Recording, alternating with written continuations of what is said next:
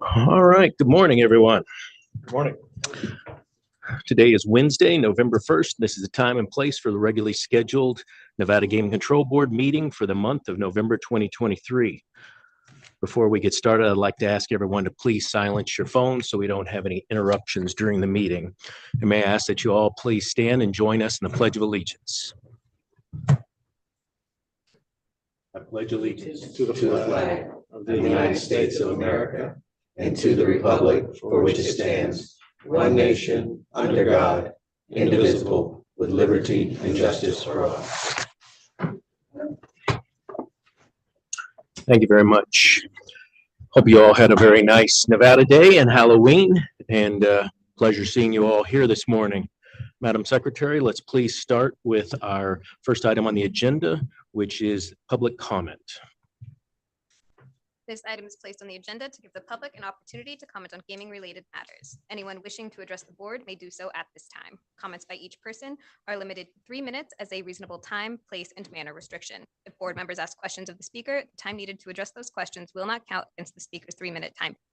If speakers have any handouts or written copies of verbal comments to provide for the record, please hand them to the enforcement agent seated to your left in Las Vegas or behind you in Carson City. Thank you, Madam Secretary. And has our agenda been posted in accordance with Nevada's open meeting law? Yes, it has. Thank you, Madam Secretary. Pursuant to state open meeting law, matters brought to the board's attention during public comment cannot be acted upon, but we are happy to hear comments from the public as well as from members of the board. Let me first go to Carson City. Is there anyone in Carson City wishing to make public comment? If so, please step forward, state your name, spell it for the record. Seeing no one in Carson City, let's go here to Las Vegas. Good morning. Good morning. My name is Beverly Williams, Please spell your last name for the record. Williams. Thank you. Go ahead. Okay. Thank you, Chair Hendricks and members of the Gaming Control Board. My name is Beverly Williams, and I'm speaking on behalf of the Teamsters Union, which represents thousands of workers at dozens of Las Vegas properties such as the Wynn, Caesar's Palace, Bellagio, Circus, Luxor, Mandalay Bay, Excalibur, Aria, and now the Venetian and the Palazzo. I want to speak about the Fontainebleau Resort, which is item number 31122 on today's agenda, which is scheduled to open December 13th. Before you elevate the application for the Fontainebleau and related entities, Bowtie Hospitality, Mr. Jeffrey Sofer and Mr. Brett Muffson, we urge you to consider the suitability of a project that could bring a labor dispute to the north end of the Las Vegas Strip. The Teamsters Union has asked Fontainebleau Development to enter into an agreement that respects workers' rights and allows for labor peace on the Las Vegas Strip, which has already entered into this agreement with the Culinary Union Local 226. Teamsters expects the same agreement for our traditional jurisdiction in Las Vegas. Also, there were initial communications with Fontainebleau Development about this. They have become completely unresponsive for months, despite repeated attempts to continue discussions on our part. Without such an agreement, there will be a labor dispute at the Fontainebleau, including picket lines on opening day and continuing afterwards. Given our decade-long relationship with the Culinary Union, we expect that they will honor our picket lines. This dispute will not be limited to the Fontainebleau. At the Gaming Control Board hearing on July 12th for the preliminary findings of suitability, Mr. Sofer indicated his intention to establish a partnership with the Convention Center, and press accounts indicate that the Fontainebleau ultimately plans to build a structure that connects the Fontainebleau to the West Hall of the Convention Center. Any further labor dispute could impact the Convention Center, whose workers are also represented by the Teamsters Union. We also believe that the Fontainebleau will focus on next February Super Bowl, given Mr. Stoffer's longstanding relationship with the NFL and its leaders and players, especially Tom Brady. Tom Brady is a close personal friend of Mr. Stoffer. Tom Brady is believed to be opening a shop inside the Fontainebleau, Las Vegas.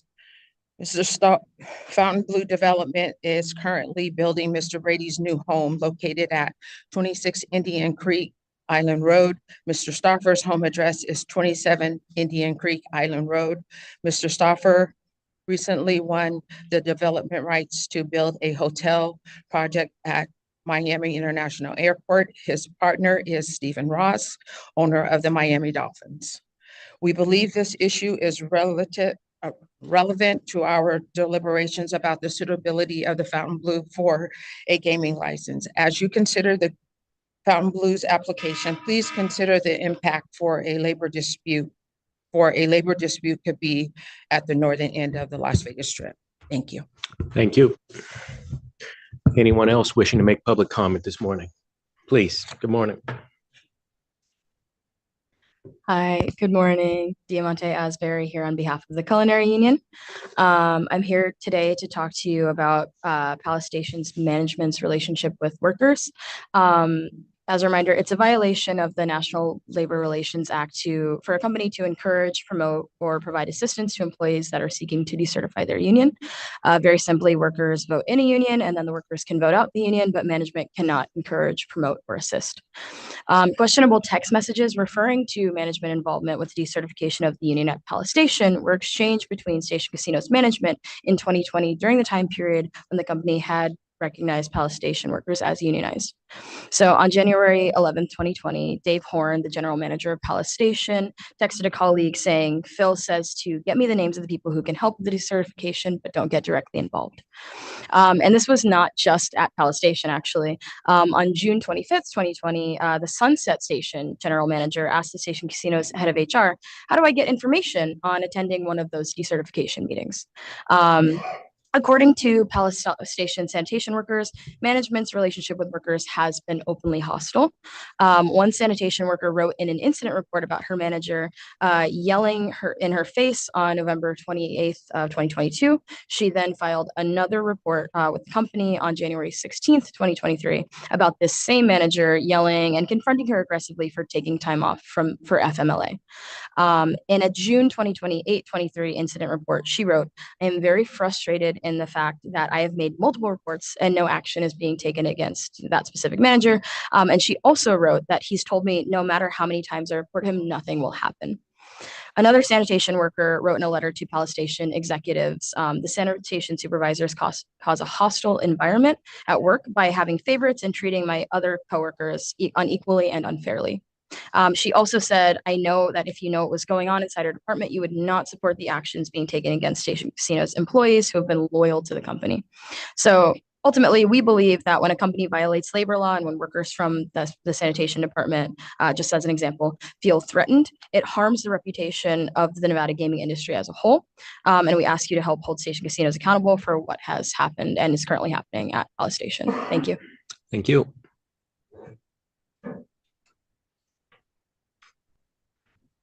Good morning. Buenos días.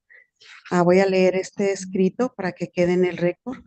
Mi nombre es María Espinosa. He trabajado para Palace Station en el departamento sanitario durante 20 años. Soy miembro del comité sindical. Hago saber que esta empresa no respeta mis derechos como empleada. Voy a trabajar incluso cuando no me siento bien. Tengo miedo de perder mi trabajo. Yo quiero un contrato para asegurar mi trabajo.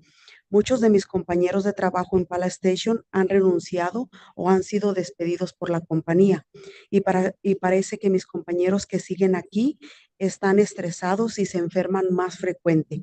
Despidieron trabajadores durante la pandemia y ahora nos han vuelto a contratar a algunos de nosotros como nuevos empleados. Creo que algunos de los recontratados tienen un salario más bajo y no tienen su antigüedad. Cerraron 3 propiedades y sacaron a esos trabajadores de sus trabajos. Y en mi trabajo parece que los aumentos no se dan por igual. Parece que la gerencia divide a los trabajadores. Queremos que nos ayude. Hemos trabajado muy duro y queremos algo mejor de la compañía. Queremos un contrato, queremos seguridad laboral y queremos un respeto. Gracias. Thank you. So she's reading that comment into the record for a worker who had a last minute emergency this morning, couldn't be here. She said, My name is Maria Espinosa. I have worked for Palace Station in the sanitation department for 20 years. I'm a committee member for the Culinary Union. I'm making it known that this company does not respect my rights as a worker. I go to work even when I am not feeling well because I'm afraid I may lose my job, and I want a contract to secure my job. A lot of my coworkers at Palace Station have quit or been fired by the company, and it seems like my coworkers who are still here are stressed and they tend to get sick more often. They terminated workers during the pandemic, and now they've rehired some of us as new employees, and I believe some of those rehires are lower salary and don't have their seniority. They closed 3 properties and put those workers out of their job. And in my job, it feels like raises are not given equally. It feels like management divides the workers. We want you to help us. We have worked hard and we want better from the company. We want a contract, we want job security, and we want respect. Thank you. Thank you. Anyone else wishing to make public comment this morning? Please state your name, spell your last name for the record. Good morning, Alan Morales from the Culinary Union, ALANMORALES. A gaming license holder like Paris Casino is a landlord with third-party tenants. Paris Casino, as a landlord and gaming license holder, is required by Nevada law to ensure third-party tenants follow rules, regulations, and laws. Workers in third-party restaurants need the landlord to hold restaurant tenants accountable. Casino licensees are responsible for the conduct of their tenants and accountability to adhere to rules, regulations, and laws according to NRS 463.0129 and GBC 5.010. This includes misconduct that falls under the enforcement of the Gaming Control Board. Example 1, water on the floor inside a kitchen area. On August 16, 2023, a video shows multiple workers standing in water as well as on wet cardboard in the kitchen area at Alexa's Kitchen and Bar. Alexa's is a restaurant by JRS Hospitality. While the workers were cleaning up, meal prep continued in the area. Employees were active in the area where water was. Example 2, fire.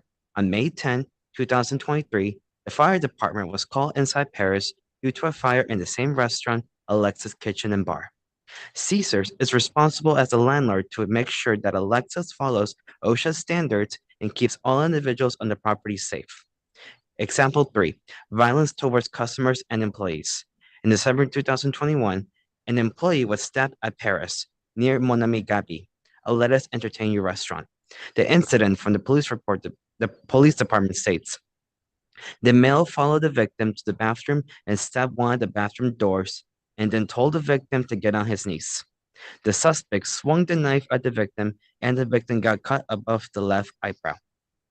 Before this attack, the male had followed a female employee into Paris and spent time in the kitchen. That person was able to enter Caesar's property by raising his hand when seeing the security officer, and he simulated scanning his badge. On July 4, 2022, according to the police report, an individual approached customers sitting on the stairs outside of the restaurant and spit on them, then picked up a butter knife off the table and stated, "I'm going to kill you," and charged at the victims. Public confidence and trust are key to the success of gaming establishments. Employees, customers, and all of us in Las Vegas need to be able to trust Caesars Entertainment and Paris Casino as a landlord for restaurant tenants to ensure safe conditions at all of their properties. Thank you. Thank you. Anyone else wishing to make public comment here in Las Vegas this morning? All righty, thank you. Anyone on the board wishing to make public comment? Judge? Yes, thank you, Chairman. Let me put this on. Thank you, Chairman. I would like to just thank you for indulging me for a few minutes to commemorate the passing of a pioneer in the Nevada gaming industry. That was Don Laughlin. He passed away Sunday, October 22nd. He truly started from very humble beginnings in Minnesota with a tremendous entrepreneurial spirit as a young teenager. He would purchase slot machines from a mail order catalog from the money he earned from trapping minks and muskrats.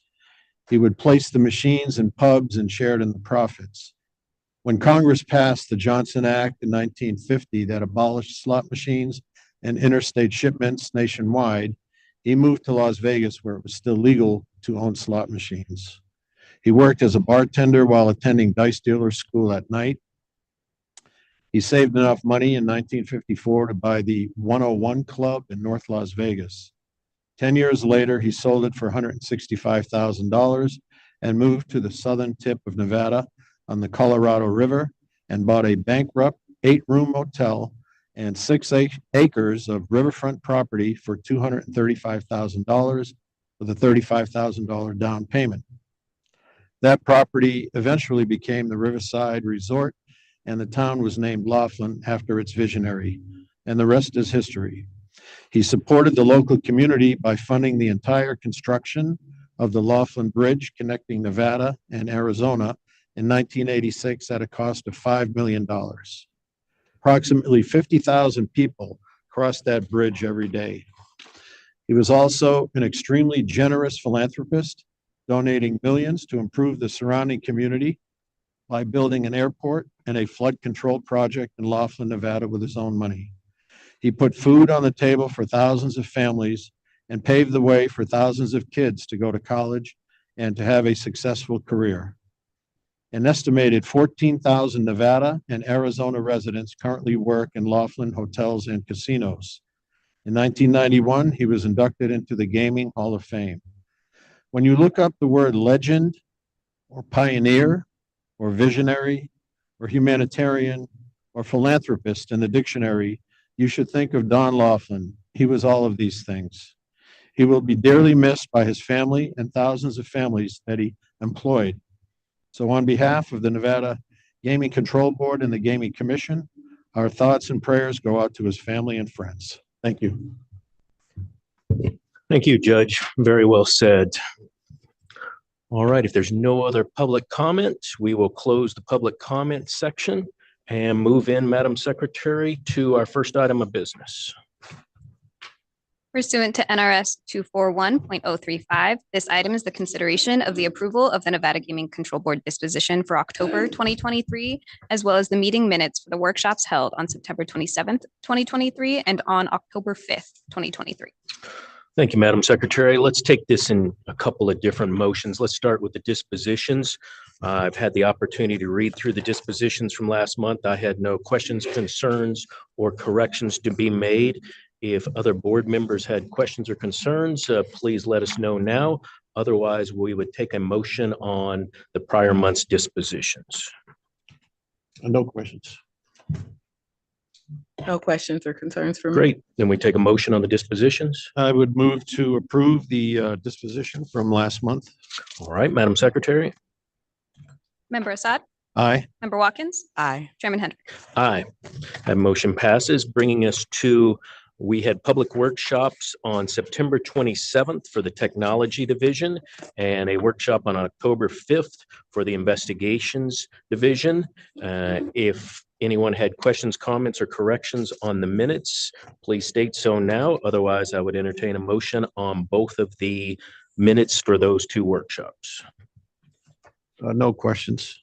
I don't have any questions or concerns. All right. Do we have a motion? We do. I would be happy to make a motion to approve both workshops from last month. Thank you, Madam Secretary. Member Assad? Aye. Member Watkins? Aye. Chairman Hendrick? Aye, that motion passes, bringing us to, I believe, our non-restricted agenda. Correct, Madam Secretary? Correct. Thank you. Please read in non-restricted item number 1. Non-restricted number 1 are the applications of Mesquite OCM Vote Co. LLC for registration as a holding company and for finding of suitability as a member and manager of Mesquite Topco LLC. You also have the applications of Mesquite Topco LLC for registration as a private investment company, for finding of suitability as a sole member and manager of Mesquite Parent LLC, for a waiver of Nevada Gaming Commission Regulation 15C.010 subsection 1 subsection A as noted on the agenda, and to transfer an option to Mesquite Parent LLC as noted on the agenda. It is also the application of Mesquite Parent LLC for registration as an intermediary company, for finding of suitability as a sole member and manager of Mesquite Midco LLC, and to transfer an option to Mesquite Midco LLC as noted on the agenda. You also have the applications of Mesquite Midco LLC for registration as an intermediary company, for finding of suitability as a sole member and manager of Mesquite Midco LLC, to pledge membership interest as noted on the agenda, and to transfer an option to Mesquite Midco LLC as noted on the agenda. It is also the applications of Mesquite Bidco LLC for registration as an intermediary company, for finding of suitability as a sole member of NGA Blocker LLC, for finding of suitability as a member of Mesquite Gaming LLC, and to pledge membership interest as noted on the agenda. You also have the application of NGA Acquisition Co. LLC to transfer an option to Mesquite Topco LLC as noted on the agenda. It is also the applications of Mesquite Gaming LLC for a transfer of interest as noted on the agenda, to pledge membership interest as noted on the agenda, and to grant an option to NGA Acquisition Co. LLC as noted on the agenda. You also have the applications of NGA Blocker LLC for a transfer of interest as noted on the agenda, and to pledge membership interest as noted on the agenda. It is also the applications of BRCC LLC and 5.47 RBI LLC to pledge membership interest as noted on the agenda. Lastly, you have the applications of Matthew Wilson, Jordan Cruz, and David Quick for finding of suitability and/or licensure as a member, manager, and/or key executive as noted on the agenda. Thank you, Madam Secretary. Very well done without taking a breath. Very nice. Good morning, gentlemen. Mr. Gottwald. Morning, Dennis Gottwald, with the law firm of McDonald Carano. Thank you, Executive Secretary, for going through all that. Sorry to put you through it. With me today is David Witt and Matthew Wilson. On video is A.G. Burnett. And in the audience is Erica Okerberg and Anthony Toady and Scott Singer, CEO and COO of Mesquite Gaming, to answer questions. This is an application for the acquisition of Mesquite Gaming, which owns the Virgin River Casino and the Casablanca Casino. With your permission, I'm going to have David Quick and Matthew Wilson give you a presentation, and then we'll answer some questions, discuss some of the components of the application. Is that all right with you? Absolutely. Thank you. Great. Please state and spell your name for the record. Yes, sir. We have a court reporter this morning. She's not in the room, but she's taking everything down. Well understood. Okay, Matthew Wilson, Wilson, WILSON, on behalf of Oak Tree Capital Management and Mesquite OCM Vote Co. here today. Thank you, first of all, for the opportunity to speak to the commission, the board, excuse me. This is our second time in front of you over the last 18 months. We were here in May of 2022 for another transaction approved, and we got our license at that point on a personal basis. At that time, we told you we'd be back in front of you again, and here we are 18 months later. We're likely to see you again next month on another transaction. So we're excited about what we're doing here. David's going to take you through Mesquite and the transaction we're doing, our investment thesis, how we've structured it, any questions you have. What I thought I would do is start off and give you an Oak Tree Capital Management, the ultimate parent fund that is going to make the investments. And please stop me at any point with questions you have, or we can talk about it at the very end. Thank you. We provided you a deck under privacy, I believe. I don't think it's publicly shown, but I will reference certain pages on that deck. I don't intend to flip the pages. But just by way of background, Oak Tree Capital Management is based in Los Angeles. We have offices around the world in 20 cities and 15 countries.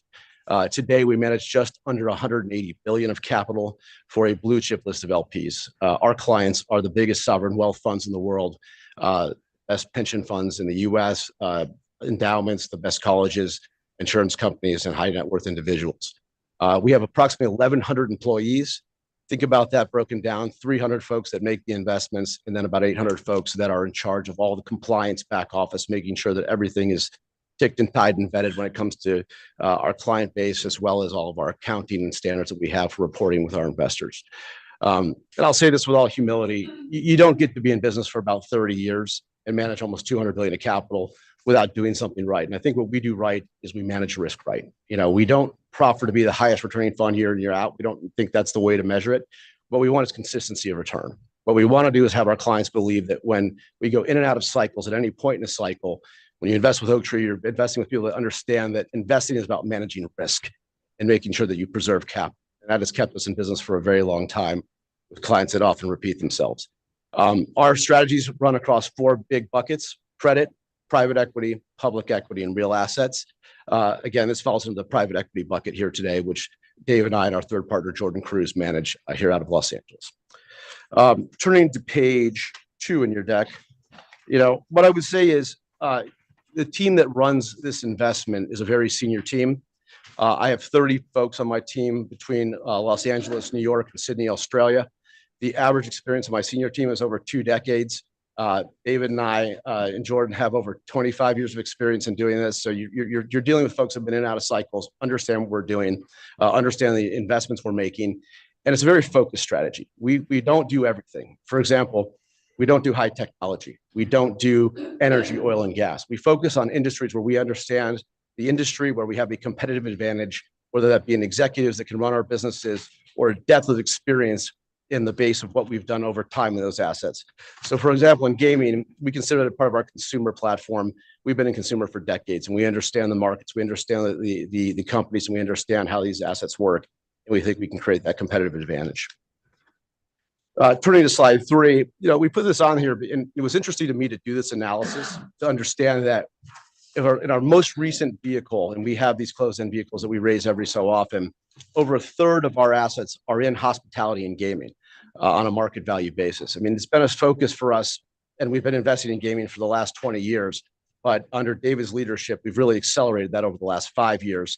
And I'm very pleased to say that we've had very good success thus far in all of those investments that we've had, including Interblock, which was approved in last year. And this one, we're very excited about taking the fine work that the last owners have done and working from there to improve this business and grow this business over our ownership.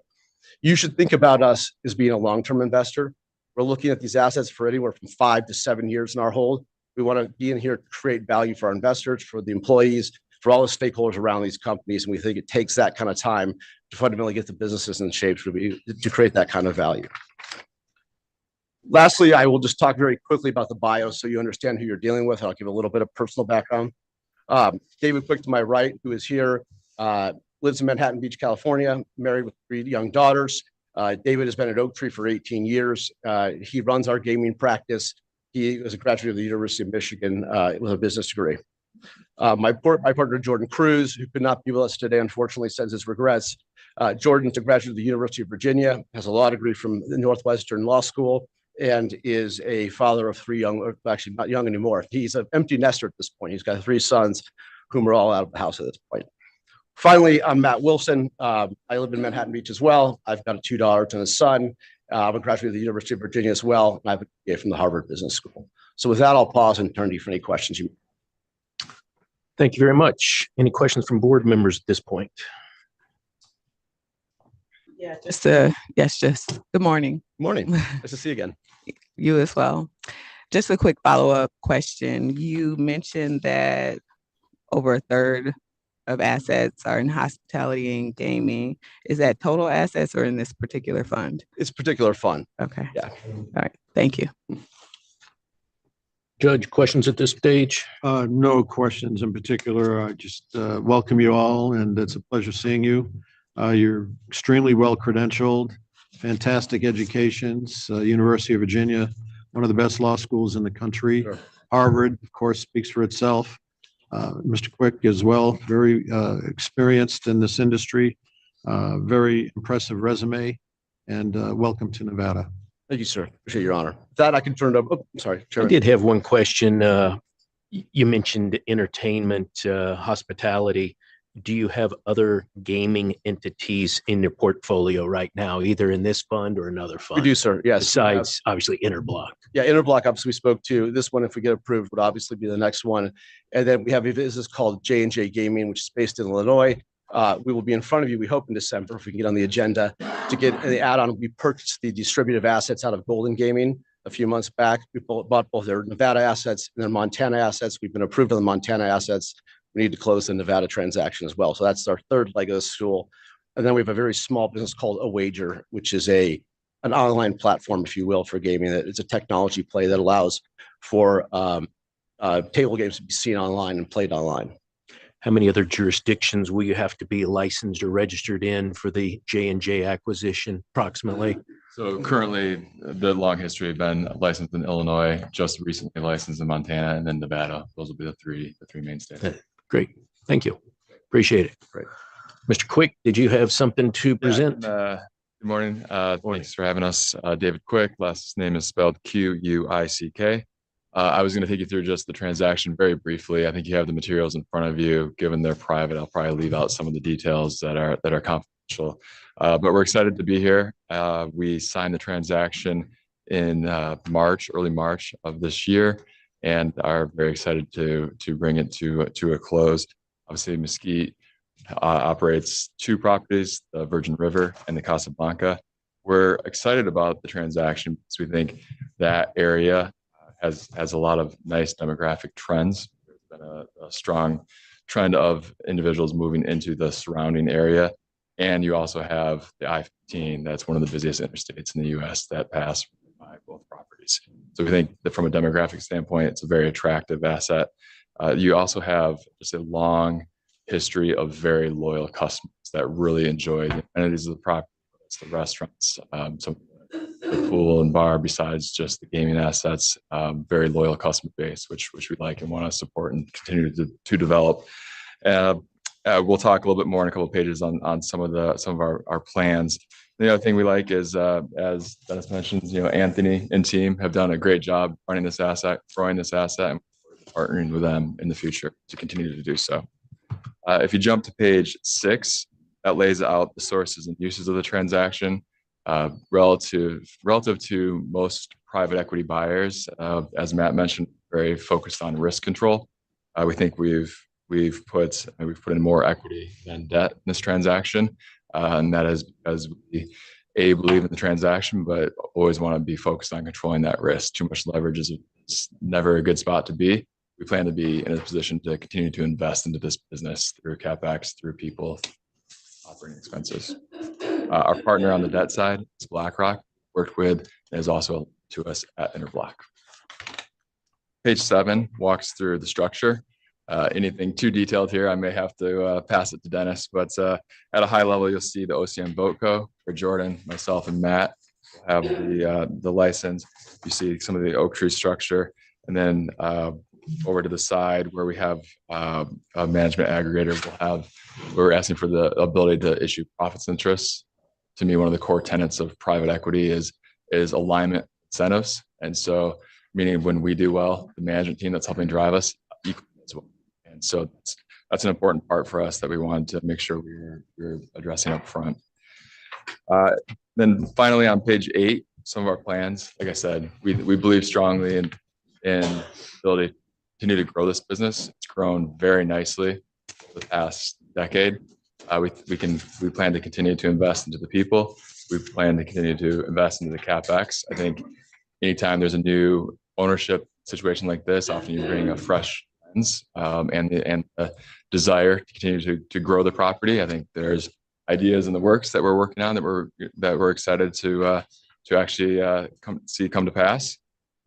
We have a deep bench of operational experts within Oaktree that aren't here today, but end up getting very involved and help recommendations that we've seen drive value in a lot of situations, and being very involved with our investment in Interblock and helping really grow that company, which has more than doubled in size since we were here. So with that, I'm happy to answer any questions about Mesquite, our plans, or anything for more time.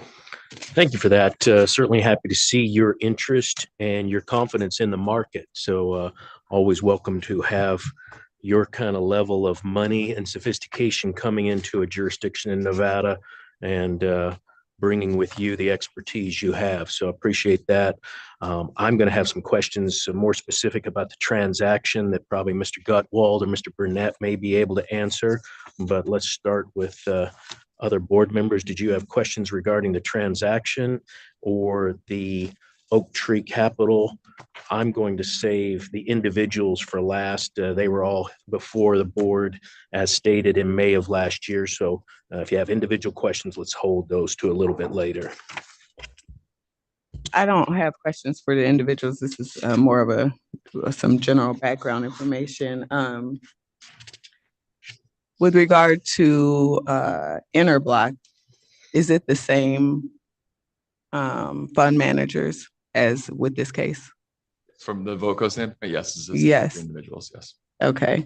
And can you speak a little bit to, you did briefly, but your history of gaming assets under management in Nevada, or licensing history in Nevada?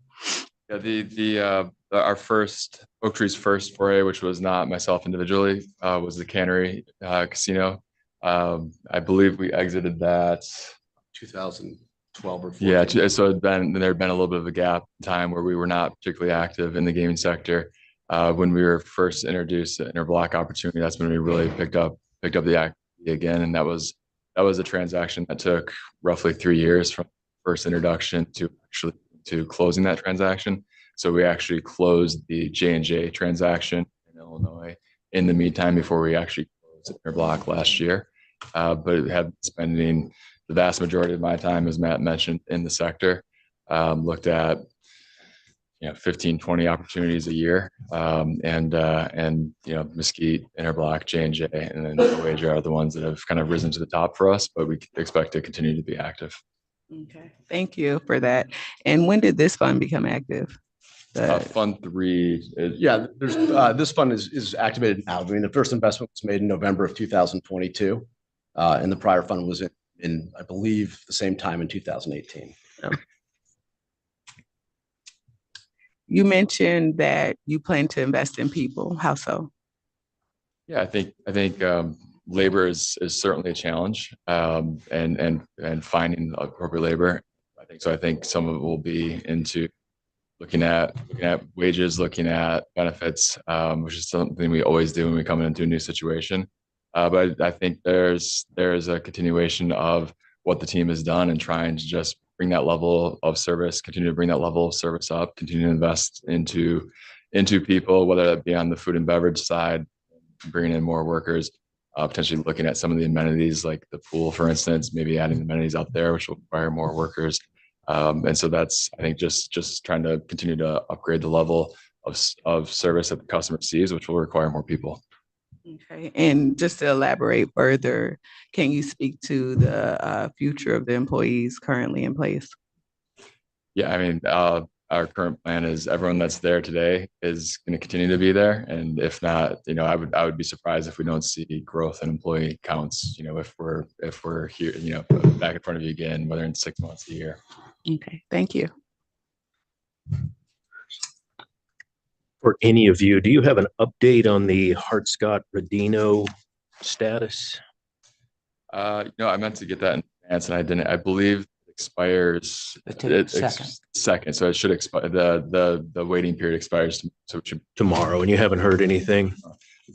Typically in that process, no news is good news. Right. So it often just expires tomorrow. Okay. Mr. Gutwald, do me a favor and walk through the PIC status. Okay, I'm going to cover the PIC status first, and then I'm going to go over the waiver. And then we'll talk about the convertible note with the transfers. Perfect. You're reading my mind. That's a good order. Thank you. We're very good. Oaktree Special Situations Fund 3, as contemplated in Nevada Gaming Commission Regulation 15C, is using a private investment company, a Mesquite Topco LLC, to facilitate the acquisition of the Virgin River in Casablanca. Oaktree Special Situations Fund 3, Master Holdings LP, together with its affiliates, are the classic investment fund that was contemplated in 15C. It's managed by a private equity manager, Oaktree Capital Management, with almost $200 billion in assets under management, meet the requirement of having $1 billion of assets under management to qualify as a private investment company. As required under 15C.010B, 100% of the voting units in Mesquite Topco will be held by key executives of Oaktree: David Quick, Matthew Wilson, Jordan Cruz. Each were found suitable about a year and a half ago, when Oaktree acquired Interblock.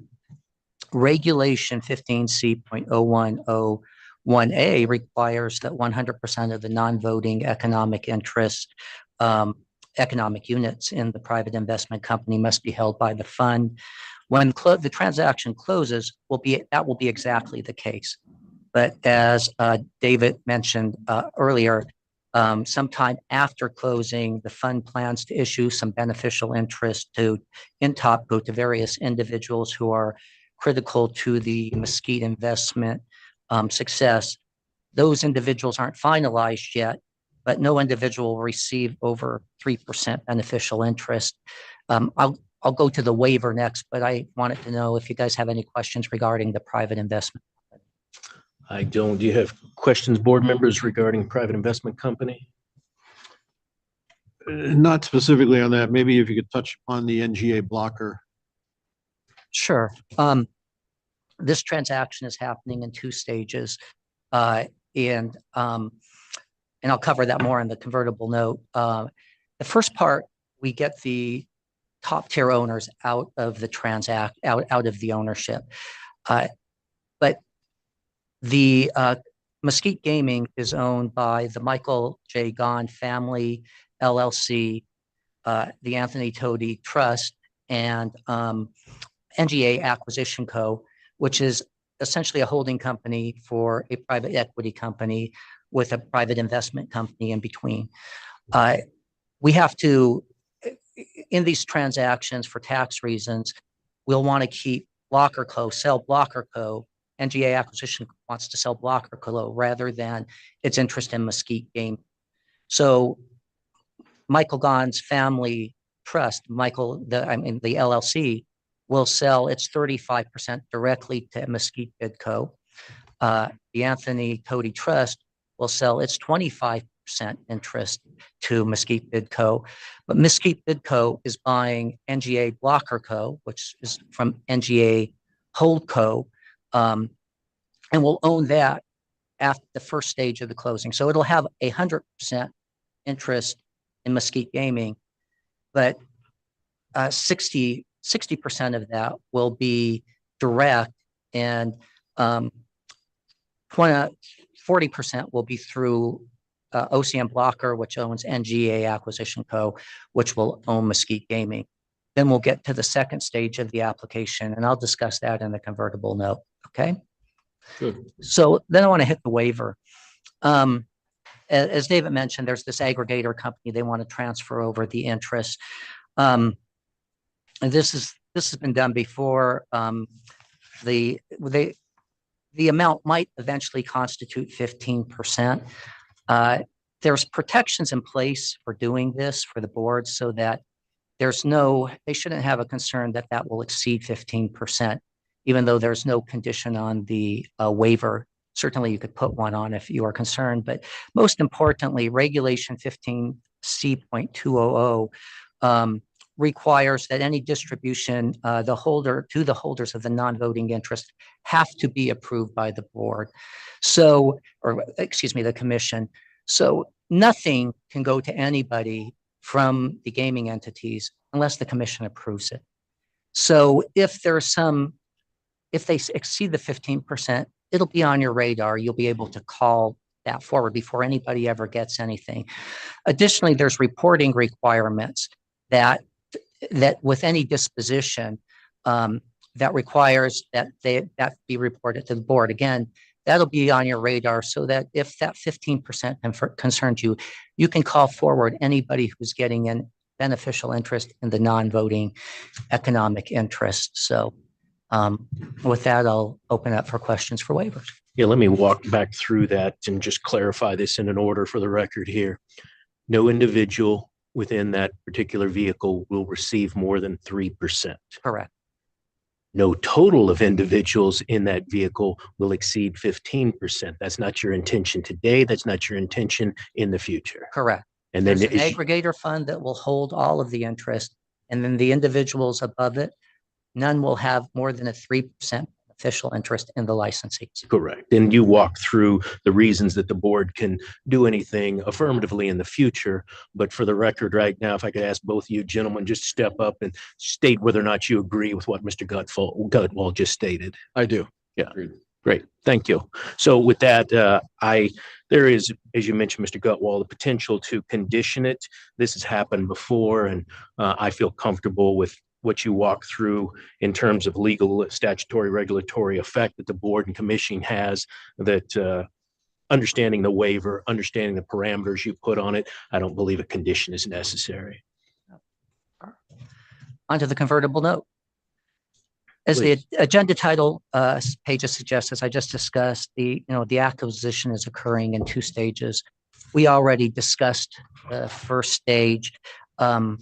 So we're left with Bidco owning Blocker and having a direct interest in Mesquite Gaming, owning NGA Blocker, having a direct interest. To clean that up, NGA Acquisition Co. is going to sell its interest to Mesquite Bidco, its 40% interest in return for a convertible note, an option in the form of a convertible note. Right, so it's getting an option, a convertible note, and Mesquite Gaming is getting 40%. That effectively turns Mesquite Bidco's interest into 100%. The 40% goes away. Mesquite Bidco owns 100%. So now that Mesquite Bidco has 100%, we're almost there. But those diabolical tax attorneys had to make things more complex. So we have to get rid of the convertible note and deal with Blocker. So Blocker Mesquite Bidco will distribute Blocker up the chain of ownership through Midco, Parentco, Topco, eventually to OCM SSF3 Blocker LLC. That will end up owning NGA Blocker Co. And NGA Blocker Co. will then have its interest in Topco. NGA Acquisition Co. will then contribute its note to Topco, which will contribute it to Parentco, which will contribute it to Midco, which will contribute it to Bidco, and Bidco will forgive the note. The note's gone. There's 100%. I have to thank Senior Agent Tina Logan, Supervisor Jake Abbott, Deputy Chief Teggio, and Chief Hoffman. With their 100 years of experience together, they made this much easier than it could have been, much easier than it could have been otherwise. So with that, that's how we're dealing with the convertible note. Thank you, Mr. Gutwald, for walking through that. It's quite complicated on paper. I think in the transaction itself, you're going to kill a lot of trees to get it done, but I think it's a simple transaction. There's just a lot of moving parts in between to get through all the entities you just walked through. And that was my first question when I was reviewing this is why do you need parent, Midco, Bidco, all the way up to the NGA Blocker, NGA Acquisition? But I get it. You get tax guys involved and you got a blocker involved. So all makes sense. Who drafted this structure? Was it your firm? No, I worked with the tax attorneys to try to undo their mess. Good. Yeah, wonderful. Very good. Appreciate you walking through the convertible note transfers. I didn't have any other questions on that. Board members, did you have questions on the note transfers? I don't have any questions or concerns as it relates to the note transfer, but Mr. Gutwald, I did want to say that was very impressive, and I was watching you. I don't think you looked down at your notes once. So, very impressive memory. No questions by me. Very good. Good job. This is why the general public hates lawyers. Good. So we've gone through the pick, we've gone through the waiver, we've gone through the transfer. What is next, Mr. Gutwald? I think that's it. Good. All right. Board members, do you have other questions regarding the entity? And we'll save the individuals for last. Nothing further from me. Judge? Yes, thank you, Chairman. Just as an aside, I read that your founder, Mr. Marks, Howard Marks, has got some health issues. And how's he doing? Can you update us? Thank you for asking. Yes, he had an issue earlier this year. He's actually okay. Oh, very good. Yeah, he's great news. Fully through it, fully recovered. Thank you. Good to hear that. And then to follow up on Dr. Watkins' concern about the employees, you mentioned that there'll be no changes or anything. You're going to have some very big shoes to fill. There was no better operator in Nevada than Anthony Toti and Michael Gahn with regard to how they treated their employees. The loyalty, the dedication to the employees and their families was unsurpassed. So I hope you'll be able to continue in that vein.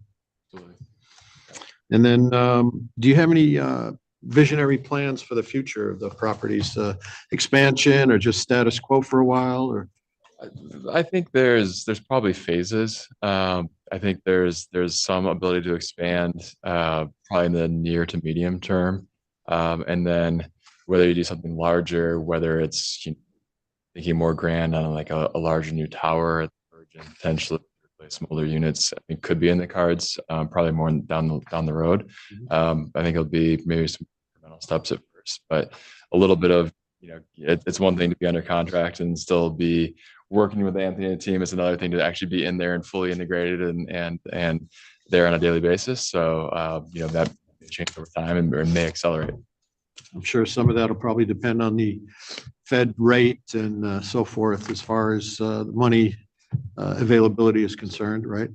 We also have plenty of capital to continue to invest into this and potential opportunities and build it into more. I was always told you never invest your own money. And as far as the property itself and the location, I understand St. George area and that whole area is this significant growth in that area. Is that correct? Yeah, including Mesquite as well. Right. Great. Okay. Thank you. That's all I have. Mr. Gutwald, for the record, just want to confirm that if there is any certifications that they will remain physically located in the state of Nevada, is that correct? That is correct. Very good.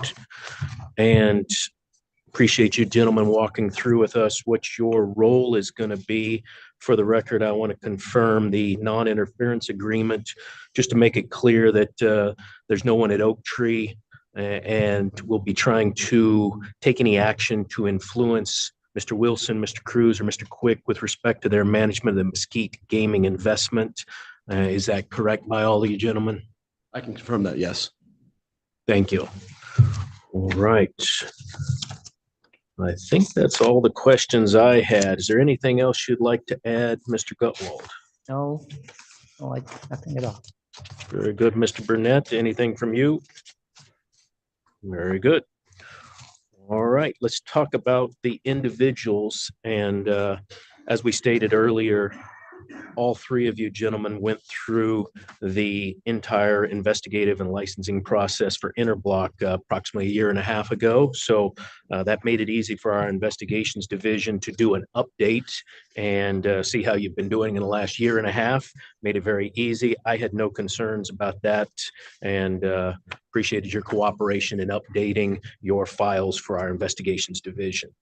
Is there questions or comments from the board members regarding the three individuals? No, given their previous findings of suitability more recently, I don't have any further questions. Thank you. Thank you, Chairman. As stated earlier, very impressive. More than happy to support this application and your individual applications as well. Very good. Thank you. Anything on the individuals, Mr. Gutwald? No, sir. Very good. All right, then. I didn't have any other questions or comments. Board members, anything else on non-restricted number one? Nothing further from me. All right, then I believe this matter is ripe for a motion. Do we have a motion? Yes, thank you, Chairman. I'll be happy to make that motion. Move for approval of, to recommend to the Gaming Commission approval of non-restricted item number one as read into the record by Secretary Rupert. Very good, Madam With Secretary. conditions, With should I all, read the conditions first? Or? do we need to read in all the conditions into the record? Yes. There's Let's an do that. order. There's no order on this. Oh, no, okay. No. It's just All right, conditions. so the condition reads as follows. Mesquite Topco LLC shall fund and maintain with the Nevada Gaming Control Board a revolving fund in the amount of $25,000 for the purpose of funding investigative reviews by the Nevada Gaming Control Board for compliance with the terms of this condition. The Nevada Gaming Control Board shall have the right without notice to draw upon the funds of said account for the payment of costs and expenses incurred by the Nevada Gaming Control Board and its staff in the surveillance, monitoring, and investigative review of all activities of Mesquite Gaming LLC and its affiliated companies. This approval is subject to Oak Tree Capital Management, LP, obtaining clearance to complete the transaction pursuant to the Hart-Scott-Rodino Act prior to November 16th, 2023, the date of the regularly scheduled Nevada Gaming Commission meeting. The Mesquite Topco LLC Class B units granted to Mesquite Management Aggressor LLC will only be issued to current and prospective employees and consultants of Oak Tree Capital Management LP. Mesquite Topco LLC shall provide a complete list identifying the holders of Class B units issued to Mesquite Management Aggregator LLC to the Nevada Gaming Control Board every quarter by the 15th business day following the end of the quarter. Such disclosure shall include each holder's date of birth and social security number and any additional personal identifying information as required by the Nevada Gaming Control Board's chair or the chair's designee. The Nevada Gaming Control Board's chair may require such Class B unit holders to register pursuant to Nevada Gaming Commission Regulation 15B.190 or to be found suitable. The list shall be accompanied by a summary of the outstanding ownership percentages in Mesquite Management Aggregator, LLC, held by its Class B unit holders. And that completes the condition. Very good. Madam Secretary. Member Assad, Aye. Member Watkins, Aye. Chairman Hendrick. Aye. Motion passes. Thank you. Good luck to you. And a Good luck to special- you all. Congratulations. And a special thanks to Agent Senior Logan. That was Thank you. All right, bringing us to non-restricted item number 2, Madam Secretary. Unrestricted number 2 are the applications of Konami Group Corporation for a continuous or delayed public offering and to guarantee securities and hypothecate assets in conjunction with a continuous or delayed public offering. It is also the applications of Konami Gaming Inc. and Konami Australia Pty Limited to guarantee securities and hypothecate assets in conjunction with a continuous or delayed public offering. Good morning. Morning. Good morning, Chair Hendrick, members of the board, Madam Secretary. For the record, my name is Glenn Light with the law firm Lewis Roker. I am accompanied at the podium by Tom Gingoli, who is the Executive Vice President, Chief Operating Officer, Secretary, and Director of Konami Gaming Inc. Also in attendance is Laurie Oak, who is the Vice President, Regulatory Compliance for Konami Gaming. We're here today for Konami's 9th shelf renewal. Of note, Konami does not have any plans to use the shelf in the immediate future. Rather, this application serves purely to maintain financial flexibility. We have reviewed draft 1 of the order, and we have no changes. And we would also like to thank Agent Stewart for her work throughout this investigation. She's been a pleasure to work with and a credit to the board. With that, Mr. Gingoli is happy to answer any questions that you may have. Thank you, Mr. Light. Welcome, Mr. Gingoli. Is there anything you'd like to add this morning? Chair Henrik, members Watkins and Assad, Madam Secretary. For the record, Thomas Gingoli, Jingoli. As you mentioned, I'm the Executive Vice President, Chief Operating Officer. Happy to answer any questions that you might have about the application before you or anything about Konami. Very good. Mr. Light, our materials indicate that Konami is currently in compliance with the requirements of NGC Regulation 16.115. I assume you agree with that? Yes. Very good. And you stated you've gone through the order and had nothing to add, and that's draft 1 dated 10/6/23. Correct. Very good. And I appreciate you stating that right now there's no current plans for use of this, but wants to give the company the nimble ability to act when time is appropriate. Correct. It's it's all about flexibility. Obviously, we have a fairly significant parent company who is kind of our lifeblood, but not to say we wouldn't use it. It's not something we've used in the past, but certainly having that flexibility is important to us. And I believe it's over 400 jurisdictions that your company's currently licensed in around the world. It sounds about right. Ms. Holt can probably answer that better than I can. I can just tell you there's always somebody investigating me for something at some point in time. So yes, it sounds about correct. Very good.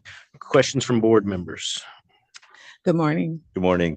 I don't have any questions or concerns as it relates to the transactions, but in reading Konami's background materials, there is a partnership you have with UNLV where you have a Konami Interactive Technology Library. Would you be the appropriate person to speak to? Yeah, we've had a long-standing partnership relationship with the university dating back to when we were first licensed in 2000. Our chairman, Mr. Kazuki, who's still our chairman, had said that, following licensure and the success of our company, that we would be active investors in the community. And we felt at the time, and still do, that UNLV is a great partnership. I know some of our people up north get upset with me when I say that, but obviously we're down here. But We made a significant donation, $2.5 million plus to the new hotel school. We were one of 8 companies that had done that. And as a result of that, we have a technology lab that's in our name there. Also, the Gaming Institute, which Bo Bernhard is responsible for. We have a technology lab in there as well. Made a fairly significant donation of a couple $1 million to that. So our partnership with UNLV has deep roots in the community. And it's not just in the gaming sector or the gaming side.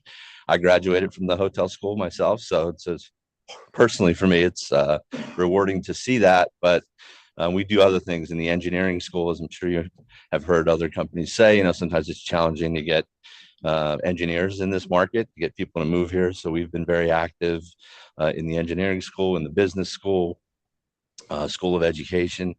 Again, longstanding partnership, and we try and do the best we can. And it seems like, while we support a lot of other initiatives in town, probably I'd say UNLV has been the one that's been at the forefront for us for that. I appreciate that. Thank you for sharing. I just thought that, it's not specifically related to the transaction, but it shows who you are as a company, and thought it might be of interest to the public. So thank you. I appreciate that bringing up. We go over there. I speak in classes occasionally. We send engineers over and do a lot with the university. So it's important, and it's great when the cannon's red and not blue. Yeah, good. You're going to start a civil war right here in the middle of the meeting. Yeah, thank you. Very good. Judge, did you have questions? No questions. Welcome, Mr. Gingoli. Great to see you. More than happy to support this application for the shelf order. Appreciate it. Thank you. Very good.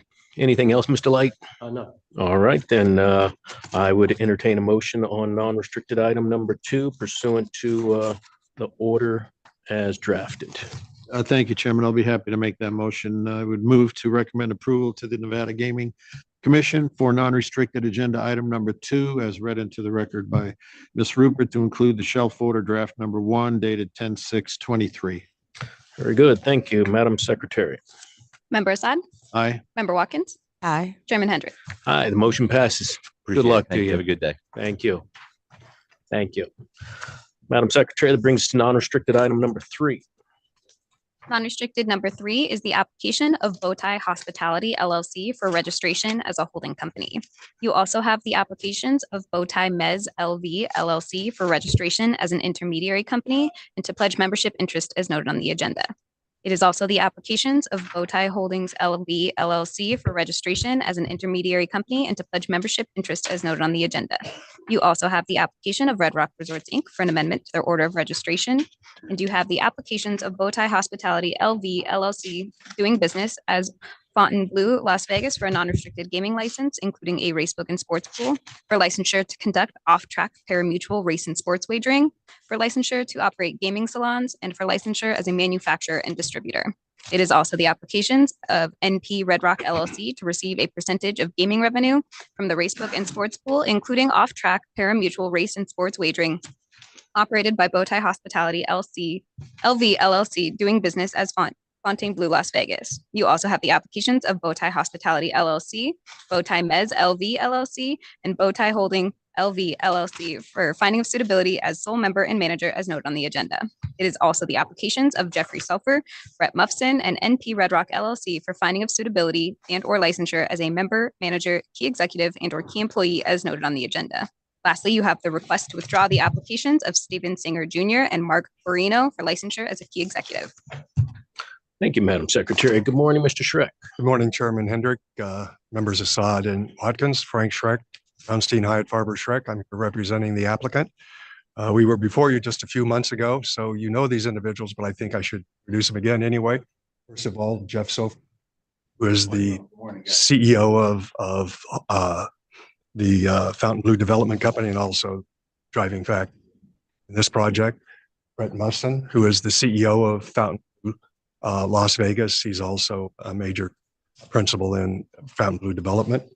We have Mark Tricano, who is the president.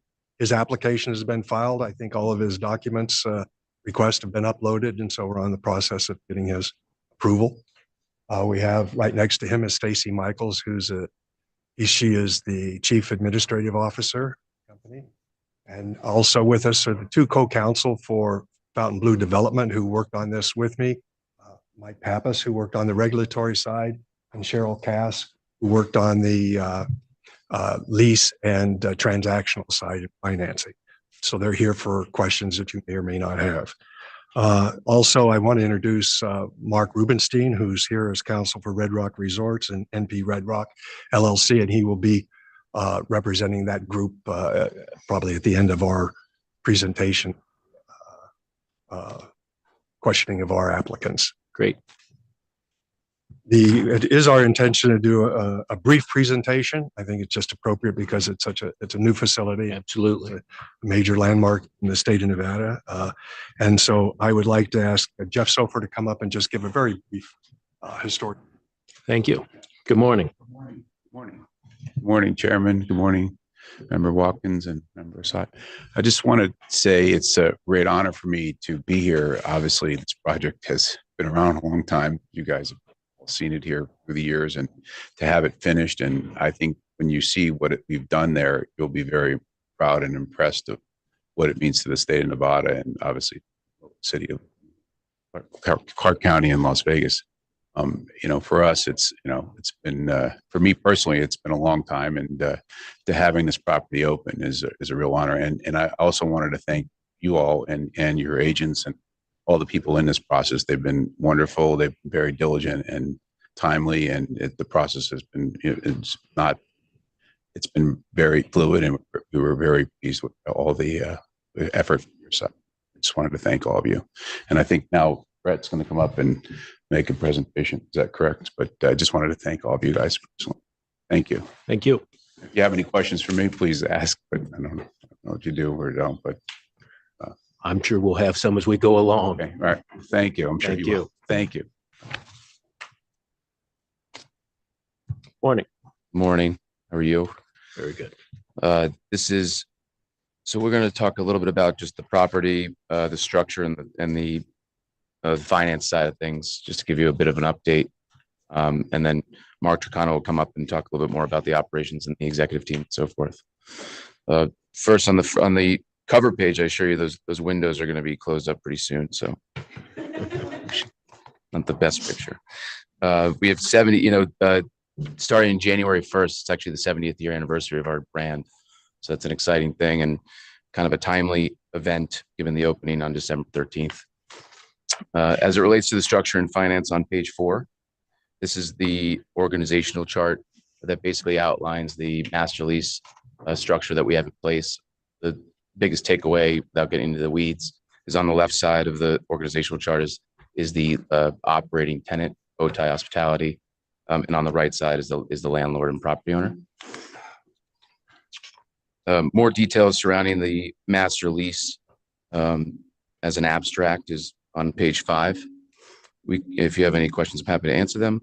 And further on page 6, it goes into details surrounding the operating loan, which provides working capital for gaming purchases, games, working capital for cash requirements, et cetera, as it relates to the casino on Bowtie Hospitality from JDR to Bowtie. On page 7, it outlines a little bit more about our construction financing, which I know you guys are familiar with. Again, stop me at any point if you want to ask any questions. And now we are getting into the operations. So I will leave this to Mark. If you don't have any questions for us. So thank you. Thank you. I just want the record to reflect, although it's marked confidential, as you see those pages that Mr. Musselman referred to has a lot of financial information and figures, and we'd like those all to remain confidential. So we'd appreciate if this document is contained as a confidential. Sure. Thank you for that, Mr. Schreck. Morning. Good morning, Member Hendrick, Chair Hendrick, Member Watkins, Member Assad. It's an honor for me to be here today and to represent Fontainebleau Las Vegas as its president. You're all familiar with the long storied history of this building and this development, and it is extremely exciting for us as we now, pending regulatory approval, are nearing 45 days from opening. And as I look to the organization that we are building, developing, and creating, I look to some of those characteristics and values that have been represented in this project over the past nearly 20 years: resilience, commitment, vision, and probably most of all, excellence. And I think within the next 45 days, as Mr. Sofer alluded to in his opening comments, what we will bring to this market is a development project property that the industry, that Southern Nevada, and our members in ownership are very proud of. As I neglected to introduce myself, my name is Mark Tricano, Marktricano. And what I'd like to do today is probably take 5 to 10 minutes of your time to update you on the status of our development from an operational perspective. I have with me today my executive team, which I could just do a brief introduction, if you will. Colleen Birch, our COO for non-gaming operations. Don Hilderman, our CFO. Michelle Rita, our Chief Casino Marketing Officer. You've met Stacy Michaels already, our Chief Administrative Officer. Shane Smith, our Chief Marketing Officer. Kim Virtuoso is our Senior Vice President of People. And then in the third row, we have Larry Whalen, who is our Senior Vice President of Compliance. Probably one of the most important and instrumental aspects of our operations is going to be the staffing and hiring. And as you can see on slide 9 of our presentation, we plan to create, in a sustained environment, 7,100 jobs for the local Las Vegas and Southern Nevada community. Of that, we are at approximately at 1,850 at this point, with the vast majority, over 80% of offers and future employees committed to the organization, which we'll be onboarding throughout the balance of the remainder of this month. What we have found in the marketplace today is that by leading with culture and values and providing the employee base with a vision and inspiration for our future project and our growth, we have found a tremendous amount of interest to come work for us. And it has been something that we have been very pleased with over the past 3 months of hiring. I know that there are compliance is a matter of particular importance, and you can see on slide 11. I'm very pleased to announce that we have been able to create 3 independent members to serve on our compliance committee as we build our organization and create our culture of compliance within the organization.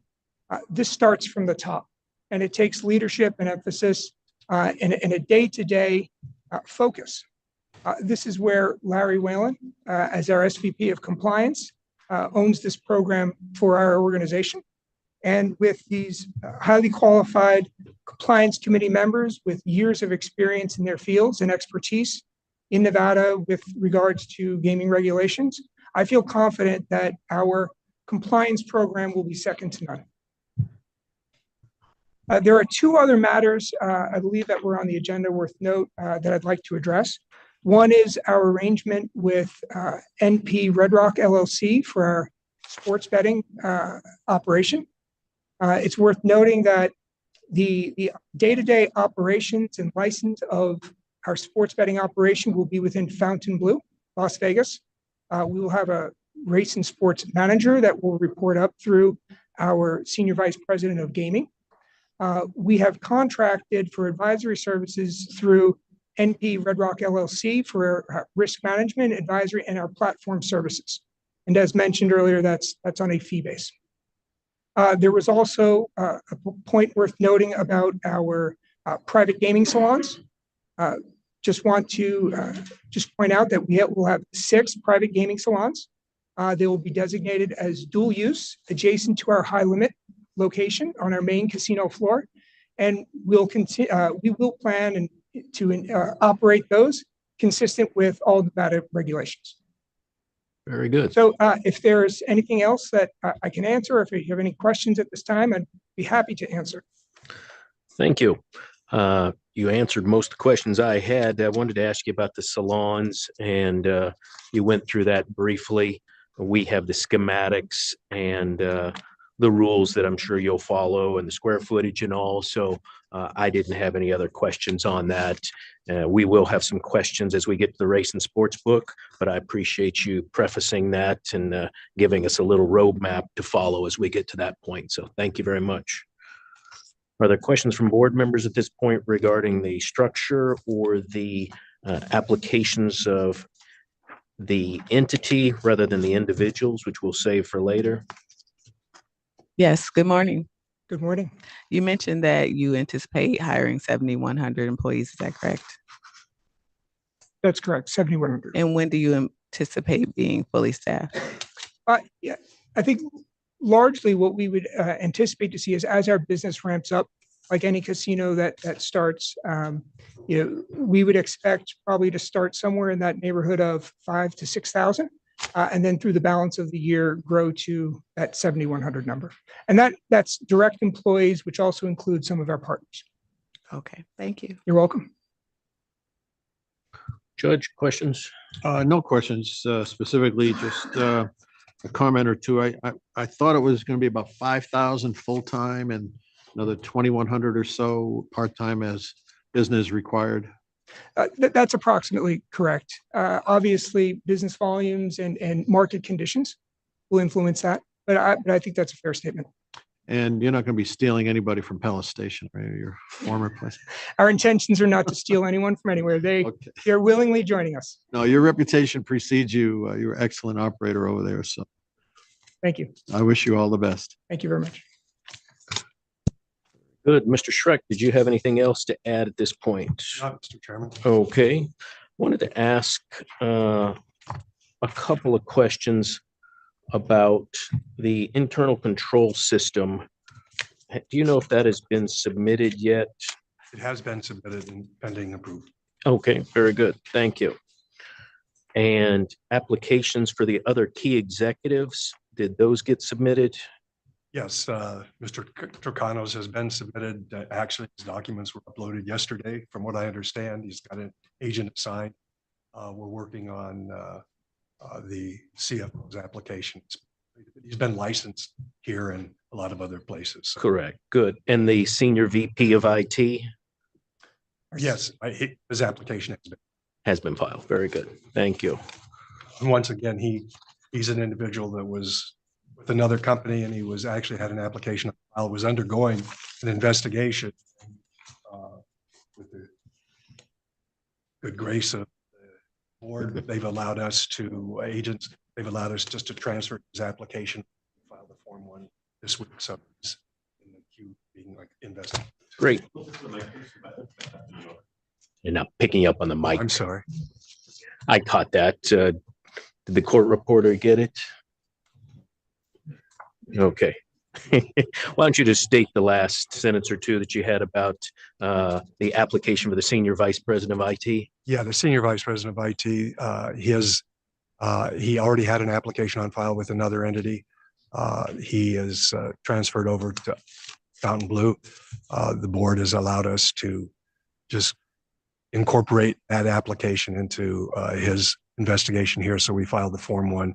So he has filed. So we've basically got two of the major three done, and all of them are past experience and license and you're in other jurisdictions. So very good. Well, appreciate you getting those filed, and we will look forward to them on our agenda shortly. All right. I didn't have other questions regarding the applications for the property. Thank you for the presentation, all of you gentlemen. We are certainly happy to see that this 20+ year project is coming to fruition, as I'm sure you are as well. And also happy to see that it'll be fixing and rejuvenating that portion of the Las Vegas Strip that has been dormant for so long. So thank you for that. If you didn't have anything else to add on the property, Mr. Schreck, let's go ahead and talk about the individuals. You want to start with Mr. Sofer? Let's do that. Thank you.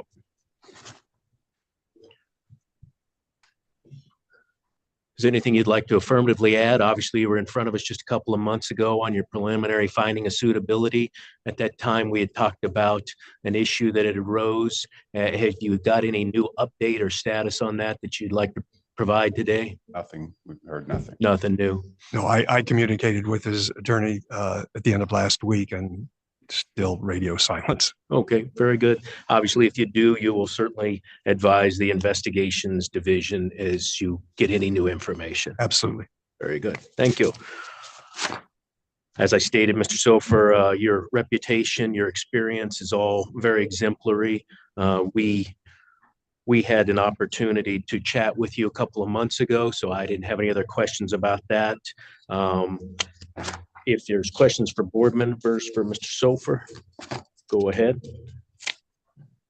I don't have any further questions or concerns other than what we addressed a couple months ago. And since there are no changes, I don't have anything further. Thank you.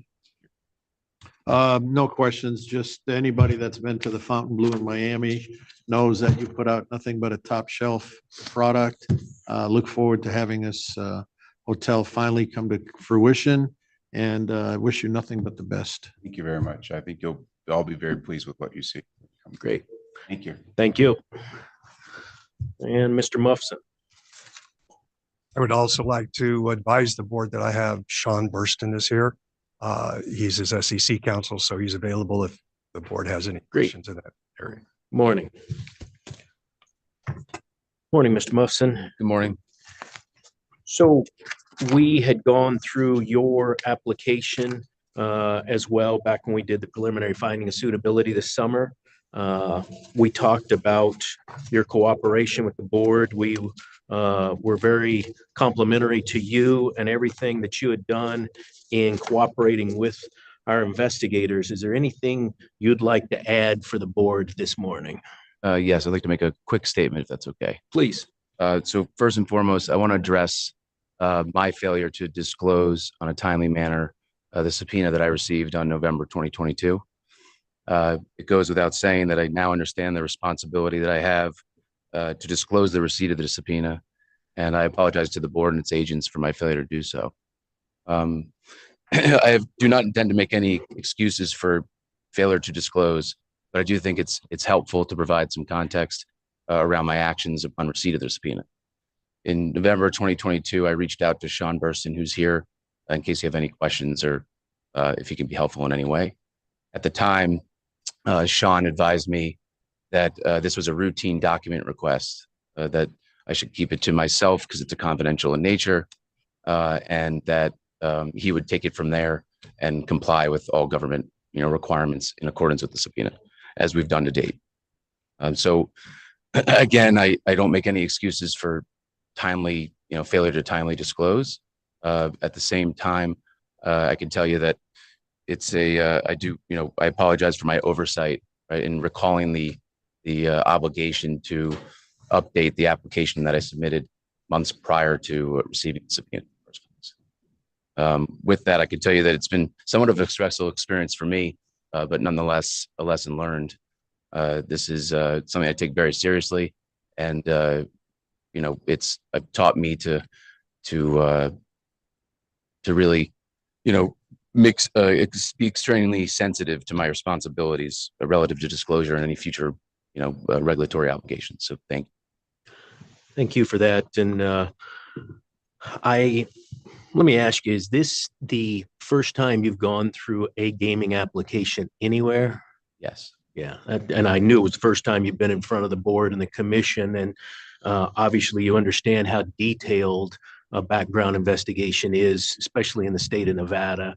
And appreciate your candor and being on the record and stating what happened. Let's ask you a couple of questions about that. So you were in the middle of the investigation, and did you not believe that there was a reason to not tell the agents about this subpoena?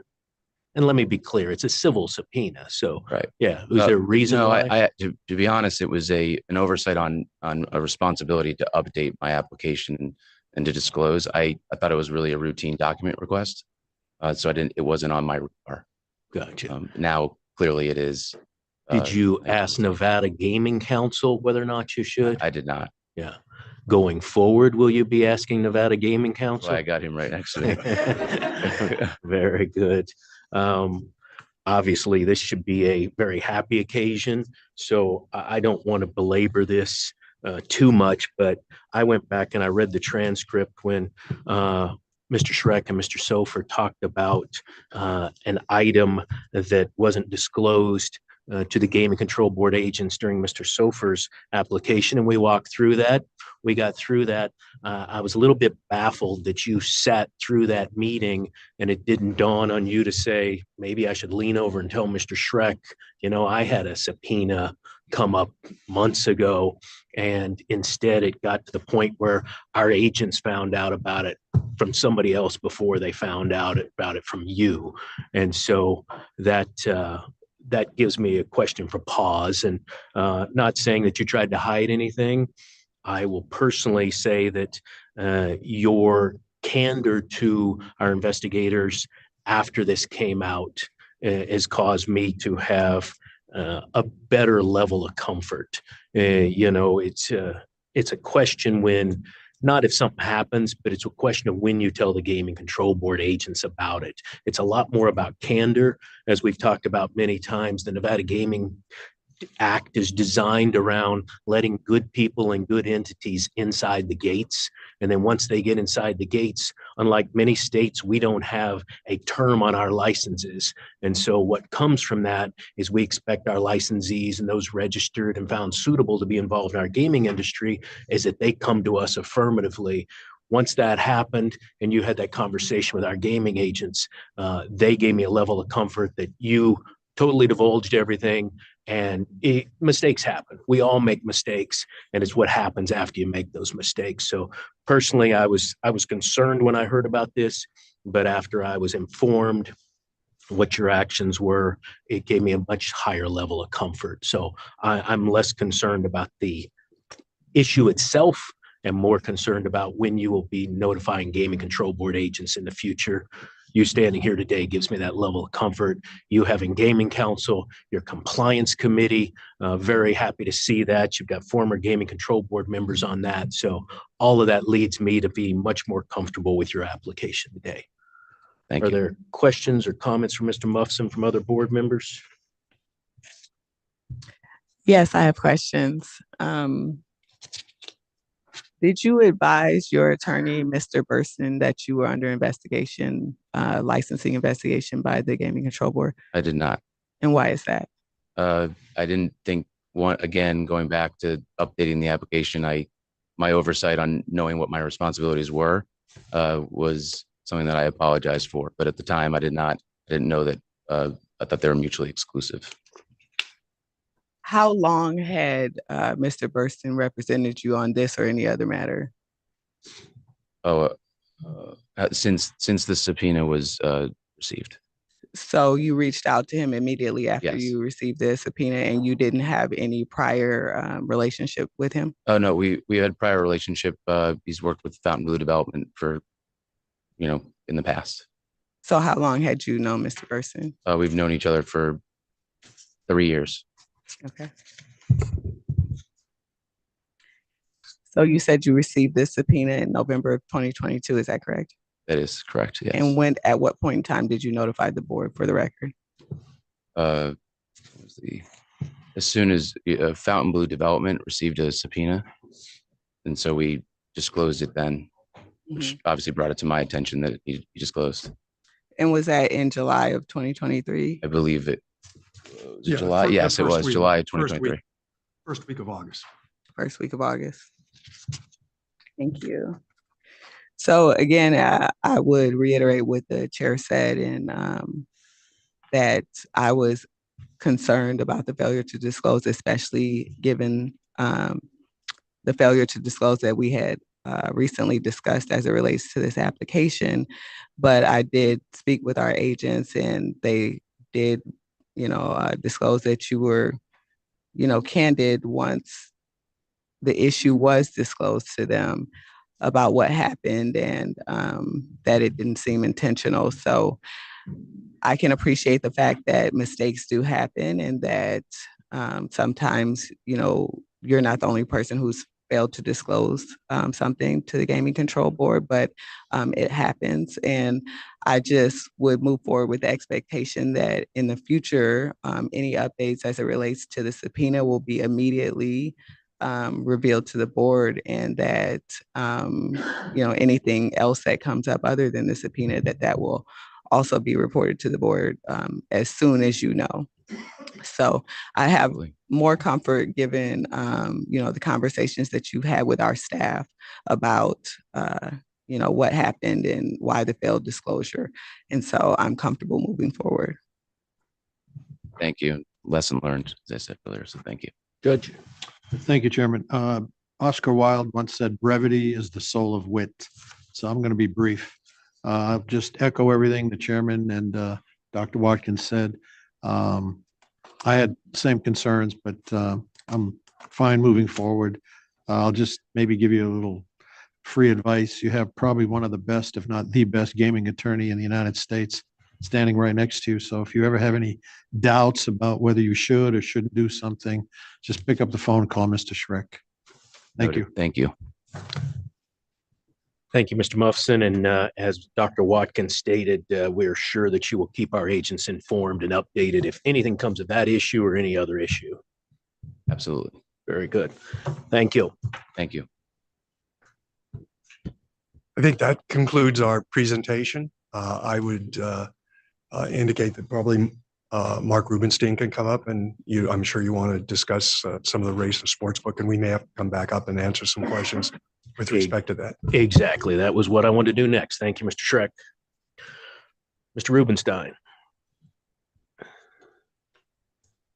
Good morning. Morning. Chair Hendrick, Member Assad, Member Watkins, Mark Rubenstein of Reed Rubenstein and Bogatz, here on behalf of Red Rock Resorts and MP Red Rock LLC. With me today is Jason McCormick, Vice President of Race and Sports. We don't really have an affirmative presentation. As you know, we're operating or assisting in the operation of the race and sports book for the Fontainebleau. I believe you have the operations agreement as part of your file. It's pretty straightforward relationship. Jason is here to answer any questions about the specifics of the operation. Thank you, Mr. Rubenstein. Welcome, Mr. McCormick. Yeah, I just wanted to go through briefly. Mr. Tricano laid out what the structure is between Red Rock and the Fontainebleau, but just wanted to confirm with you. Tell us what your role will be and your company's role will be in providing the race and sports book. First of all, thank you, Mr. Chairman, Madam Watkins, Member Assad, Madam Secretary. Again, we'll be acting as trading and risk management for the Fontainebleau. Very good. All the employees will be Fontainebleau employees? Correct. Yeah. Will you have any on-site duties at all, any of your employees? We will not have on-site duties. Again, from a consulting standpoint, we're here to assist the Fontainebleau. Anything that they would request, we would meet those requests and help them in that manner. Very good. What system will you be using currently when they open? We'll be opening with the stadium system. Stadium. When do you plan to move over to another system? We're waiting regulatory approval for the other system, hopefully sometime in potentially Q1. Great. Thank you for that. Questions from board members regarding the race and sports book? Good morning. Those were all the questions that I had. The chair took care of it, so I'm good to go. Just a couple of follow-ups. You'll be setting the lines? Correct. Okay. And then stadium, you're transitioning to, what is it, GAN or? Yes, sir. Okay. Any estimation on the time frame for that? Again, hoping sometime here at the end of the year within stations, we hope to roll GAN out within stations. And then once we're comfortable, we'll roll Q1 at the Fontainebleau. Okay. So will it be pretty much the same format with regard to the lines, the betting limits, in-game wagering that's happening at Red Rock? Offering that we'll have at stations, we will offer at Fontainebleau. Okay, very good. That's all I have. Thank you, Chairman. Very good. Thank you. Anything else, Mr. Rubenstein? Just that we've reviewed draft number 1 of the 10th revised order of registration dated September 29th, 2023, and find it acceptable. Very good. Thank you for that. All right. Thank you, gentlemen. Mr. Schreck, did you have anything else to add this morning? Nothing further. Also on the agenda, we have 2 withdrawals. Yes, we'll take those separately. Is there anything you wanted to add about either one of those? No, what I would like to say, and you've read your summaries of this investigation, so you know how detailed and complex it's been, and issues popping up unexpectedly throughout the course of the investigation were dealt with very professionally by both Jeff Zinn and Ashlyn Burke. They were very helpful to us, gave us a lot of guidance, and we really appreciate the work they did. Thank you. On either one of the withdrawals, we waived their appearances this morning, but anything to have to do with the applications or any other reason why they asked for the withdrawal, separate than just normal life matters? Just normal life matters. Very good. Thank you. Questions from board members regarding the request to withdraw the applications? Given Mr. Schreck's representation, nothing further from me. Nothing from me. Thank you, Chairman. Thank you, Mr. Schreck. Anything else you'd like to add on any of the applications? No, Mr. Chairman. Very good. Thank you. Just the only thing I'd like to say is this has been kind of an annuity for me. I started with the Sofers when it began. I went to Carl Icahn, I went to Whitcoff, and now back with Sofers. So I'm real pleased to be here to see the conclusion. Very good. Yeah. Always good to see the end of the movie. Very good. And in this case, the beginning of a new movie. So congratulations.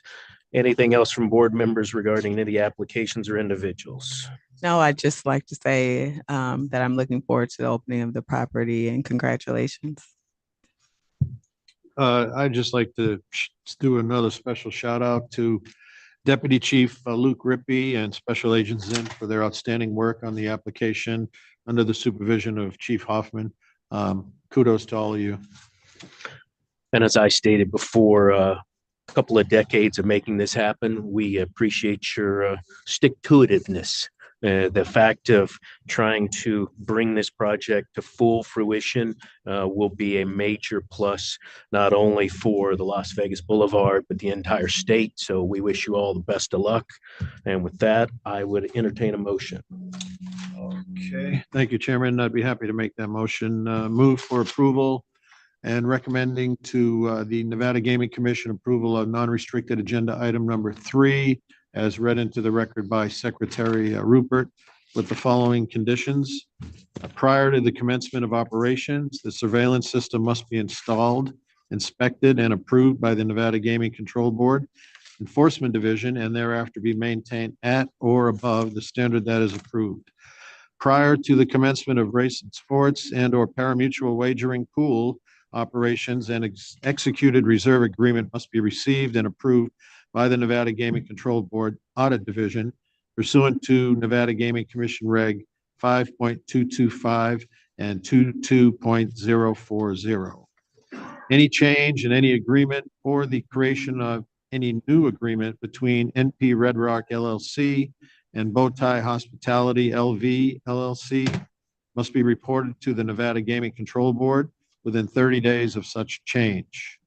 The manufacturer's license is limited to the modification of the machines that are or have been utilized in the operations of the licensed location or its affiliated companies, and such modifications shall be limited to operational configuration changes such as replacement of one pre-approved component with another pre-approved component, or modifications that will not affect the manner or mode of play of the device. The distributor's license is limited to the acquisition of machines to be utilized in or the distribution of machines which have been utilized in the operation of the licensed location or its affiliated companies. When any of the gaming salons 1, 2, 3, 4, 5, or 6 are operated as private gaming, the doors to the gaming salon or salons being operated as private must remain closed. When any of the gaming salons 1, 2, 3, 4, 5, and 6 are operated as public gaming, all exterior doors to the casino gaming area and interior air walls to the gaming salon or salons being operated as public must remain open. Prior to the commencement of gaming salon operations, the surveillance system must be inspected and approved by the Nevada Gaming Control Board Enforcement Division, and thereafter maintained at or above the standard that has been approved. Prior to the operation of any gaming salons, 1, 2, 3, 4, 5, and 6, the entrance to the gaming salons must have signage that indicates the gaming salon is in public or in private use, and the signage must be inspected and administratively approved by the Nevada Gaming Control Board Enforcement Division.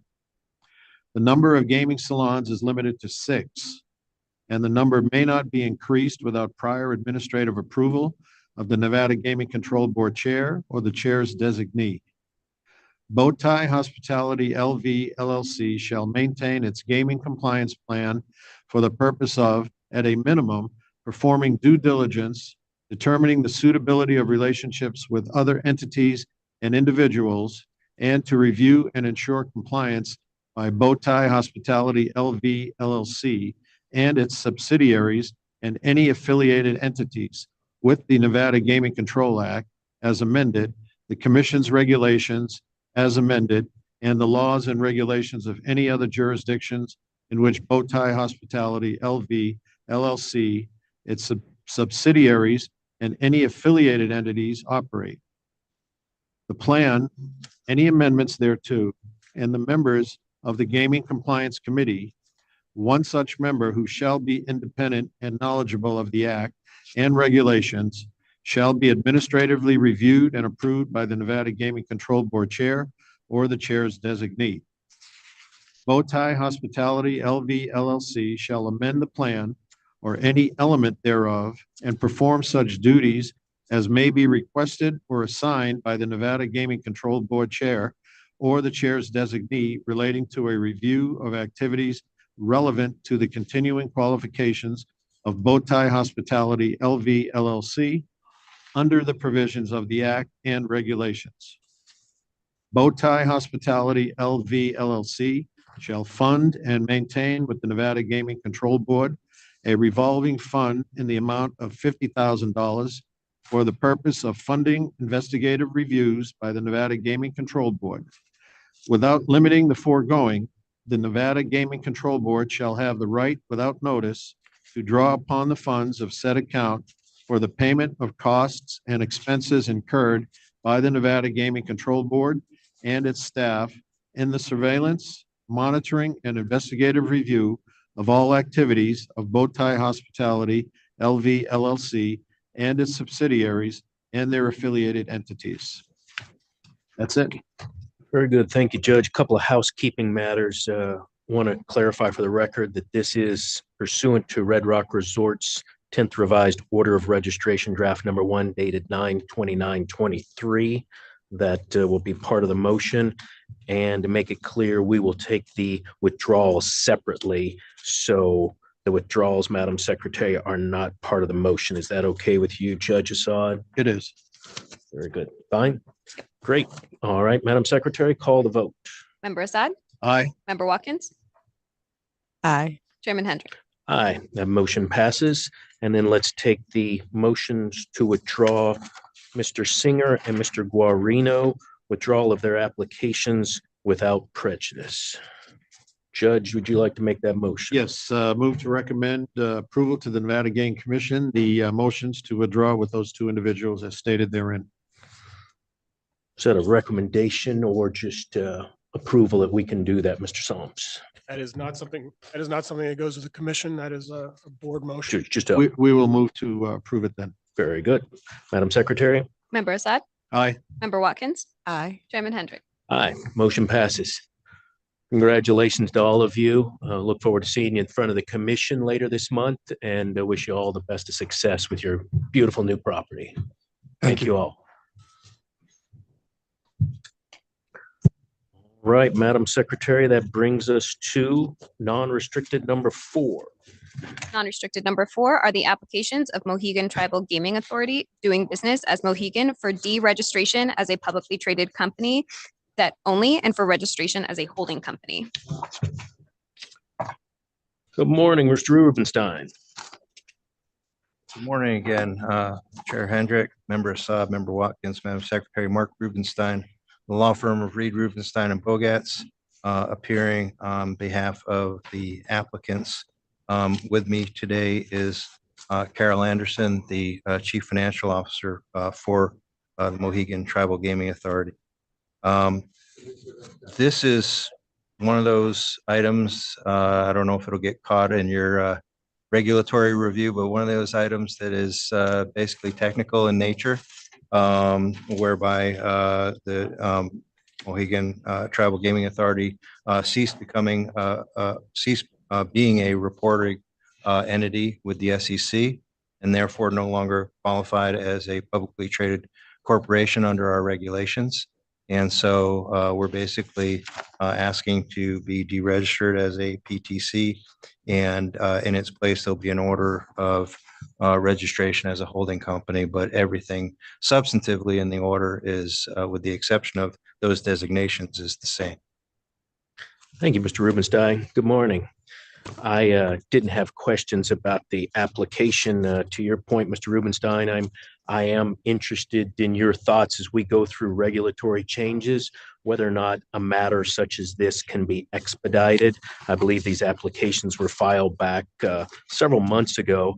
Don't believe it slowed down anything in your business, but seems to me that government can move a little faster on these type of things where you're just asking to be deregistered. Do appreciate the fact that you've gone through order draft number 1 dated 10/6/23. You stated you have no objections to that. The only other thing I want to add on a personal note is I was a guest of Mohegan Sun many times in my prior career back when the property was built, and it was just one of the most amazing properties and continues to be today back in Connecticut.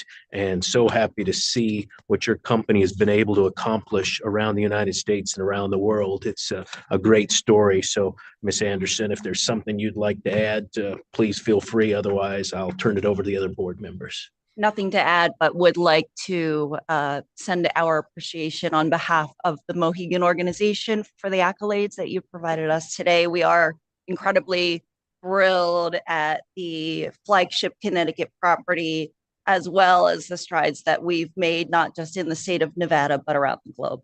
Great. Thank you. Questions or comments from board members? Good morning. Morning. I don't have any questions or concerns. Happy to support the application.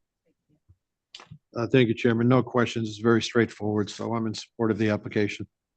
And I'd just like to acknowledge the work of Senior Agent TP in this item. Thank you. All right, then I would entertain a motion on non-restricted number 4 pursuant to draft number 1. Yes, thank you, Chairman. I'll make that motion.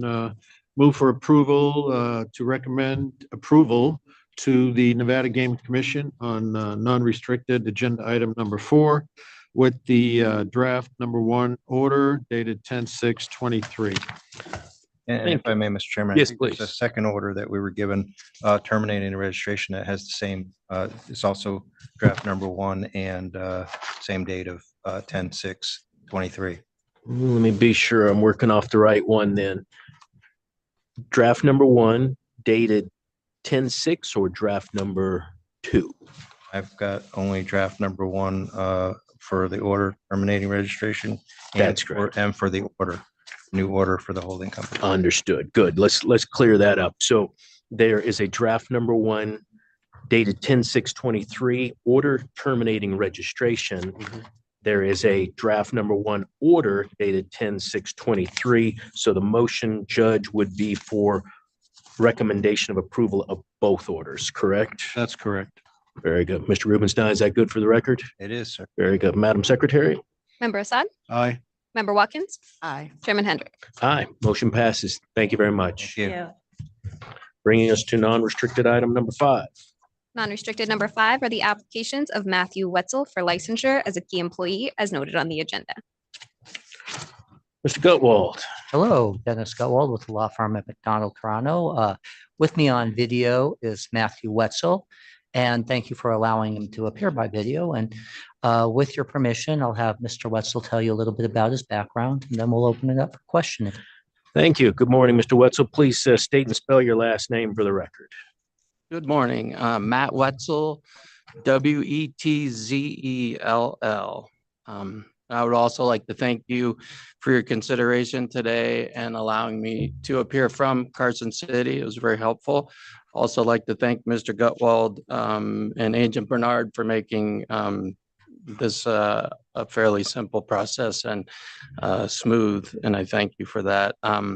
Just quick background, I graduated from Cal Poly San Luis Obispo in 1989.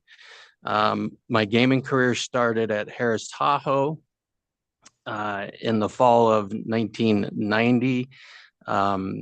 I started as a slot host, just working the slot floor, became a supervisor, and then a position of a training supervisor where I trained on policy, procedure, guest service. In 1995, I was promoted to a slot performance manager at Harris in Kansas City. After a year, came back to Lake Tahoe and joined the Harvey's management team as the director of slot operations until 2001. From 2001 to 2003, I was out of the gaming industry. I owned and operated a Christian bookstore in Gardnerville, Nevada. In 2003, came back to join gaming with Columbia Sussex as the vice president of slot operations. I worked with them until 2006. It was 3 casinos to start, which was the Horizon and Lake Tahoe and Lighthouse Point, Jubilee, which were both in Greenville, Mississippi. And over those couple of years, they expanded into purchasing a lot of different casinos. Then in 2006, I joined Gaming Ventures, Inc. As the general manager of the Mint Casino in Sparks, which is probably the most ironic part of my career, as I was part of the team that closed the Mint Casino and am now part of the team that opened under that license for Legends Bay. In 2008, I worked for IGT as a senior financial analyst. And then in November of that year, I joined Casino Fandango. This week, I'm celebrating my 15th anniversary with Casino Fandango. At Casino Fandango, I came on as a director of gaming, then assistant general manager. And then as we were building Legends Bay Casino, I became the regional senior vice president for Olympia Gaming. And then this year have added the responsibilities of general manager of Casino Fandango. So my current duties really are all operations at Casino Fandango, as well as Legends Bay, mainly focused on gaming. I do gaming financial analytics for both properties. And then in addition to my work duties, I'm also assistant pastor, worship leader, and a board member of Calvary Chapel, Carson Valley. And then in my remaining time, I'm a grandfather to 2 wild little boys. That's great. Thank you very much. Impressive background in the gaming industry, and appreciate you explaining what your duties are for these current entities. Are there questions or comments from board members for Mr. Wetzel? Yes, good morning. Good morning. So you have quite the varied educational and career background despite your history and focus in gaming, from a degree in animal science to owner of a Christian bookstore and now regional senior vice president of Wetzel. Tell me about how those changes came about or those interests. Yeah, I think the foundation of faith is a lifelong pursuit, and serving in the community and in a church for me has been a part of my life since I was a child, really. And then, yeah, getting into the gaming industry I was a young man out of college and really loved the area of Northern Nevada, particularly Carson Valley. And so I got into gaming just because it was winter and I needed work. And I just happened to join Harris Tahoe when gaming was really taking off. Harris was really taking off, and there was a a lot of opportunities. So I think I had a boss that said at Harris Tahoe, who said, follow the money and let your career follow the money path and in gaming. And so slots became really my core interest and really the core of my career, and still is as the major financial driver. My little break from the business was just Harris coming in and buying Harvey's and consolidating the Tahoe positions, and so my position was eliminated. So I took a couple of years to pursue a different interest in a Christian bookstore, which I learned a lot from. But it's a business that, and I think from starting at Harris, it's a business about the people, and it's about the teams of employees and taking good care of them. And so I think my career has really been around a caring leadership to the employees and caring for the owners, and really just trying to be a good liaison between ownership and the team, and making sure everybody, the casino is profitable and the employees are well taken care of. Well, thank you for sharing that with us, Mr. West. So what about the degree in animal science? Yeah, you would think that doesn't apply to gaming, but I guess in a sense it does. There's a lot to a degree in animal science is a lot of blood and gore. Cal Poly is a very hands-on university. I'll tell you that the best grade I got in a class was in artificial insemination. So if you can do that, you can do anything in the gaming industry.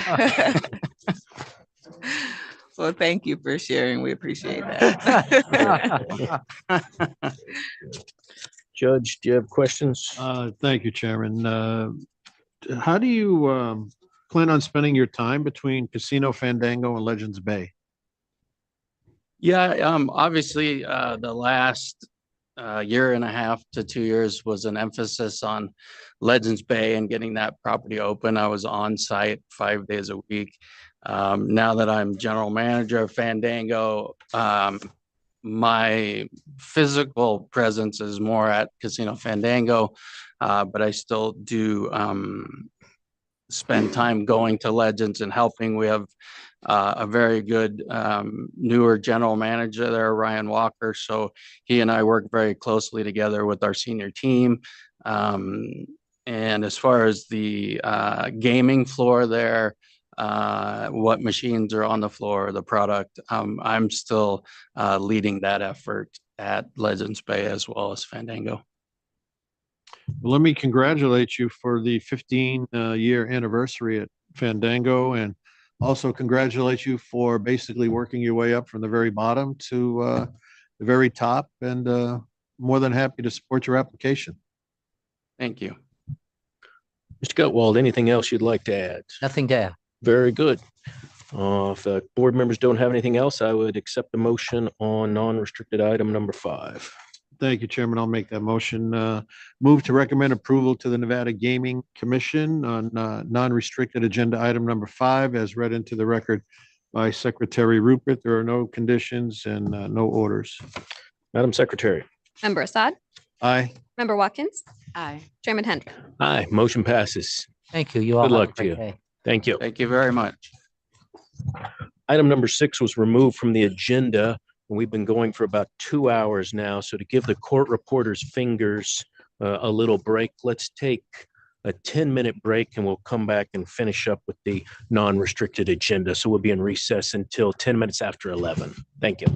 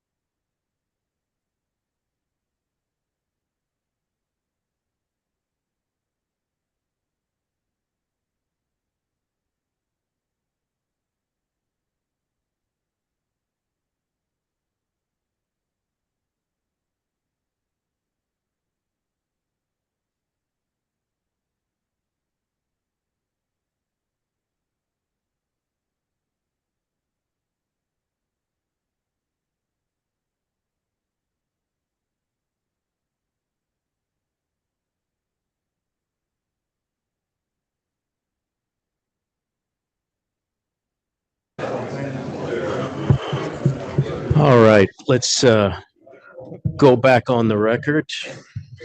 Thank you for the break for the court reporter. Madam Secretary, I believe we are at non-restricted item number 7. Correct. Non-restricted number 7 is the application of Circa Hospitality Group 1 LLC, doing business as Golden Gate Hotel and Casino, doing business as Silverton Casino Lodge Las Vegas Racebook and Sports Pool, doing business at Silverton Casino Lodge Las Vegas for a non-restricted gaming license, racebook and sports pool only, and for licensure to conduct off-track parimutuel race wagering. Good morning. Good morning, Chairman Hendrick, Member Judge Assad, Member Dr. Watkins. For the record, Greg Giordano, the law firm McDonald Crono, on behalf of the applicant, Circa Hospitality Group 1 LLC, doing business as a Golden Gate Hotel and Casino, doing business as the Silverton Casino Lodge Las Vegas Racebook and Sports Pool. With me at the podium is Mr. Derek Stevens, the majority owner of Circa Hospitality Group, as well as the Chief Compliance Officer, Dorian Sloan. With your permission, Mr. Chairman, I'd like to have Mr. Stevens provide some opening remarks and some thoughts on the application. And then afterwards, we'd be happy to take any questions. We don't have any other formal presentation other than Mr. Stevens addressing the board generically and generally about the application. Thank you. Morning. Welcome, Mr. Stevens. Good to see you. Good morning. Good morning, Chairman Hendrick. Good morning, Member Judge Assad, and good morning, Dr. Watkins, Madam Secretary. I'm very glad to be here today. This is a project that we've worked on with the Silverton for quite a while, and we are here in front of you, and we're excited about continuing to grow the Circa Sports brand. This will be another satellite sports book that we've been able to install here within the state of Nevada. So we currently have satellite sports books in the Pass in Henderson, Nevada, at the Tuscany here in Las Vegas, and in Legends Bay up in Sparks. So this would be another satellite sports book. This would be a sports book that would include a substantial renovation of the property. It would be an investment on our part. We plan on hiring all the individuals to work in the sports book. They will be Circa Sports employees, and we're looking forward to opening up a temporary location beginning January 1st. And with the agreement that we reached with the Silverton, we made a commitment to them that we would have a permanent sports book open prior to March Madness of 2024, subject to your approval. Very good. Thank you for that, Mr. Stevens. Very impressive, and congratulations on expanding your brand. Pleasure to have you here, Ms. Sloan. Is there anything you'd like to add? We're very excited about the opportunity, Chairman Hendrick, and look forward to it. Our temporary is going to be 2 ticket writer stations and a supervisor. We understand the conditions that have been proposed. We're fine with that. We've already submitted our revised internal controls, and we already have our reserve bond in place. And then our permanent will be spectacular as always, and it'll be 3 ticket writers and a supervisor station, and we look forward to that. So the temporary has 2 riders and the permanent will have 3. Correct. And then the temporary will be in place for about 2.5 months as we are under construction. Right.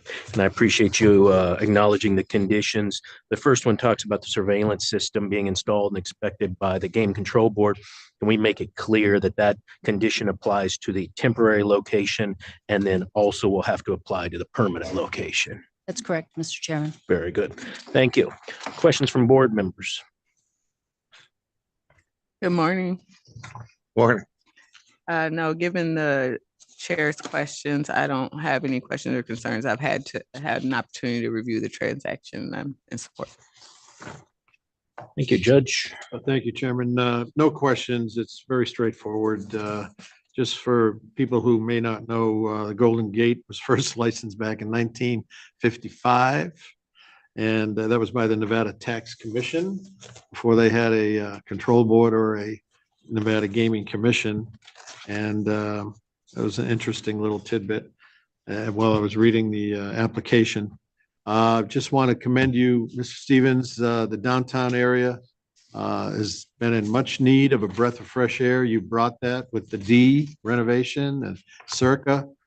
You're definitely a plus for the entire state, certainly downtown area, and I'm more than thrilled and happy to approve this application and watch you continue to succeed with your expansion of Circa Sports throughout the country. Thank you very much. My pleasure. Great. Mr. Giordano, anything else you'd like to add? No, Chairman Hendrick, not at this time. Thank you. Very good. All right, then I would entertain a motion on this non-restricted item. Thank you, Chairman. With respect to non-restricted agenda item number 7, I would move to recommend approval to the Nevada Gaming Commission as read into the record by Secretary Rupert with the following conditions. The surveillance system must be installed, inspected, and approved by the Nevada Gaming Control Board Enforcement Division within 60 days of issuance of the Nevada gaming license and thereafter be maintained at or above the standard that is approved, except as otherwise provided for by the Nevada Gaming Control Board Chair or the Chair's designee. The ticket writers must be employees of Circa Hospitality Group 1 LLC. Prior notification to the Nevada Gaming Control Board Chair or the Chair's designee is required by Circa Hospitality Group 1 LLC before converting a location from a kiosk operation to a manned satellite operation, or from a manned satellite operation to a kiosk operation. If any licensed location utilizes both a manned satellite operation and a kiosk operation, prior notification to the Nevada Gaming Control Board Chair or the Chair's designee is required before closing or reopening a manned satellite operation. Any change in any agreement or the creation of any new agreement between Circa Hospitality Group 1 LLC and Silverton Casino LLC must be reported to the Nevada Gaming Control Board within 30 days of such change. And Ms. Sloan and Mr. Giordano, you stated on the record that you agreed with all those conditions, correct? That's correct, Mr. Chairman. That's correct, Mr. Chairman. Thank you. Madam Secretary. Member Assad? Aye. Member Watkins? Aye. Chairman Hendrick? Aye. Motion passes. Thank you. I want to also thank, for on the record, Special Agent Justin Schweitzer for his work on the applications and so forth, and appreciate his efforts with respect to always get here through this finish line. So Great. Thank you. Thank you. Madam Secretary, bringing us non-restricted number 8. Non-restricted number 8 are the applications of Circa Hospitality Group 1 LLC doing business as Golden Gate Hotel and Casino for licensure as an information service and to add, remove, or modify conditions to a license. Morning again. Please state your appearances for the record. Thank you. Again, for the record, Chairman Hendrick, Member Dr. Brittany Watkins, Member Judge Assad, Madam Secretary, for the record, Greg Giordano, the law firm McDonald Carano, on behalf of the applicant, Circa Hospitality Group 1 LLC, again, doing business as Golden Gate Hotel and Casino.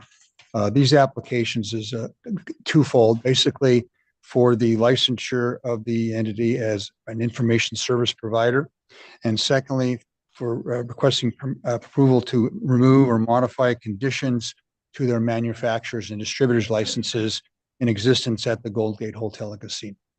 And with that, I'll ask Mr. Derek Stevens to address you firmly with respect to the applications, and we'll be happy to take any questions, any other board concerns. Great. Thank you, Mr. Stevens. Please describe what your plans are for this. All right, well, again, thank you, Chairman Hendrick. Thank you, Dr. Watkins. Thank you, Judge Assad, and good morning.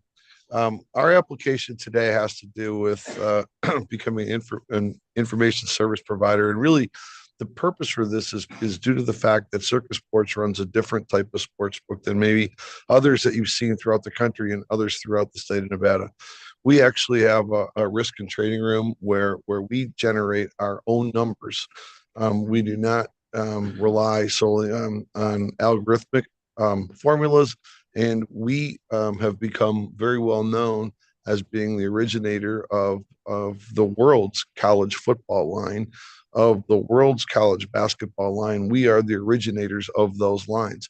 We think that this is something that reflects positively on our brand. We think it reflects positively upon Las Vegas, that this is still the heart of and the benchmark for sports wagering really throughout the world. So we've had a number of inquiries with regards to the use of our lines, and it allows us to provide some real-time data to others that have had inquiries with regard to our actual Las Vegas line that the Golden Gate provides through our Circus Sports brand.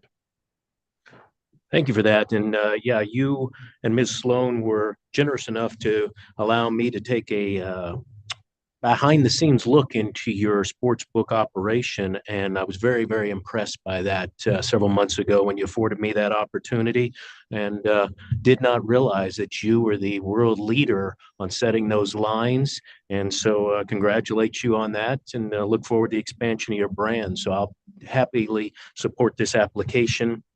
I'll have one question for you, Mr. Giordano, when we talk about the conditions, but otherwise appreciate your presentation. Thank you. Member Watkins, questions? I don't have anything on this one. Judge? Yeah, thank you, Chairman. I remember when Roxy Roxborough used to set the line all by himself. So you're behind the eight ball, so to speak. You're not the first and the original, but I'm sure you'll be the best. Thank you.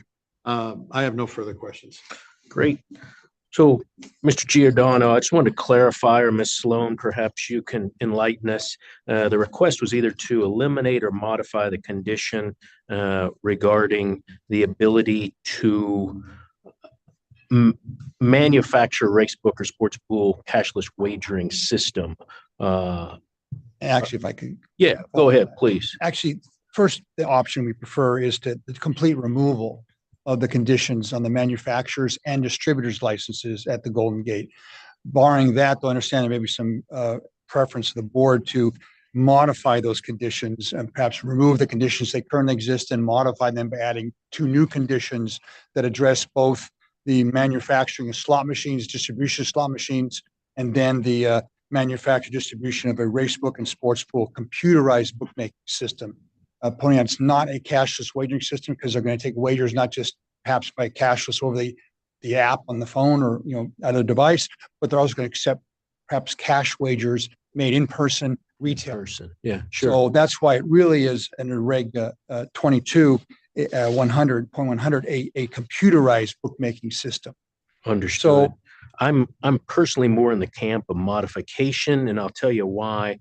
I haven't had a lot of time to delve into this, but I'm guessing that Circa is not interested in actually manufacturing or distributing gaming devices. that is absolutely correct. They have no intention of getting that business, not the business. What they want to do simply is to not remove the limitation currently on the conditions that are manufacturer's licenses that would then allow them to manufacture and distribute a computerized bookmaking system, which right now is prohibited based on the conditions as they currently exist. And I have no concern with that whatsoever. So if you have language for us that you're comfortable with from a modification standpoint, I would be more comfortable with that rather than moving completely removing the conditions. Very good. So moving forward on that basis, then, with respect to take manufacturer's license first, there's been some various proposals proposed between us and staff, and the one we're settling on, I think that's been proposed also by staff to you, is the first one be to remove the manufacturer's license as it currently exists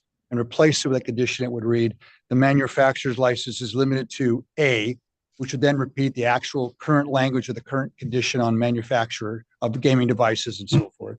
But then at the end it would say, and B, the manufacturer of a race book and sports pool computerized bookmaking system, period.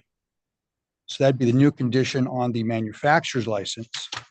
And then on distributor's license, something similar, it would say the distributor's license is limited to A, as it currently reads, which is distributor's license is limited to the acquisition of machines to utilize in or the distribution of machines which have been utilized in the operations of the licensed location or its affiliated companies, then adding and B, the distribution of a race book and sports pool computerized bookmaking system.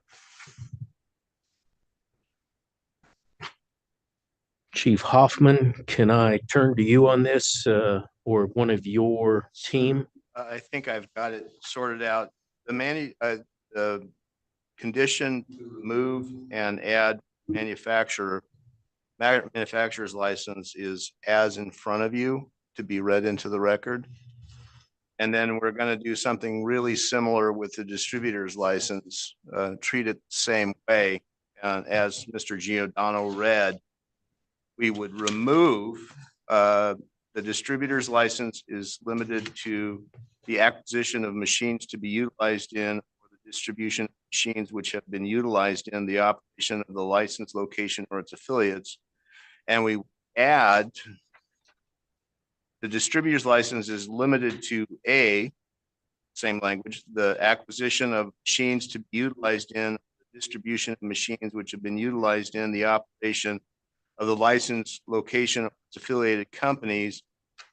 And part B would be the distribution of a race book and sports pool computerized bookmaking system.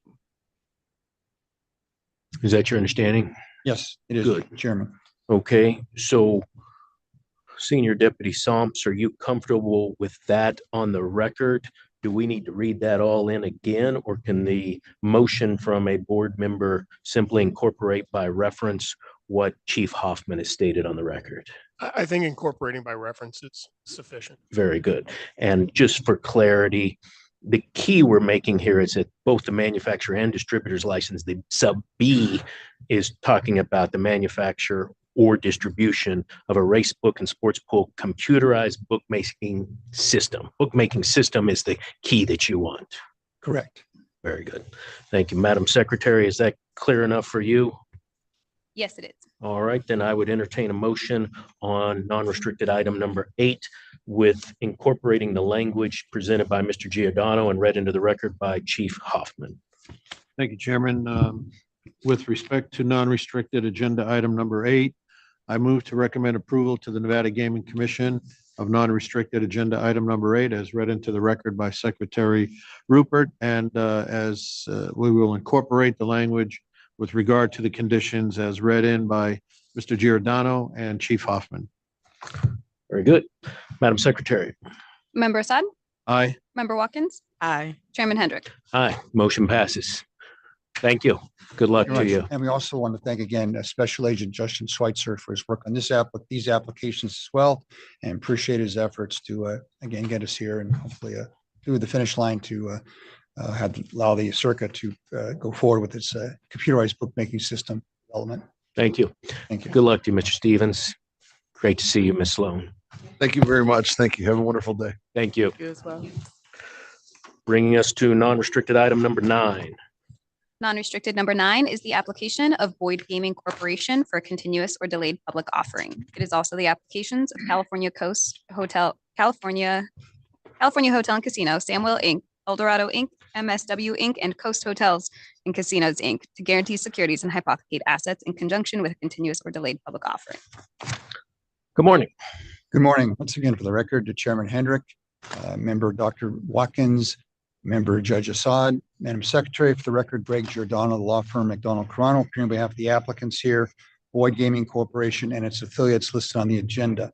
With me to my right, Mr. Chairman, is first Josh Herzberg, the Executive Vice President, Treasurer, and CFO for Boyd Gaming Corporation. To his right is Yuri Clinton, Executive Vice President, General Counsel. Also in the audience is Cassie Stratford, Senior Vice President of Legal Operations Compliance for Boyd Gaming. The application before you are for a new shelf public offering approval and related approvals for Boyd Gaming Corporation and the affiliates listed for 3 years. The current one expires this month, so we want to try and get a new one for the next 3 years as well.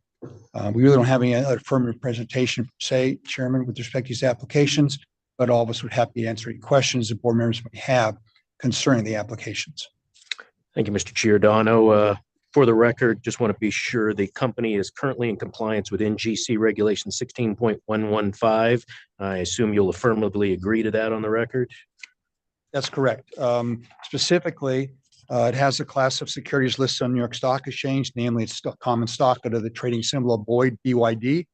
It also has a shareholder equity in excess of $10 million required by the regulation. And in fact, as of December 31 of 2022, there's about $1.59 billion of shareholders equity. Thank you So for with putting that, I that. believe it qualifies under the regulation for a shelf public offering approval. Thank you for putting that on the record. And I believe you stated there's no current plans for this. You just want to be as nimble as possible when the market is ready. That's correct, Mr. Chairman. Very good. Thank you. Questions from board members? Nope, looks like a straightforward application, pretty routine. Thank you. Judge? Thank you, Chairman. I was driving by Boulder Highway the other day by the East Side Cannery. It's closed. Any plans to reopen it, or is it going to be permanently closed, or? It closed with the pandemic and didn't reopen, and we continue to monitor the market, and the market dictate future plans for the property. Very good. Thank you. I have no other questions. It's very straightforward. Agent Diapoli did a great job. It's just a standard 3-year shelf, so I have no concerns. I would just add for the record that for the court reporter's benefit, the first speaker was Josh Herzberg. The last speaker was Yuri Clinton. Very good. Thank you, Mr. Giordano. And you've reviewed draft number 1 of the order dated 10/10/23, correct? Correct, I have, and we find its terms and provisions to be appropriate and correct under the circumstances. Great. And in a broader picture, in a macro, these applications seem to me that may be something that as we're going through our regulation review streamlining process, we may take your expertise and others who deal with these shelf offerings to decide whether or not these should take as long as they do. It just seems to me that we can be more nimble. These applications were filed back in May. We got them on an agenda very fast, but possibly there's a way to even streamline these faster for the industry. Yeah, it's up to, I mean, I generally try to file my applicants' applications for a new shelf approval at least 6 months out. So the agents and the staff of the corporate security section can get on the calendar, put it in the queue and get it ready and be done. So it's not a rush to get it done by whatever month the current shelf approval expires. The one thing I would suggest is these other approvals, they're ancillary under Regulation 16100. It's only something that applies to corporate licensees, not LLC licensees or anybody else. And so it's kind of like, why? It's something really that could serve this time. So this applications in this case, perhaps could be really streamlined by repealing that regulation with respect to having to get the corporate licensees approval for the hypothecation or guarantee of securities issued by the parent company under a shelf approval. Good. So looking for streamlining, so that's what I would suggest going forward is by the repeal of that particular regulation, because it's somewhat unique to Boyd, because Boyd's like one of the few licensees left that has corporate licensees. Most others now are all LLC licensees. So that regulation in Regulation 16 doesn't even apply to them. It really applies to, again, a corporate licensee. Well, good. As we go through that process, we'll look forward to your expertise and helping us see if we can streamline the process. Be very happy to provide it. Thank you, Chairman. Great. Madam Secretary, I think we need a motion, correct? Correct. You caught me there. Is there a motion on non-restricted number 9? Thank you, Chairman. I'll make that motion with respect to non-restricted agenda item number 9. I would recommend approval to the Nevada Gaming Commission of that agenda item as read into the record by Secretary Rupert with the shelf order dated 10/10/23, draft number 1.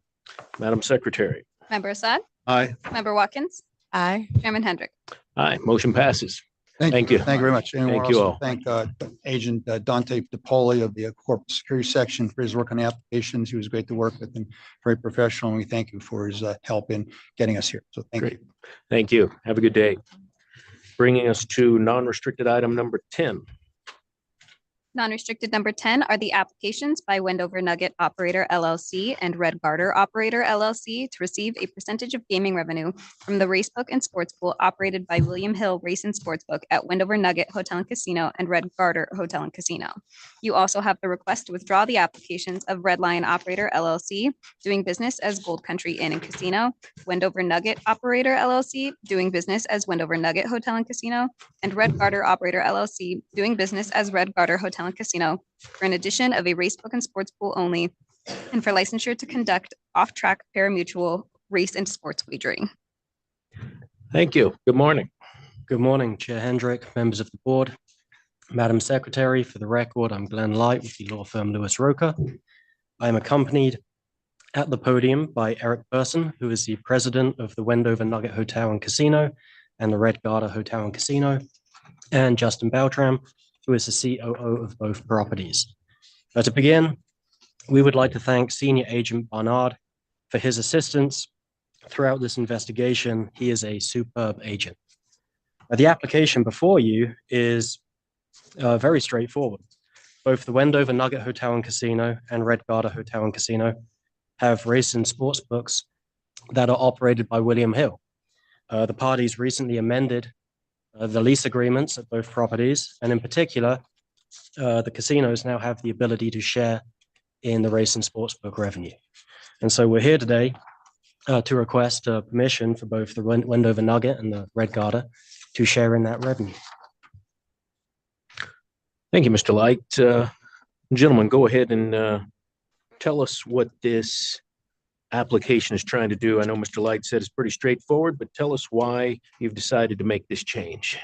Well, in short, I think we feel 2 to 2.5 million a year in profit is better than 1,200 a month in rent. That seems pretty simple. Very good.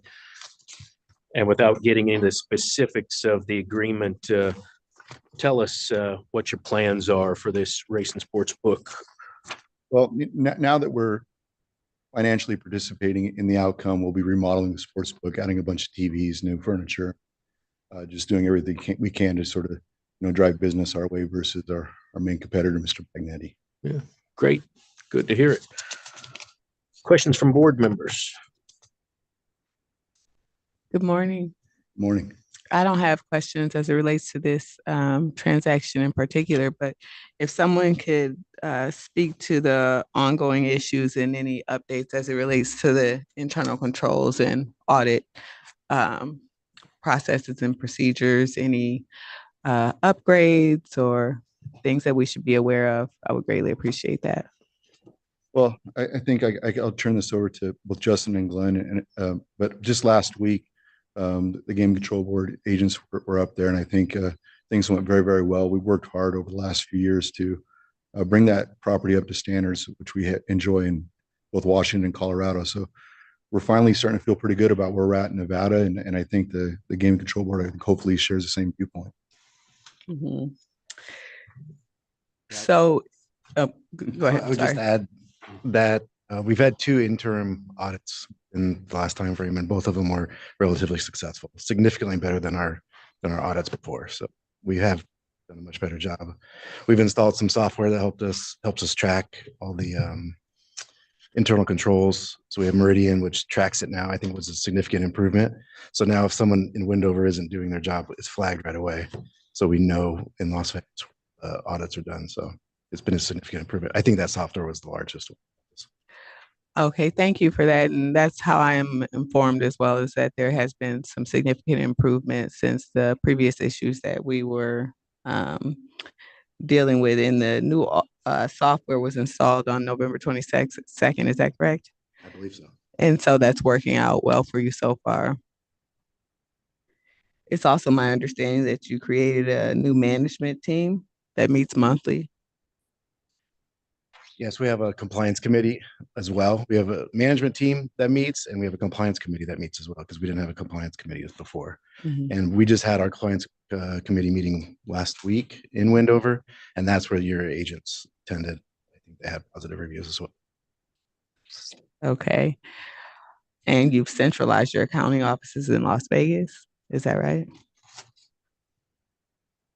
There's a controller that that covers both properties. Is that right? So our team in Las Vegas monitors both Elko and Wendover, but we have a controller in Wendover. We have an assistant controller in Elko. So we still have controllers boots on the ground, but the centralized Las Vegas, which has higher expertise than we had before, is the monitoring group, but we still have boots on the ground in each city. Okay, that's good to hear. I know one of our central concerns previously was related to oversight and management being on the property and things of that sort. So that outlook is good, and we have much more oversight. Is that right? And the next applicant is a licensee for Elko. So we'll have licensee in both cities, accounting in both cities, and then centralized accounting in Las Vegas. So okay, plenty of oversight. Thank you. I appreciate you speaking to that. Anything else? Nothing further for me, Chair. Judge, questions? Thank you. No questions. Agent Barnard and with the oversight of Deputy Chief Rippey did an excellent job. They indicated there were no concerns, no questions. I'm perfectly satisfied with the application as it stands. Just to clarify, the ticket writers will be employees of William Hill, Nevada, correct? And that's how it currently is? Yeah. What oversight will your entity have on the property under the new direction for the race and sports book, separate than the employees being of William Hill? What is your relationship? The majority will be oversight over the kiosks, because we'll have kiosks at every location. We'll only have riders at the Nugget, and that will be the William Hill Caesars employees. And then our cage will also cash tickets in the event that they're closed. So our cage employees and then us overseeing the kiosks and making sure they're up and running and functioning. It's the majority of it. Got it. So your employees are cross-trained as well on cashing the tickets at the cage and overseeing the kiosks. Correct. And is that something that your compliance committee looks into and makes sure is up to date as well? Yes, those are in our procedures. Very good. Thank you for that. Mr. Light, anything else you'd like to add? No, nothing. Great. Then I would entertain a motion on non-restricted item number 10. Thank you, Chairman Hendrick. I'll be glad to make that motion. With respect to non-restricted agenda item number 10, I would move that we recommend approval to the Nevada Gaming Commission of that item as read into the record by Secretary Nicole Rupert.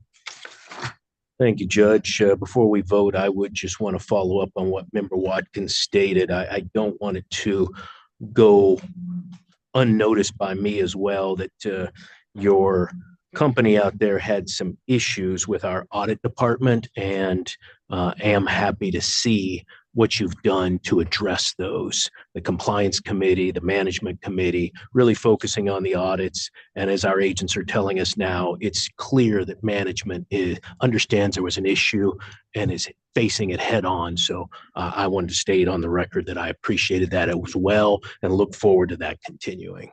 Thank you. Madam Secretary. Just to be clear, this is not for the withdrawals. Yes, good point. Let's make that clear. Let's do the withdrawal separately after this motion that the judge has made. All right, Member Assad? Aye. Member Watkins? Aye. Chairman Hendrick? Aye, that motion passes. And let's take separately the request to withdraw the applications. Do you have that, Judge? Do you want to make that motion? Don't have the language per se. Well, it'd be it's on page 2. It's the request to withdraw the applications to add an addition of a race book and sports pool only, and the applications for licensure to conduct off-track pari-mutuel race and sports wagering. I can go ahead. I was just going to say I would make move to recommend approval. Well, we'll take that up. We don't have to send that up to the commission. So correct. I would move that we recommend and approve those withdrawals as stated by the Chairman Hendrick just now. All right. So for the record, there's a motion to grant the withdrawal of the applications as stated into the record by Madam Secretary regarding the race book and sports pool and the ability to get licensure to conduct off-track pari-mutuel race book and sports wagering. Did I thoroughly mess that up for you, Madam Secretary? Do we need to do with or without prejudice? Let's do it without prejudice. Is that acceptable to you, Judge? It is. Very good. Good enough, Madam Secretary? It's good. Perfect. All right. Call for the vote. Member Assad? Aye. Member Watkins? Aye. Chairman Hendrick? Aye, that motion passes, and those are withdrawn without prejudice. Bringing us to non-restricted item number 11. Unrestricted number 11 are the applications of Shane Valentine for licensure as a key employee as noted on the agenda. Good morning. Good morning still. Chair Hendrick, members of the board, Madam Secretary, for the record, Glenn Light with the law firm Lewis Roker. I'm accompanied at the podium by Shane Valentine, who is the general manager of Maverick Casino Hotel Alco and Gold Country Inn and Casino. To start, we would like to thank Senior Agent Thompson for her work on this matter. She is excellent to work with.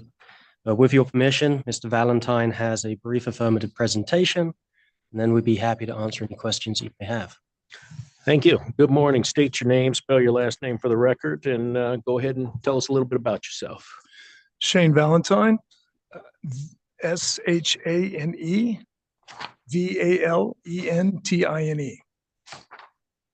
Good morning, Chair Hendrick, members of the board, and Madam Secretary. For the record, I am Shane Valentine. As Mr. Light noted, I'm the general manager of Maverick Casino Hotel Elko and Gold Country Inn and Casino. I moved to Elko in July of 2022 to serve as the assistant general manager of Maverick's Elko properties and was promoted to general manager in February of this year. In this role, I oversee the day-to-day operations of both properties, and I report to the COO, Justin Beltram, and have 15 direct reports. I have over 26 years of experience in the gaming industry. I started my career at the Grand Casino Biloxi in Mississippi as a slot change attendant. Subsequently progressed through the ranks with Caesars Entertainment and MGM Resorts International. Before moving to Elko, I served as a director of casino operations for the Luxor and Mandalay Bay here in Vegas. During my tenure at MGM, I met Mr. Beltram, and I was grateful when offered the opportunity to serve as the assistant general manager, since subsequently general manager of Mavericks Elko properties. This role has allowed me to step outside the gaming operations side and learn the other essential functions of a fully functioning casino hotel entity. My family and I have enjoyed living in Elko. We have seamlessly integrated into the community and have made some amazing friends. I grew up in Mississippi and cherish the small town feel that Elko offers. My wife and I are thankful that our children have the opportunity to experience a similar situation. In addition to serving as the general manager of the Elko properties, I also serve on the board of directors for the Great Basin Community College Foundation. This is an important post in the community, and my role is to help diversify employment opportunities for students within Northern Nevada. The curriculum is historically focused on commercial mining, and I am hopeful that coursework may be expanded to include training for the gaming and hospitality field. I'm passionate about our industry and wish to share the opportunities with future generations. With that said, I'm happy to answer any questions that you may have. Thank you, Mr. Valentine. Are there questions from board members? I don't have any questions or concerns, but I appreciate your detailed presentation. It gave me full insight into who you are as a person. So thank you. Thank you. Judge. Thank you for being here, and congratulations for working your way up from the bottom all the way up. You're welcome. This was your first time applying for a gaming license here in Nevada. Have you ever applied for a gaming license anywhere else? No, sir, not a key license. Gotcha. Understood. So more of an employee license. Correct. Correct. Yeah. And how did you find the process of going through a key licensure application? It was arduous, a lot of details, but it was kind of nice to reflect back on my history, where I've come from, what I've done, and then what I can do in the future. Good. Good. And I'm sure you now have your entire life in one nice little folder, correct? I do. Good. Tell me about your personal finances and how you and your family go about budgeting your income versus your expenses these days. Yeah. So working with my wife, it's a communication between both of us.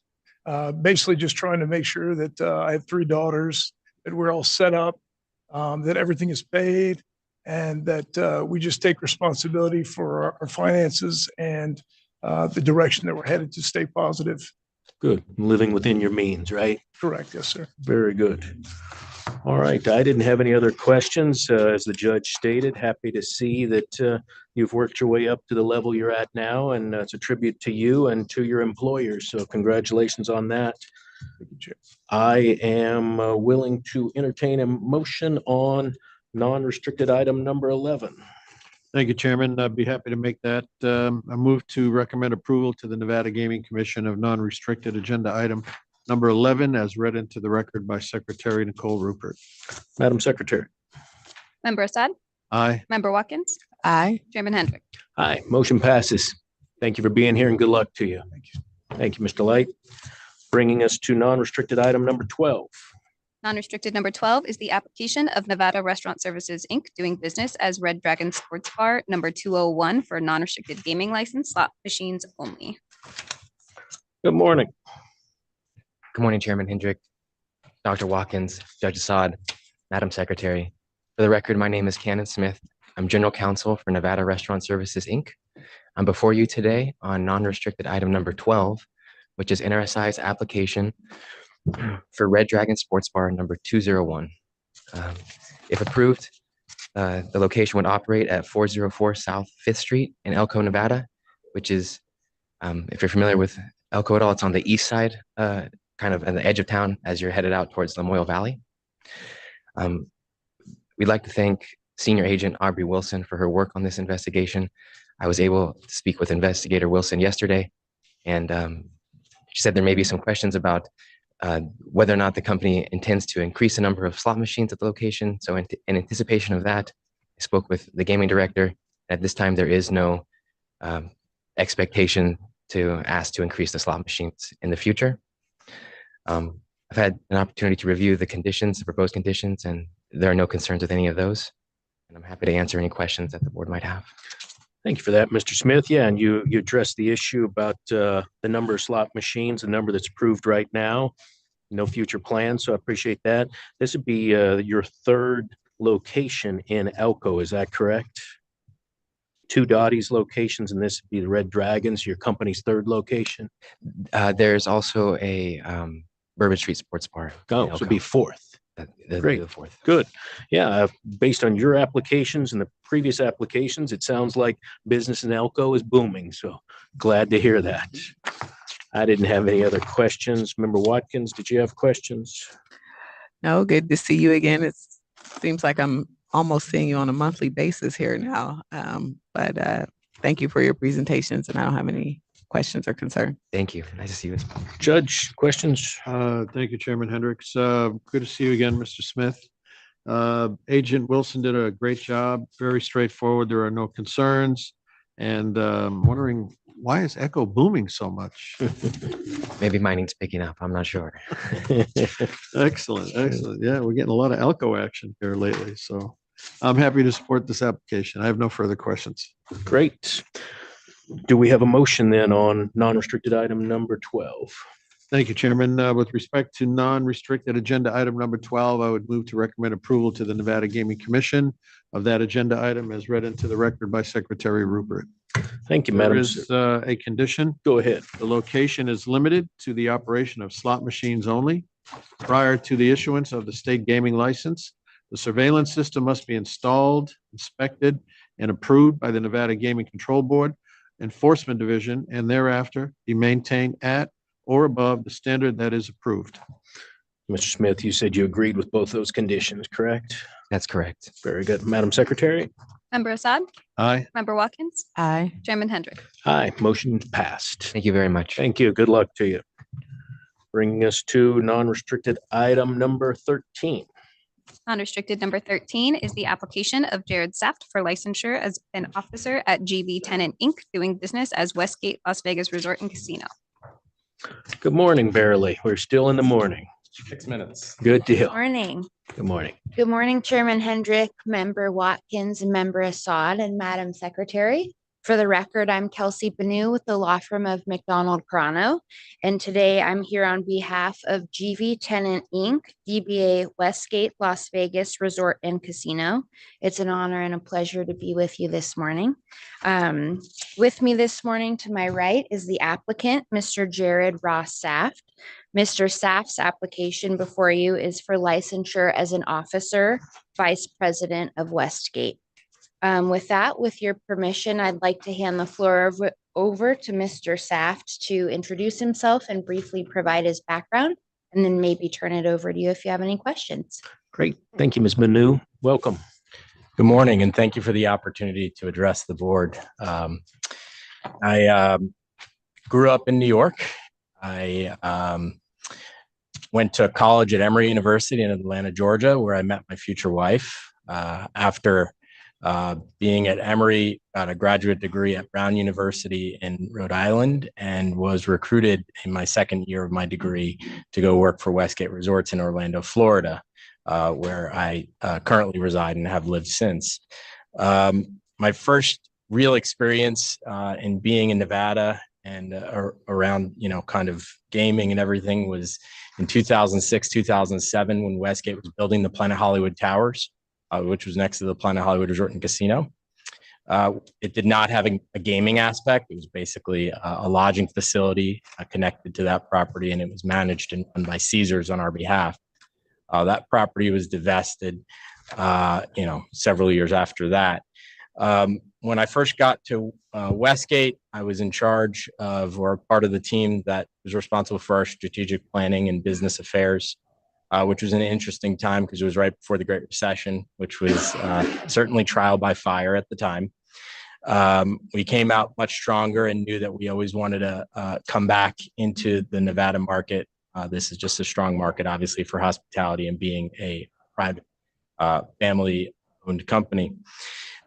So over the years, I've had a progressive set of responsibilities at Westgate, starting in the strategic planning group, like I talked about, rolling into leading our hotel sales and marketing, and a lot of our call center operations and functions like that, and administrative functions. And in 2017, I was named Chief Business Officer, responsible for a large section or subsection of the company as it relates to, business affairs, strategic planning, and some of the things I had done in my career. We re-entered the market in July 1st, 2014. I'll never forget it because it was my first July in Nevada. It was very hot, and have spent quite a hundreds of millions of dollars investing in the property and the community throughout the years. We believe that the best is yet to come for the north end of the strip, and we are excited to be a part of that. In 2022, I submitted myself for licensure and for this application. We have Mr. Mark Liparelli, who leads our casino and leads our resort. And, I've stated my intention of wanting to be a part of that process and learn as much as I could. And so that's why I stand before you today. Thank you. Thank you. And is this your first time going through a gaming licensure process? Yes, sir. Yeah, good. And how did you find the application process in Nevada? Well, I was sufficiently scared before I started. So I think once I actually got to the process, it was a lot easier. And I do have to say that working with Agent Katab and the entire team has been pretty seamless. Great. Tell us a little bit about your day-to-day duties for the Westgate. So generally at Westgate, I oversee our hotel sales and marketing. So obviously all of our marketing efforts and, all of our distribution of inventory and rooms.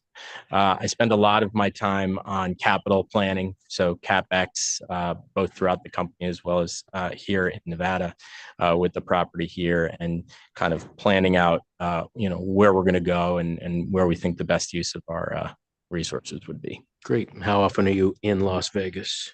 Say almost once a month, maybe every 5 or 6 weeks, roughly. Yeah. Good. Member Watkins, do you have questions for Mr. Saft? Good afternoon. It's officially the afternoon. I saw when the chair asked you that earlier, you didn't look at your watch before, you're saying it was 6 minutes before, so you must have looked at it right before you got up. Well, Ms. Benu told me that we would be on the agenda at noon, and right before we walked up, I said, that is impressive that we would be very good here at noon. So yeah. Okay. Well, how is November here in Las Vegas for you? You didn't like Perfect. July, right? No, well, it just takes a little getting used to. Remember, I live in Florida, so it's pretty much hot year round, but it's actually perfect weather here right now. Did you mention earlier what percentage of your time you're spending on this as VP? Yeah, I didn't mention that. I would say about 15% of my time in any given week. I'm here, like I said, maybe every 5 weeks or so, but obviously between Zoom and Teams and everything else, I'm talking to the team pretty much, at least once a day about something that comes up. And I would add that, this property and everything we're doing here is something I'm incredibly passionate about. Okay. Thank you. Thank you. Judge. Thank you, Chairman Hendricks. Also, like to shout out to Supervisor Bradford and Deputy Chief Allen for supervising Agent Katab. They did a fabulous job of this application. They indicated there were no concerns, no questions, nothing really to speak about. I guess you're registered as a foreign gaming licensee, because Westgate is registered or incorporated in another state, New Jersey, I would presume, or Delaware or something? Do we know? So I filed under GV tenant, which is here. Westgate is, Westgate Resorts is out of Florida. Florida, incorporated. Yes, that's right, Okay, incorporated. that's why. And so you lived in New York from there originally, Yes, sir. and you lived in Providence, Rhode Island when you attended Brown. So were you a Yankee fan in New York? Or a Mets? I don't know if there's a right way to answer that question, depending on the group, but it's when you're from New York, it's always a challenge to know whether you're supposed to answer Giants, Jets, Mets, Yankees, or whatever. So Which one? Yankees? How about Orlando Magic? No, Well, when you got to Providence, Yankees. did you- On the record, the Yankees. So when you got to Providence, you did not become a Red Sox fan. No, I didn't, but I enjoyed going to the games. All right, I don't know if I can support your application. No, in all seriousness, very impressive resume. Brown is a fabulous, fabulous school. People may not know it's an Ivy League school. So kudos to you for that, and more than happy to support your application. Thank you, sir. Great. Anything you want to tell us about future plans for the property? Any breaking news you want to make today? Well, not necessarily breaking news other than, like I said, we're incredibly committed and passionate to what we believe is happening to the north end. I think we were very early and timely in our investment in this market. And we have dozens of acres of land in the front that hopefully we'll be sharing some really exciting things in the future. We're excited for Fountain, everything that's going on over there. Great. Mr. Liparelli, anything you'd like to add today? Good to see you. Thank you for that, Mr. Chairman, members of the board. I know well enough that if things are going well, you don't step in front of a good moving train. So I don't have anything to add. I will say working with Jared's been a pleasure. We have robust conversations, and he is a talent that we would love to have in our industry. So the fact that he's going to get more involved, I think, is a welcome opportunity for me personally, because I know not a lot of people know about the Westgate name out west. They're much more of a brand on the East Coast, but they are a substantial hospitality company with a ton of talent. So having him join in a more official way is a great thing for us here in the Valley. Thank you for that. Happy to see you. Great. I didn't have anything else. Ms. Banu, anything you'd like to add? I just wanted to echo Mr. Saft and Judge Assad's comments regarding former Agent Katab and then Supervisor David Bradford assisting with the application. They did a great job. Great. Thank you. I would take a motion then on non-restricted item number 13. Yes, thank you, Chairman Hendrick. I'll be glad to make that motion with respect to non-restricted agenda item 13. Recommending approval to the Nevada Gaming Commission for approval of that agenda item as read into the record by Secretary Nicole Rupert. Madam Secretary. Member Assad? Aye. Member Watkins? Aye. Chairman Hendrick? Aye. Motion passes. Thank you. Have a good afternoon. Thank you. Thank you. Good luck to you. Bringing us to non-restricted number 14. Non-restricted number 14 is the application of Cheryl Condra for licensure as a director at Galaxy Gaming, Inc. Good afternoon, Mr. Shear. Good to see you. See you as well, Chair Hendrick, Judge Assad, Dr. Watkins, Madam Secretary. For the record, Scott Shear of Brownstein Hyatt Farber Schreck, appearing today on behalf of the applicants. With me is Cheryl Condra. Cheryl is an independent director and chair of the audit committee at Galaxy. And with your permission, Mr. Chair, I'd like to turn it over to her to tell you a little bit about herself.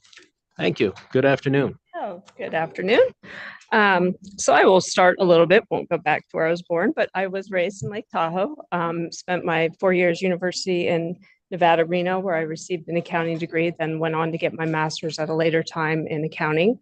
I've spent the last 25 years in the gaming industry, head of internal audit for Caesars Entertainment, both Northern Nevada and in the Memphis, Tunica area, taking over the central part of the country. Then went on to Pinnacle Entertainment back here in Las Vegas, where I was chief compliance officer and head of internal audit.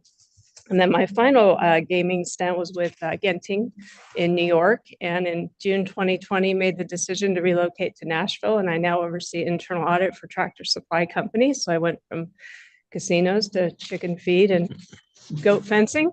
But I am currently the audit committee chair for Galaxy, and I also sit on the compliance committee for Galaxy Gaming. So this allows me to keep the 25 years of experience that I had in gaming and not lose that through the retail sector that I reside in now in internal audit. Great. Thank you for that very impressive history and experience you have in the gaming industry. So I'm glad to see that you're staying involved with gaming as well, along with goat fencing. I didn't have questions for you, but as stated, you have quite a bit of extensive history in gaming, and you've been licensed and applied for licenses in quite a few jurisdictions. Is this your first time in front of the Gaming Control Board and Gaming Commission? It is, yes. Yeah. And how did you find the licensing application process? It was very easy for me. I think going through this for so many years, Heather was great to work with. She came to Nashville to my office and we sat there and went through everything. So it was very non-invasive. I didn't have to travel. So she made it very easy to get through the process. Great. Member Watkins, questions? Hi, good afternoon. Hello. I do not have questions or concerns. You have a very impressive history in gaming. Looks like you've done it across the nation. So I'm happy to support your application. Thank you. Judge? Yes, thank you. Yeah, Agent Lambert did a great job. No concerns, no questions. So I have no questions for you, and congratulations. I'm happy to support your application. Thank you. Mr. Shear, anything else you'd like to add? Just again, thanks to Senior Agent Lambert. Always a pleasure to work with. Very good. Then I would take a motion on non-restricted item number 14. Thank you, Chairman Hendrick. I would make that motion with respect to non-restricted agenda item number 14, recommend approval to the Nevada Gaming Commission of that agenda item as read into the record by Secretary Nicole Rupert. Madam Secretary. Member Assad? Aye. Member Watkins? Aye. Chairman Hendrick? Aye, motion passes. Thank you. you. Good luck to you. Thank you. Bringing us to non-restricted item number 15. Non-restricted number 15 is the application of GNLV LLC doing business as Golden Nugget for a sixth waiver of the provisions of Nevada Gaming Commission Regulation 4.080 as noted on the agenda. Good afternoon. Or good afternoon, you got me. We by Mr. 10 Chair, minutes. Members of the board and Madam Secretary, my name is Erin Elliott with the law firm Brownstein Hyatt Farber Schreck, appearing on behalf of GNLV LLC doing business as Golden Nugget. With me is Chris Latil, the general manager of the property. The application before you today is related to the approval as an interactive gaming operator. It was originally granted in October 2012. A new approval was issued in 2018 after the company converted from a corporation to an LLC. Today, we are requesting that the board recommend approval to waive the 6-month activation requirement set forth in Regulation 4.080 and extend the approval until the date of the commission meeting in November 2024. So thank you for your consideration of this request and to Agent Anthony Beeler for his help throughout this process. He did send me the proposed condition. We reviewed it and have no objections, and we are happy to answer any questions that you have. Thank you. Thank you, Ms. Elliott. Which number of waiver is this of 4080? Well, it was originally approved in 2012, so we're over the 10-year mark.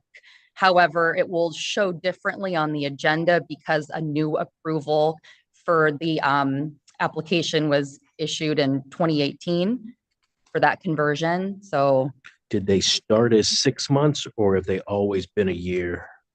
I believe it's always been a year. Got Yeah. it.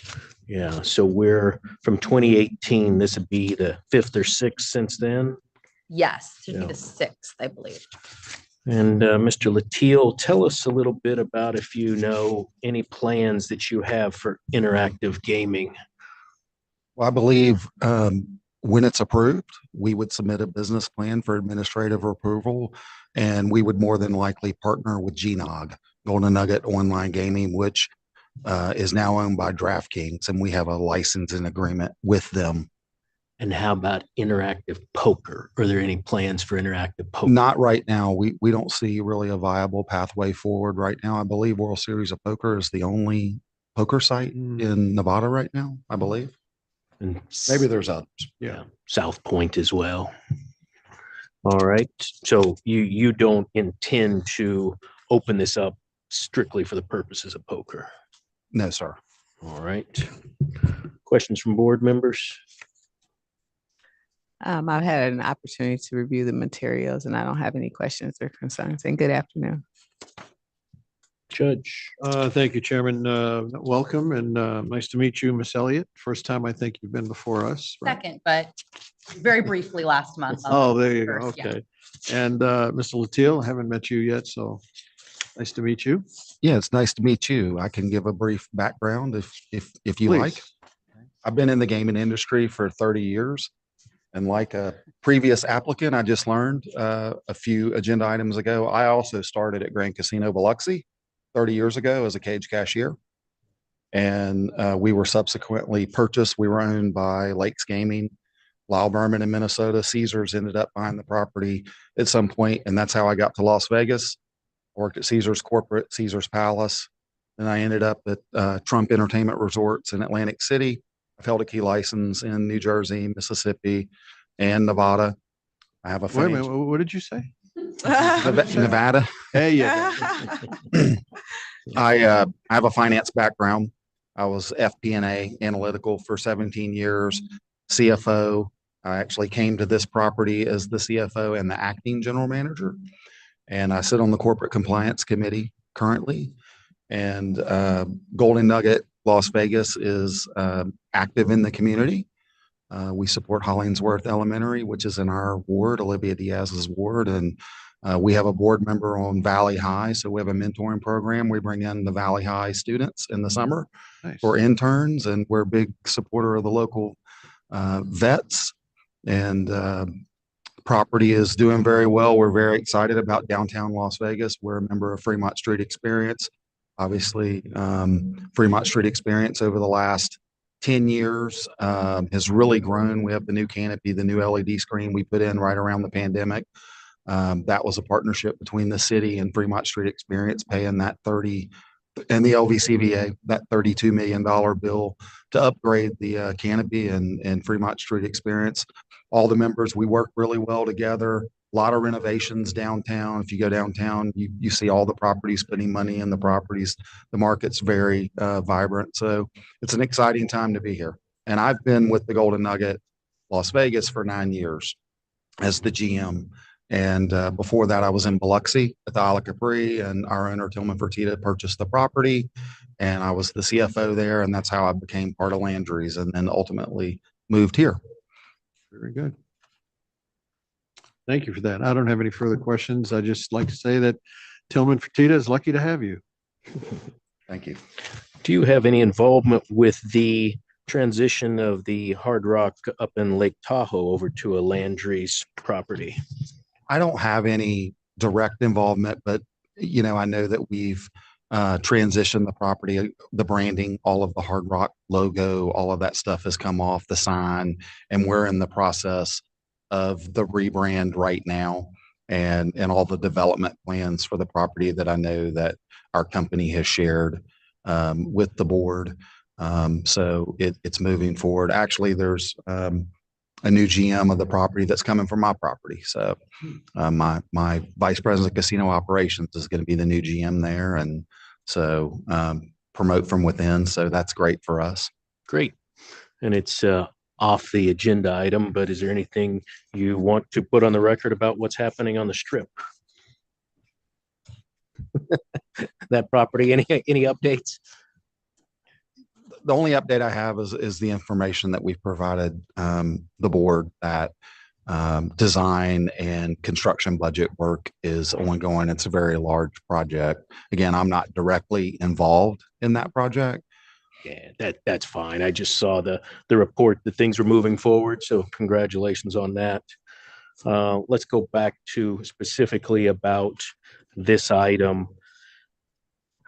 Ms. Elliott, tell me why there is continued request to waive 4080 as opposed to letting it just die on the vine and then coming back at a later date. It is a process to come forward with this application every year. We just believe that when and if more games are approved, you know, we already have the approval. I would imagine there would be a flood of more applications to get a similar approval. So we would already have ours. I would think it's a good thing for us and for the board, promotes that efficiency, and you don't have another application in front of you that we could have just maintained. So that's the idea. Right. And I understand the concept, but if and when that day were to ever occur, your application is already 12, almost 12 years old by now, 11, 12 years old. So there would be a complete workup of an old application that I'm not speaking on behalf of the investigations division, but I got to believe that the update of that would almost take as long as filing a new application. Is it a question of the cost of a new application? I don't know. We update a lot of information every year as a part of this approval process. We send new org charts. We give updates on, how other interactive gaming is doing in other states, who the people at the property. It's a pretty thorough process, really. So I don't think it would be a complete, workup of a old application, but. Good. I appreciate that. Thank you for putting that on the record. I didn't have concerns about Golden Nugget making this request for the waiver. We've approved some of these in the past. It's just really a question to me of how long we kicking the can down the road. So the fact that you are updating them each time you come before the board, that's helpful to know. Yeah, thank you. Anything else from board members? Nothing further from me, Chair. Neither do I. All right. Anything else you'd like to add? No, thank you. All right. Then I would take a motion on non-restricted item number 15. Yes, thank you, Chairman Hendrick. I'll make that motion. With respect to non-restricted agenda item number 15, I would recommend approval to the Nevada Gaming Commission of that agenda item as read into the record by Secretary Rupert with the following condition. The waiver of provisions of the Nevada Gaming Commission Regulation 4.080 in connection with the approval granted in May of 2018 shall expire on the date of the regularly scheduled Nevada Gaming Commission meeting in November of 2024. Madam Secretary. Member Assad? Aye. Member Watkins? Aye. Chairman Hendrick? Aye. Motion passes. Thank you, guys. Thank you. Good luck to you. I believe, Madam Secretary, that concludes our non-restricted agenda. Is that correct? Correct. All right. And we have one casino player dispute appeal. Is that correct? Correct. That item is Kimberly Martin versus South Point Hotel and Casino, case number 22 LV 05447. The hearing examiner recommends the agent's decision denying payment be affirmed. Thank you. Is there anyone here appearing on behalf of this player dispute? Seeing none, I have read through all of the materials provided by the hearing examiner, and I did not have any questions or comments to make other than the file is very thorough. I thought it was very complete, and I would say that there was a clear discrepancy for the customer on what they believed happened, but it's clear in Nevada law that the actual machine and the random number generator is what predetermines and determines the winning outcome. So the fact that the machine might have been askew did not change the legality of the wager and the outcome of the game. So I would love to hear comments from my fellow board members at this time. Member Watkins? Yes, I've had an opportunity to review the materials prepared by our hearing officer, and I am in support of the decision. As you stated, nothing went wrong with the random number generator, and so I would echo your comments. I think the decision was proper. Judge Assad? Thank you, Chairman Henry. I've read it as well, and I concur with the hearing officer's assessment and findings. Okay, and for purposes of the record, the petitioner has the burden of showing that the amount should have been different than what was awarded by the respondent, the South Point Hotel. And I do not believe that that burden has been met. So therefore, I as well will be supporting the hearing examiner's decision and believe I would have reached the same decision if I'd have heard the matter myself. So I would entertain a motion on this dispute matter if one of the members would like to make that motion. Thank you, Chairman. I'll make that motion. I would recommend that we uphold the hearing officer's decision in that agenda item. Thank you, Madam Secretary. Member Assad? Aye. Member Watkins? Aye. Chairman Hendrick? Aye. That motion passes, and I'm sure there will be an order to that effect that will come out from the hearing examiner's office. So that concludes, I believe, our morning agenda, and we are scheduled for restricted agenda at 1:30 this afternoon. So if there's no other business at this time, we will be in recess until 1:30 p.m. Thank you.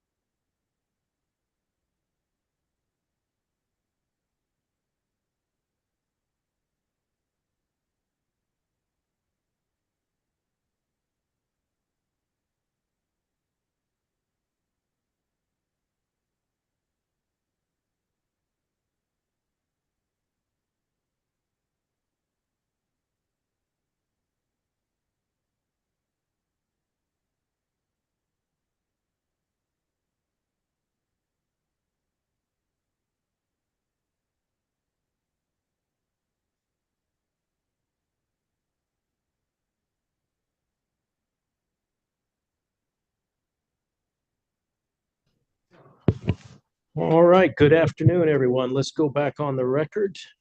This is the time scheduled for our restricted agenda. So, Madam Secretary, if you'd read in restricted, actually, we have some consent agenda items, don't we? We sure do. We do. All right. Why don't you go ahead and let's start with the consent agenda.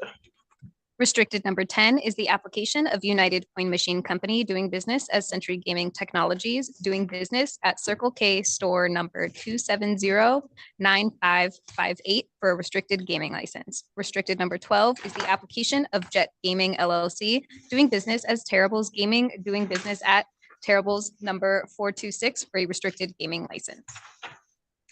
Very good. Thank you, Madam Secretary. The board's investigation agents have worked up detailed files on each of the items on the consent agenda. Reports have been submitted to the board members. No areas of interest or concern were uncovered during the investigations. Because I was not aware of any questions or issues with any of these items, appearances by the respective applicants have been waived for this afternoon's meeting. Madam Secretary, we have 2 items as you read into the record, correct? Correct. Very good. Are there questions or comments from the board members regarding either of the 2 consent agenda items? None for me, Chair. None by me. Thank you. Okay, and I had none as well. So if one of my colleagues would be prepared to make a motion on the consent agenda, this would be the time. Thank you. Thank you, Chairman. I would move to recommend approval to the Gaming Commission on restricted item agenda number 10 and restricted item number 12. And as read by Secretary Nicole Rupert. And I believe there were no conditions on either item, correct? We have a. Was there a condition? We have a condition on number 10. On number 10, all right. All right, let me read that. That's with regard to restricted agenda item number 10, the surveillance system and or mirrors must be inspected and approved by the Nevada Gaming Control Board Enforcement Division within 60 days of issuance of the state gaming license and thereafter be maintained at or above the standard that is approved. Very good. With that motion and the condition, Madam Secretary? Member Assad? Aye. Member Watkins? Aye. Chairman Hendrick? Aye, that motion passes, bringing us, Madam Secretary, to restricted item number 1.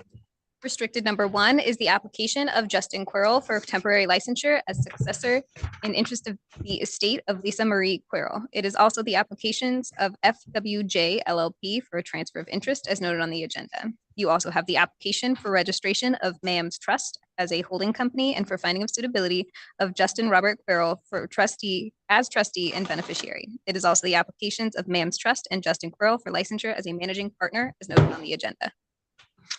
Good afternoon, gentlemen.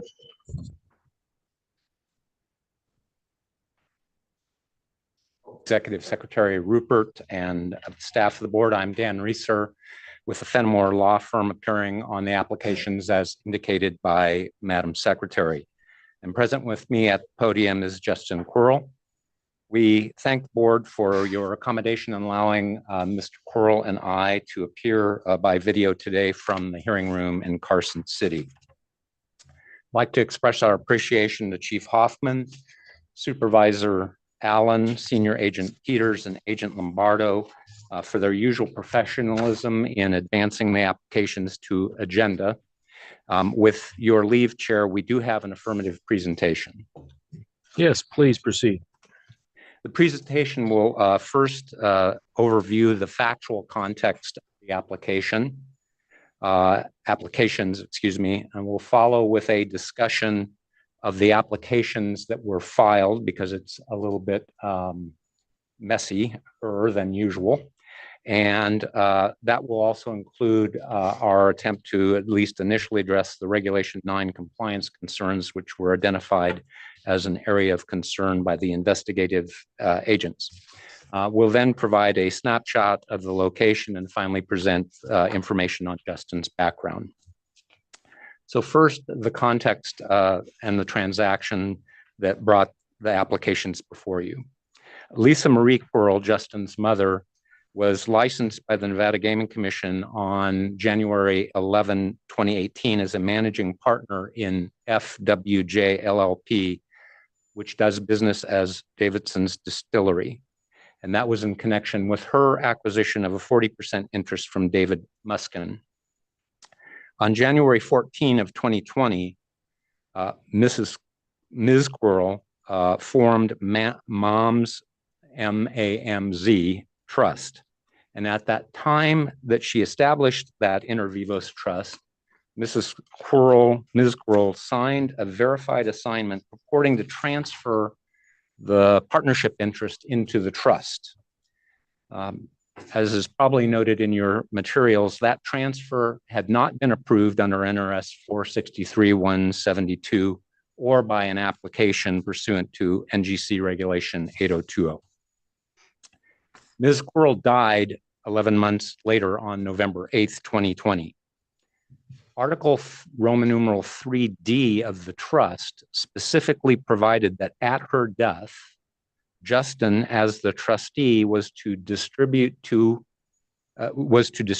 quote, outright and free of trust, end quote, the company interest to Justin as a beneficiary. Consequently, from a probate law perspective, the partnership interest passed outside of court administration of the estate directly from the trust to Mr. Quirrell, at least under the terms of the trust and the will. The trust agreement assumed that the partnership interest was a trust asset and that the interest would immediately transfer to Justin at Ms. Quirrell's death.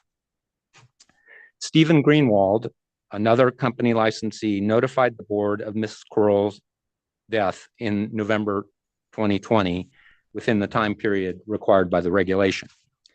The administration of Ms. Quirrell's estate was complicated and was extensive and extended because of disputes over the asset distribution among family members, including primarily the valuation and sale of her primary residence. In December of 2021, Applicant Services contacted Mr. Greenwald, who had given the original notice, and asked as to the status of applications related to Ms. Quirrell's estate. Mr. Greenwald immediately advised Justin regarding the inquiry. So we're in December of 2021. Within a few days of that, Mr. Quirrell engaged Fenimore, also in December of 2021. On January 13th, after we had had an opportunity to marshal the documents and review them, we submitted a letter to then board chairman Gibson to advise that Mr. Quirrell had erroneously believed that he was to first resolve his mother's estate and the disputes related to it before filing applications with the board, and that after receiving the board's email of December 9th, he properly engaged gaming counsel. We provided him direction, assistance, and we started the process of filing the applications. Notably, in that letter that we prepared and submitted to Chair Gibson, we noted three important facts. First, no transfer of the partnership interest had been made following Ms. Quirrell's death. Although she may have thought it had transferred, it had not, because it was not a transfer permitted by the Gaming Control Act. Second, Mr. Quirrell was not going to be involved in the company's operations until such time as he received licensing. And third, with the cooperation of the other partners, all the profits of the company due Ms. Quirrell for her entrance were being held by the company pending Mr. Quirrell's licensing. And that continues to be, those 3 points continue to be true today. With those facts presented, before the board is Mr. Quirrell's restricted gaming license application, which was filed on February 10th of 2022. It was amended April 27th to include an application for a temporary license as a successor and interest of the estate of Lisa M. Quirrell, which we viewed as in compliance with NGC Regulation 9020. Through discussions with applicant services, those applications were further supplemented at the board's request to include a May 17, 2022 Form 21 application of Ms. Quirrell's estate to transfer her 40% partnership interest in the company to the MAMZ Trust. And then, as we were requested subsequently, we amended and supplemented on July 27th, 2022, to file an application on Form 3 for the registration of MAM's Trust as a holding company, an amendment to the Form 1 for a finding of suitability of Mr. Quarles as both trustee and beneficiary of the trust, and 2 Form 21s, transfer of interest applications. The first to provide for a transfer of the partnership interest from Ms. Quarles' estate to the trust, and the second for a transfer of the partnership interest from the trust to Mr. Quarles. A few months passed after that, and in discussions with the agents, this application structure was still of concern to the investigative division because the transfer of the partnership interest had not been approved by the probate court as contemplated by Regulation 9. Also, the trust instrument did not contain the required gaming language. Now, importantly, at that time, because Ms. Quarles had passed, the terms of the trust were fixed and it was unrevocable, and only a court could change the terms of the trust. The probate court did not make such an order because the trust, in its view, was self-executing as to the transferring the partnership interest to Mr. Quarles. Following an April 19th, 2023 meeting with all hands on deck, Supervisor Allen, Senior Agent Peters, Agent Lombardo, Deputy Attorney General McGaugh, and myself, we came to an arrangement as to how the matter is before you today. Based on that, Mr. Quarles' probate attorney filed an extraordinary petition asking the probate court to take jurisdiction of the trust, which it had not before and did not view as necessary.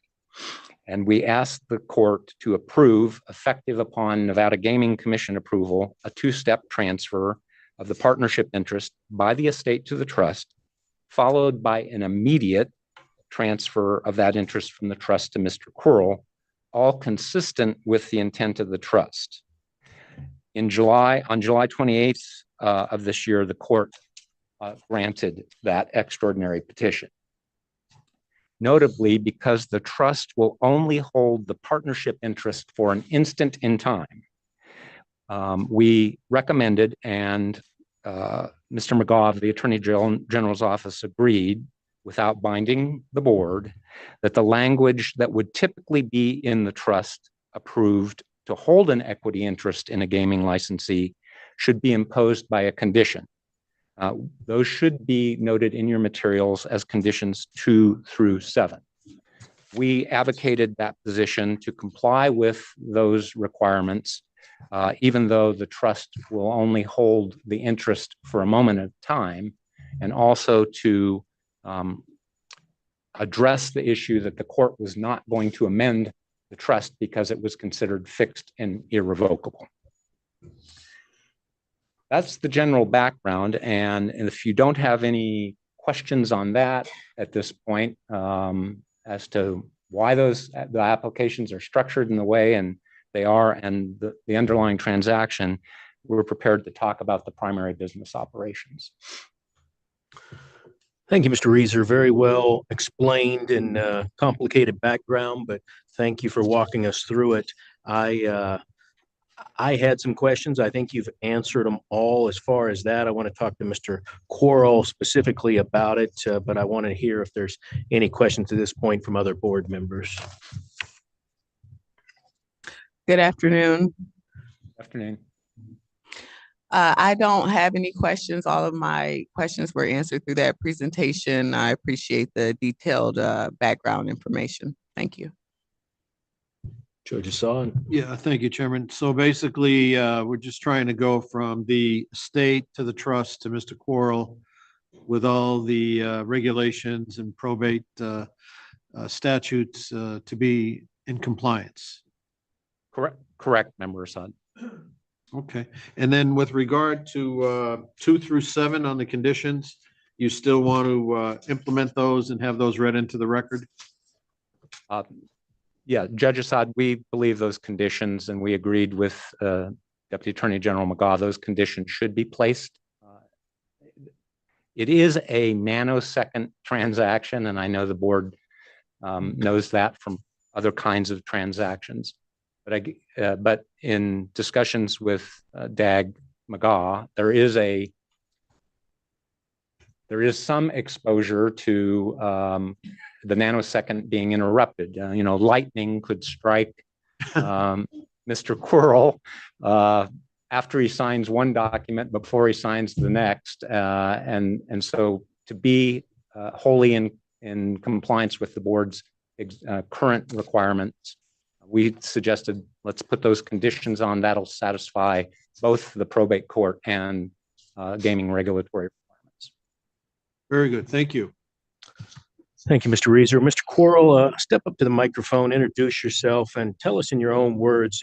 We've heard Mr. Reeser explain what happened, but I'd like to hear in your own words what happened where you didn't believe that the Gaming Control Board needed to be notified about the steps as they occurred.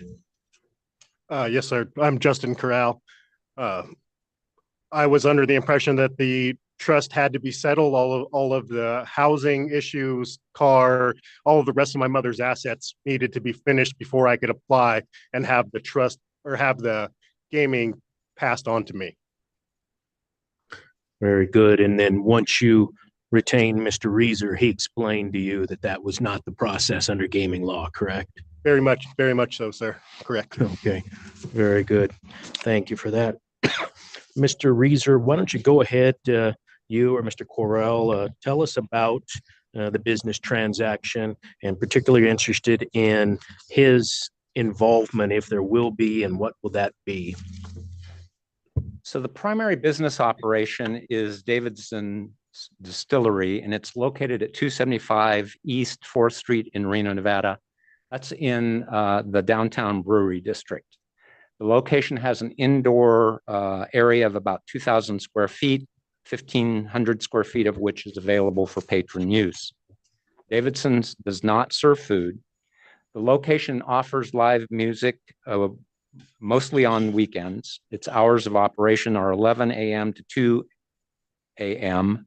weeknights and 11 a.m. to 4 a.m., obviously the next morning on weekends. The location has 15 gaming devices. Sartini Gaming LLC operates the restricted gaming operation pursuant to a participation agreement. I struggled a bit to try to explain this location to you, and I resorted to going to the internet, someplace I don't always go for quote unquote evidence, and looked at customer reviews of the location. Among the many customer reviews by tourists, there was one that jumped out to me, a patron from San Diego, mid-aged gentleman, and it has become my absolute favorite customer comment about a location. And Mr. Quirrell agrees with me, it's accurate. And I'll quote, "If Johnny Cash really did shoot a man in Reno just to watch him die, it was here. And I mean that in the most affectionate way. It doesn't happen often, but every now and then a dive bar gets so beautifully dirty and divey, it implodes in on itself like a dying star and is reborn as a bright, shining, luminous beacon of light. Welcome to Davidson's Distillery." We've decided we could not improve on that description. Agent Lombardo did review with us the language on the condition recommending that Mr. Quirrell complete the restricted regulatory compliance training. He will do that. The condition is in proper form and substance and is accepted by Mr. Quirrell. I'll briefly answer your question, Chairman, and Mr. Quirrell can elaborate. But in a moment, I'll explain. He has another day job here. He's not going to be in the operations of the location. He will hold a partnership interest. He will assume the duties that his mother did, which was she was responsible for ordering inventory and making sure that it's delivered and whatnot. And that's in Mr. Quarles' wheelhouse, as I'll note in a moment.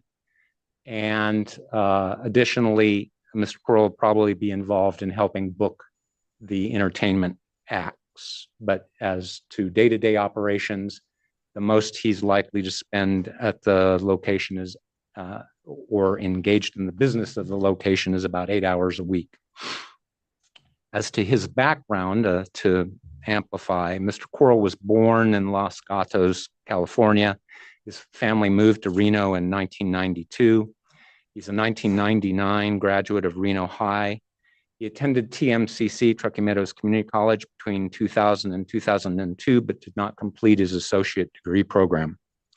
He's nearing his 20th anniversary with Western Nevada Supply. For those of you who do not know, it is Northern Nevada's leading specialty building supply firm. Until 2 weeks ago, Mr. Quarles was the logistics supervisor, and his responsibility was for total inventory control. However, he's been promoted to the position of specialized industrial sales manager, which is responsible for serving select major contractors who are building facilities in Northern Nevada. So the involvement he would have in doing inventory and booking acts is in that same space that he works in on a day-to-day basis. I'll let Mr. Quarles elaborate on if there's anything else about what he would be doing with the company. My current day job until 2 weeks ago was handling all the inventory for Western Nevada Supply and handling our internal inventory, buying and purchasing the materials we use in-house. So it goes hand in hand with ordering the alcohol and the rest of the supplies needed to run the bar. I'll be doing that and helping book with the bands. I have a few friends who are in bands and would book some of that stuff and would just help out generally any way I could. You mentioned 2 weeks ago. What are you doing now? Specialized sales. I work in the industrial department and do specialized sales, sir. Gotcha. Maybe I wasn't clear, Chairman. He was previously the manager of inventory control at the same firm. They've promoted him, and he's now the manager of specialized industrial sales. So as a hypothetical, if you're Tesla and you want to build another addition to the Tesla factory, you would contact Mr. Quarles and he would help you get all of the nuts and bolts and concrete and everything else you might need to build the next Tesla plant. Very good. Understood. And when your mother was doing inventory, do you know how much of her time that took? I believe she was in the bar about 8 hours a week. She would do a little more hands-on and go down. I'd use more of a reorder point system and something I'm more familiar with. And first of all, I want to pass on my condolences to you and understand this is a tough time and there's a lot of gaming regulatory work that has to be done during a difficult time. So we always recognize that and want to pass along our condolences to you and your family. After your mother's passing, who has been handling the function that she did? Stephen Greenwald. He's the managing partner. Good. Yeah. And that was my follow-up question is there's other partners that are licensed even when your mother was there. And I assume they handled all the day-to-day activities. Yes, Stephen Greenwald handles all the day-to-day activities. Dave Muskin does a few things around the edges, but not much. Understood. And so that's important for me, for the record, from the standpoint of our regulations, is that even when your mother passed away, unfortunately, it wasn't like there was nobody who was licensed to run this property. There were other licensed individuals that were the primary people running the property. So that's important for gaming operators. And Mr. Reeser, you're aware that the board went to the legislature earlier this year to try to solve some of these issues where we end up with gaming licensees in a very difficult time in their lives. At the same time, we're asking them to follow gaming regulations in a very short manner. So I would certainly welcome your input on how we activate those statutes and regulations as we move forward to make this process easier, especially when we have multiple licensees in a location when something tragic happens to a family of one of those licensees. Happy to help, Mr. Chairman. Good. So I appreciate you putting on the record that you will be attending the regulatory compliance seminar for restricted licensees. Do you know when the next one is? I don't know off the top of my head. Have you already registered for it? No, he's not. He is not registered. I think the last one was October, mid-October, and I'm not sure. I didn't look preparatory to today. I'm not sure the next year's have been posted yet. They may have been, but it'll be the first understood, one. but you're First you're one aware you of the can get to. condition and you're aware of the condition and have no problem trying to attend the next one if you're available, correct? Yes, that's correct. Good. All right. Any other questions from board members? Just acknowledging that there was a violation of regulation 9.020 that required the 30-day application. I also understand that there are lots of complexities as it relates to navigating probate and gaming law for someone who is unfamiliar. So given the record made by Mr. Reeser today, I'm more than comfortable going ahead and moving forward and supporting this application, and I'm satisfied with the record. Judge. Yeah, thank you. I am also in support of it. I echo the statements by the chairman and Dr. Watkins. And I extend my condolences also for the loss of your mom. There's nothing like losing a mom. Very devastating to say the least. So, Mr. Reeser, with the Johnny Cash song there, there's another side to that song. Some people say that he shot the man in Reno because he called him, "You're a boy named Sue." And then because of that, he went to Folsom Prison and sang the Folsom Prison Blues. Just so you know.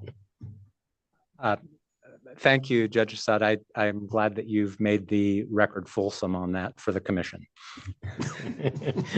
Good. I'm happy to support your application.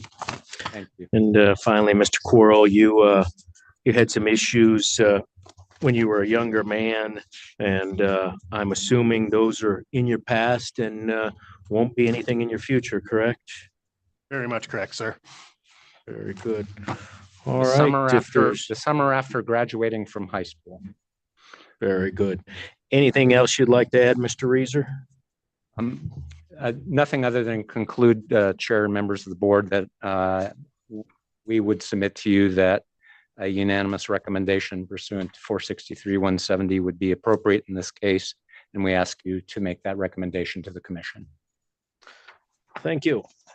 I would entertain a motion then on restricted item number 1 with the conditions as Mr. Reeser has said that he and his client agree to. Thank you, Chairman Hendrick. I'll be glad to make that motion. With respect to restricted item agenda number 1, I move to recommend approval to the Gaming Commission of that agenda item as stated by Secretary Rupert with the following conditions. First one, Justin Robert Carell shall demonstrate successful completion of a regulatory compliance seminar for restricted licensees, which is deemed acceptable to the Nevada Gaming Control Board Chair or the Chair's designee within 90 days of the issuance of the state gaming license. This condition may be administratively extended by the Nevada Gaming Control Board Chair or the Chair's designee.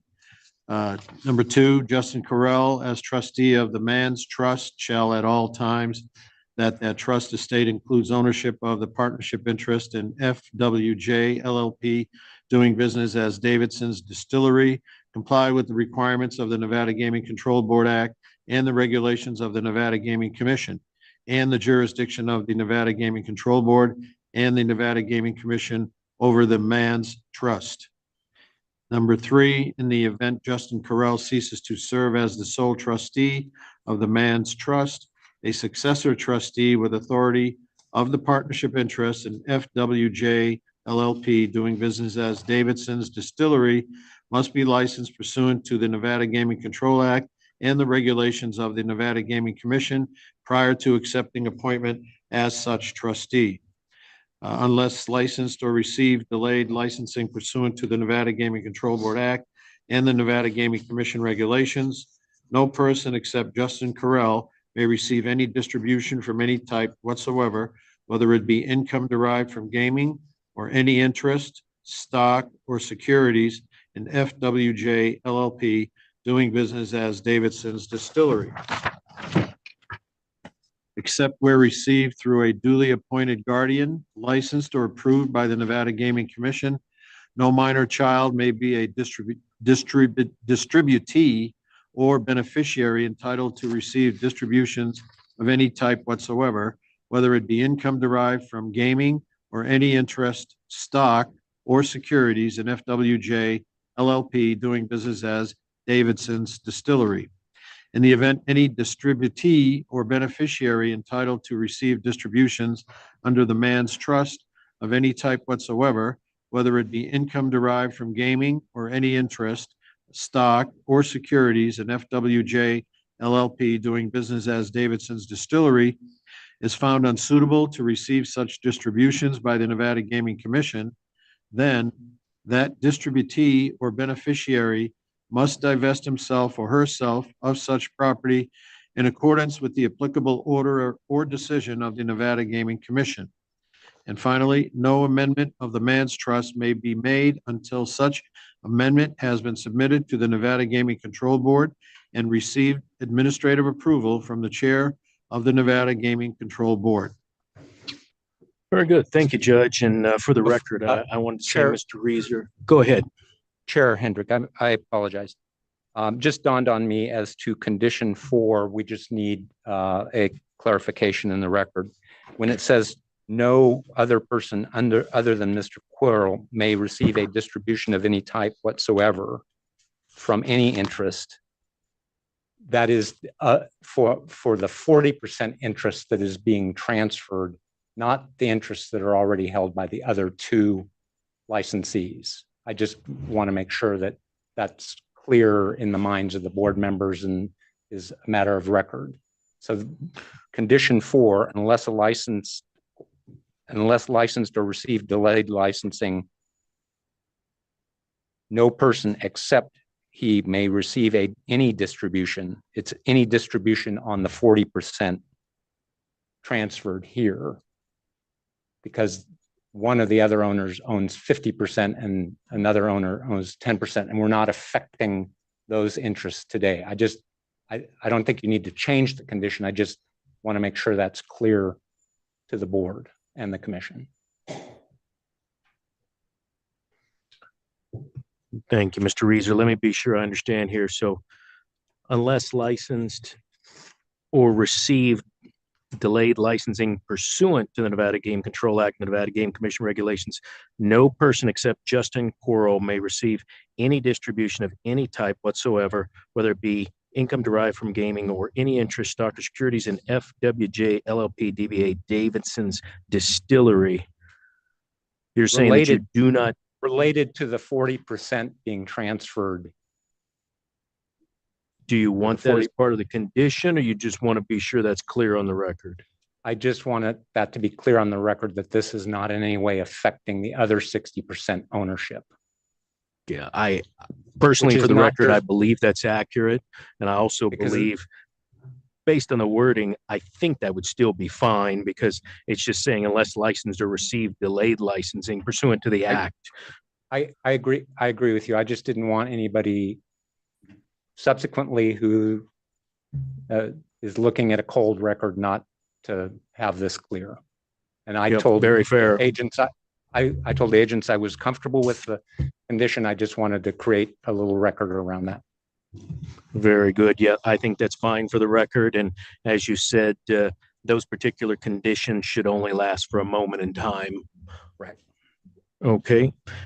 I was going to state for the record as well that I believe the facts that happened of no participation, no involvement by Mr. Correll, and no distribution whatsoever happening was extremely important to me. Although there was a late filing, there was no involvement. So I just want to put that on the record that factually, I think that's very important, and appreciate Mr. Reeser, you getting involved to ensure that that happened. All right, Madam Secretary, please call for the vote. Member Assad? Aye. Member Watkins? Aye. Chairman Hendrick? Aye, the motion passes. Good luck to you. Thank you. Bringing us to non-restricted item number 2. Restricted number 2 is the application of DJ's All-American Tavern LLC doing business as DJ's All-American Tavern for a restricted gaming license. It is also the application for registration of Williams Entertainment Group LLC as a holding company and for finding of suitability of Jerome Howard Williams as a member and manager. You also have the applications of Williams Entertainment Group LLC and Jerome Williams for licensure as a member or manager as noted on the agenda. Good afternoon. How are you doing? Very good. Mr. Wadhams? Chair Hendrick, Member Watkins, Member Assad. My name is Jesse Wadhams with the law firm of Black and Wadhams here today on the on behalf of the applicant as read into the record. I did want to, before we got into any questions you may have, I did very much want to acknowledge the fine work of Agent Jeffries, Agent Peters, and Agent Morton on this application. They were very helpful and I think very much went above and beyond to keep us on schedule and moving forward. So, and I also appreciate the accommodation to appear here in Carson City on behalf of the client. I don't like to leave any client overexposed in Southern Nevada, so I trust you'll take care of him. Mr. Williams is there with you in Las Vegas, ready for your questions. He may be new to this board and to licensure, but he has been in and around the bar business, building some of the more successful taverns and bars in Southern Nevada for the past 12 years. And and I do want to acknowledge also the condition on the licensure that Mr. Williams will attend the regulatory compliance seminar, and that is not a problem. We will get on the agenda for that as quickly as possible. With that, Mr. Williams is before you to answer any questions, and to the extent I can, I am here as well. Thank you, Mr. Wadhams. Good afternoon, Mr. Williams. Why don't you tell us real briefly about yourself and how you came to be involved in looking at this as a new business opportunity for yourself? Been a contractor for 12, 13 years now. Been in construction 44, 63. It's an electronic world now, and I don't fit. The kids do. I gotta have some place to go 4 o'clock in the morning, so that's what time I get up. Very good. What is your expectation of what you'll be doing at this location on a daily or weekly basis, and what are your duties involved, and what do you expect your time to be involved? I expect to spend at least 20 hours a week. If it's more, it's more. You got to understand 20 hours a week is about 1/3 of what I normally work. So and as far as what I'm going to do, I learn a whole lot real quick. Very good. And as your attorney mentioned, you'll be attending our regulatory compliance seminar for restricted licensees. I hope you'll enjoy that, and I hope you'll learn a lot in that as well.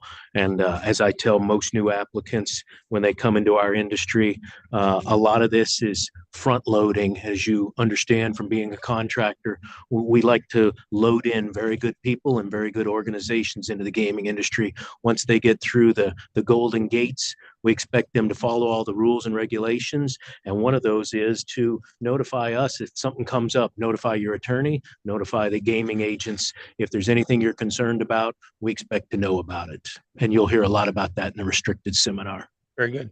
Great. Questions from board members? Good afternoon. How are you? So you have been in construction for quite a while. Yeah. Why the laugh? It used to be an industry where knuckleheads could go and make a living, and now it's changed so much. It's just. And this part of your goal here is to retire from construction. Is that right? Well, I'm going to be involved. Like I said, the kids are very up to date on things. I got a son that's just unbelievable. He understands all the electronics. I don't. So I'll help him with the pricing. And obviously we have all of our accounting done in-house that goes to the CPA. And once I get them all into that and they understand it, yeah, I'll start stepping out. But that's a process. No, understood. Okay, well, I don't have any questions or concerns related to your application. I'm happy to support. Thank you. Judge. Yes, thank you, Chairman. Mr. Williams, congratulations. Agent Jeffries did an excellent job. She did. preparing this application, and She really did. yeah, it's pretty straightforward. I'm happy to support your application. I want to wish you all the best. Thank you. Do you have any plans on changing the name, or is that the name you like? No, I'm going to go with DJs. I lost my mom a couple years ago. Gotcha. Understood. Very good. Anything else you'd like to add for the record? Just looking forward to it. Great. Mr. Wadums, anything you'd like to add? Not at this time. Very good. I would entertain a motion then on restricted item number 2. Yes, thank you, Chairman Hendricks. I would move to recommend approval to the Nevada Gaming Commission on restricted agenda item number 2 with the following conditions, and as read into the record by Secretary Rupert, that the licensee shall demonstrate successful completion of a regulatory compliance seminar for restricted licensees, which is deemed acceptable to the Nevada Gaming Control Board Chair or the Chair's designee within 90 days of the issuance of the state gaming license. This condition may be administratively extended by the Nevada Gaming Control Board Chair or the Chair's designee. Thank you, Madam Secretary. Member Assad? Aye. Member Watkins? Aye. Chairman Hendrick? Aye, the motion passes. Good luck to you. We'll see you in front of the commission in a couple of weeks. Thank you. Thank you. Thank you, Mr. Wadums. Thank you, members. Bringing us to restricted item number 3. Restricted number 3 is the application of Hyde Park Holdings LLC doing business as Flex Cocktail Lounge for a restricted gaming license. It is also the applications of David Woodall and Sean Grooms for licensure as a member or manager as noted on the agenda. Good afternoon. Good afternoon, Mr. Chairman, members of the board, Madam Secretary. Jeff Donato, enrolled agent with the Gaming Control Board, here on with the applicants, Mr. Woodall and Mr. Grooms. Before starting, I just want to make a quick note on the record that the former representative that was representing the applicants passed away, Mrs. Serena Choi. I got involved in this real late in the game as they were trying to get onto an agenda, try to help them through to finish up this process and get onto an agenda seeking approval. So that's kind of where we are. And we do have a quick affirmative presentation we'd like to provide. And then after that, we'd like to have the applicants provide some information about themselves. And then we'd be here to answer any questions you may have. Perfect. Please proceed. Thank you. This location is a tavern known as Flex Cocktail Lounge that has 15 gaming devices. The tavern is located on Twain Avenue, just east of Paradise Road. The restricted gaming license for the tavern is currently held by the SRO, and the applicant has been collecting space lease rent from the SRO since they opened in April of 2023. If the application is approved, however, the restricted gaming license would be held by the applicants, and the space lease agreement would convert to a participation agreement, allowing the applicant to commence receiving a percentage of the gaming revenue.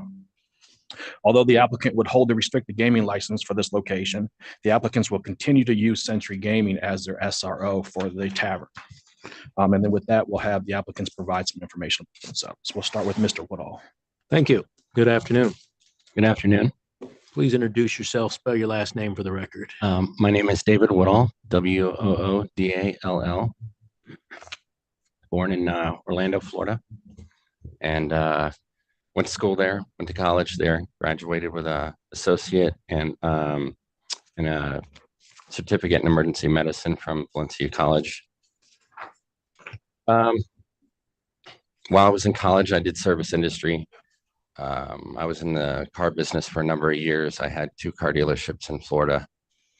Got in and out of that business several times to realize that I was not my thing. When Katrina hit, went to New Orleans right after I graduated from college. And after we did some storm work, I ended up getting into the service industry business and getting into bartending. And I've been in bartending for almost 15 years now. And 8 of them are at Flex. When I first moved here in 2014, I tell everybody my resume didn't cross the Mississippi with me. So I ended up working at Dottie's through a friend of mine that I had met out here. I actually met Sean several years before I moved here. So me and him have been friends for a number of years. But worked at Dottie's for a year. Wasn't really what I was looking for, but I did make it into management. I was a key employee. I had 2 stores under me, and would still be there today if the opportunities hadn't come up at Flex. And after a number of years working at Flex, the assistant left. I always told myself I wouldn't get into management again, but I ended up being the assistant manager. And not long after that, in December 2019, the general manager passed away. And I kind of inherited the job, but that's kind of where the love of the Flex and its history here in town started. And pretty much how all this happened. When the bar closed, it wasn't us. I was the general manager at the time, but the former owner, David Elson, a good friend of mine as well, he just decided that he didn't want to continue. He's got his businesses in California. So after speaking with Sean, we decided that we were going to try and do it ourselves. I spoke with my mother. She came forward and sold some stocks, and we were able to keep it in the family and did it ourselves, if you would. And here we are. Great. How long have you been at this location? We've been open for 6 months now. I believe it. We opened the end of April. Good. And how many hours a week do you plan on spending at the location? Me and Sean both do shifts behind the bar. I work 4 nights a week. I believe Sean does 4, but I also do the ordering of alcohol and all the other inventory and everything. Keep track of the bank accounts and payroll, employees, everything, pretty much the daily duties. How many hours a week does that end up being for you? I'm usually there 40 plus. Yeah. Okay. So this is your full-time job. This is what you do all the time. It's full-time. Gotcha. Wonderful. Thank you. Appreciate you being here. Questions from board members for Mr. Woodall? For clarification, Mr. Chairman, just want to make sure it's clear for the record. The Flex location used to be located on Charleston Boulevard. That's where they worked as employees. That location closed down, and they now have ownership in the location on Twain Avenue, which is under their names. So they didn't have any ownership when it was on Charleston. They only have the ownership when it became on Twain Avenue, the Flex. It's still the same name. They acquired the intellectual property to open it up as Flex Cocktail Lounge on Twain Avenue. So just want to make sure it's clear. Yep. Appreciate that. Also have Mr. Rooms provide some information about himself. Yeah, let's see if there's any questions from Mr. Woodall. And yes, I appreciate you putting that on the record to make it clear. And I was asking about this location. Questions from board members for Mr. Woodall? Hi, good afternoon. Good afternoon. Why not emergency medicine? Years ago, when I did that, my plan was to go to medical school. I had full scholarship and everything, and coincidentally, I didn't get into the school that I wanted to get into, and that was when Katrina hit. A series of events once I got to New Orleans changed everything. Has to do with my coming out sexuality and everything else. My whole life changed in 2005. So I never went back to school. I don't regret it. It's like I spent the first half of my life trying to figure out what I wanted to do, and I was kind of already doing it. So Understood. And so then you said you went into car dealing. well, I did that. That was what I did before. Oh, okay. I was married. I have a son. This was years right after high school. We got married. I started a car dealership that turned into two. And it wasn't me. It was, my hobby's always been automotive, cars and everything. And sometimes you can't work your hobby. Understood. Yeah. Thank But, you. and then emergency medicine, like I enjoyed that as well. But you do a number of things, I guess, in your life where you end up doing something you really enjoy. Mhm. And that's 14 years now. I'm happy. This suits you. I'm happy. Good. That's good to hear. Well, thank you and welcome. Thank you. Judge, questions? Yeah, thank you, Chairman. No questions per se, but Agent Lombardo, Senior Agent Lombardo, under the direction of Supervisor Allen and Chief Hoffman did a great job. Very thorough application, no issues, no concerns, nothing derogatory. Just had a question so you said it's on just east of Paradise, but on Twain? We can see the Spear from the parking lot. It's just east of the Spear on Twain. So it's not the old brewery location? It was previously called Rum Runner. Bird Off Paradise, Rum Runner, and Maddie's Tavern. Okay, I got you. So I'm in full support. Want to wish you well. Very Appreciate that. You bet. Mr. Grooms, step forward, spell your last name, and tell us a little bit about yourself and what your duties are at this location. Yes, I'm Sean Grooms, Grooms. My duties that I do 4 days a week. Well, 3 days and one evening, but 4 shifts a week at the bar, as well as taking care of like non-managerial or non-employee related managerial activities. I work with the SRO on details, facilities maintenance, changing air filters, light bulbs, fixing things that break, things like that. And that's so my schedule is it 20?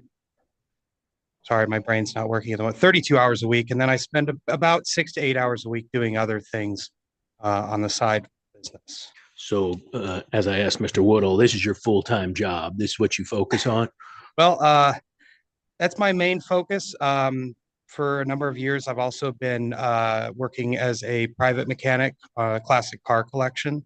So I also maintain a fleet of about 15 classic vehicles on the side. I stepped aside from that during the time that we've been working on getting this project going, and I'm trying to work some of that back into the schedule to supplement income and take care of my customer. Good. How many employees are there at the location? I think currently we're at 7, including Dave and myself. Okay, good. Thank you. Are there questions for Mr. Grooms? I am satisfied with the presentation and background materials. Thank you for being here. I don't have any questions or concerns. Thank you. No, yes, thank you. No questions by me.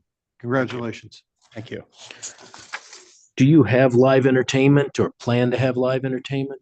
We do have karaoke on Wednesdays, and we have a drag show on Thursdays, and we're looking forward in the future to maybe adding other events in, possibly even like a live band on occasion, but it's not a regular thing, and we never charge a cover at Flex. Yeah, and that was my next question. As you're aware, there's a condition that we're going to put on there, as we do for most locations that even have live entertainment, that says there's got to be signage that it's not responsibility of the patron to make a cover charge payment if all they want to do is come in and play the machines. You've been advised by that, I'm sure. Yes, sir, definitely. We see it as part of our commitment to the community to provide those free activities as what we do.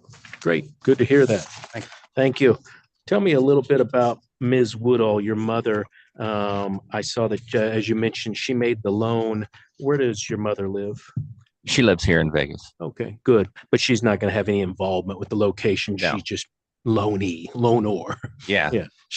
She did fill out a bunch of stuff. I think we discussed that I was, I guess, for county interests. But she was part of everything, all the paperwork that was filled out. I don't know, because Serena's gone, I don't know how that involvement or what exactly that was. Understood. But she did get involved as far as filling all that out. But her main statement always has been, her stance has been that she doesn't want to be involved. She's just getting too old to be involved in something like this. Understood. And for clarification, Clark County generally requires lenders associated with liquor and gaming establishments to come forward for investigation.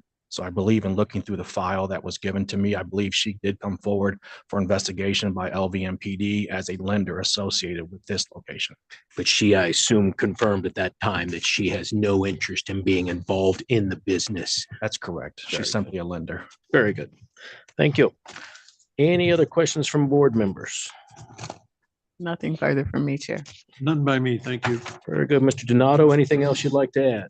Just like to thank Agent Lombardo for all his hard work during this application process. Kind of picking up, I got brought into it late. He was able to get me up to speed and help me get through the end here. And so I appreciate all his help during this process. Great.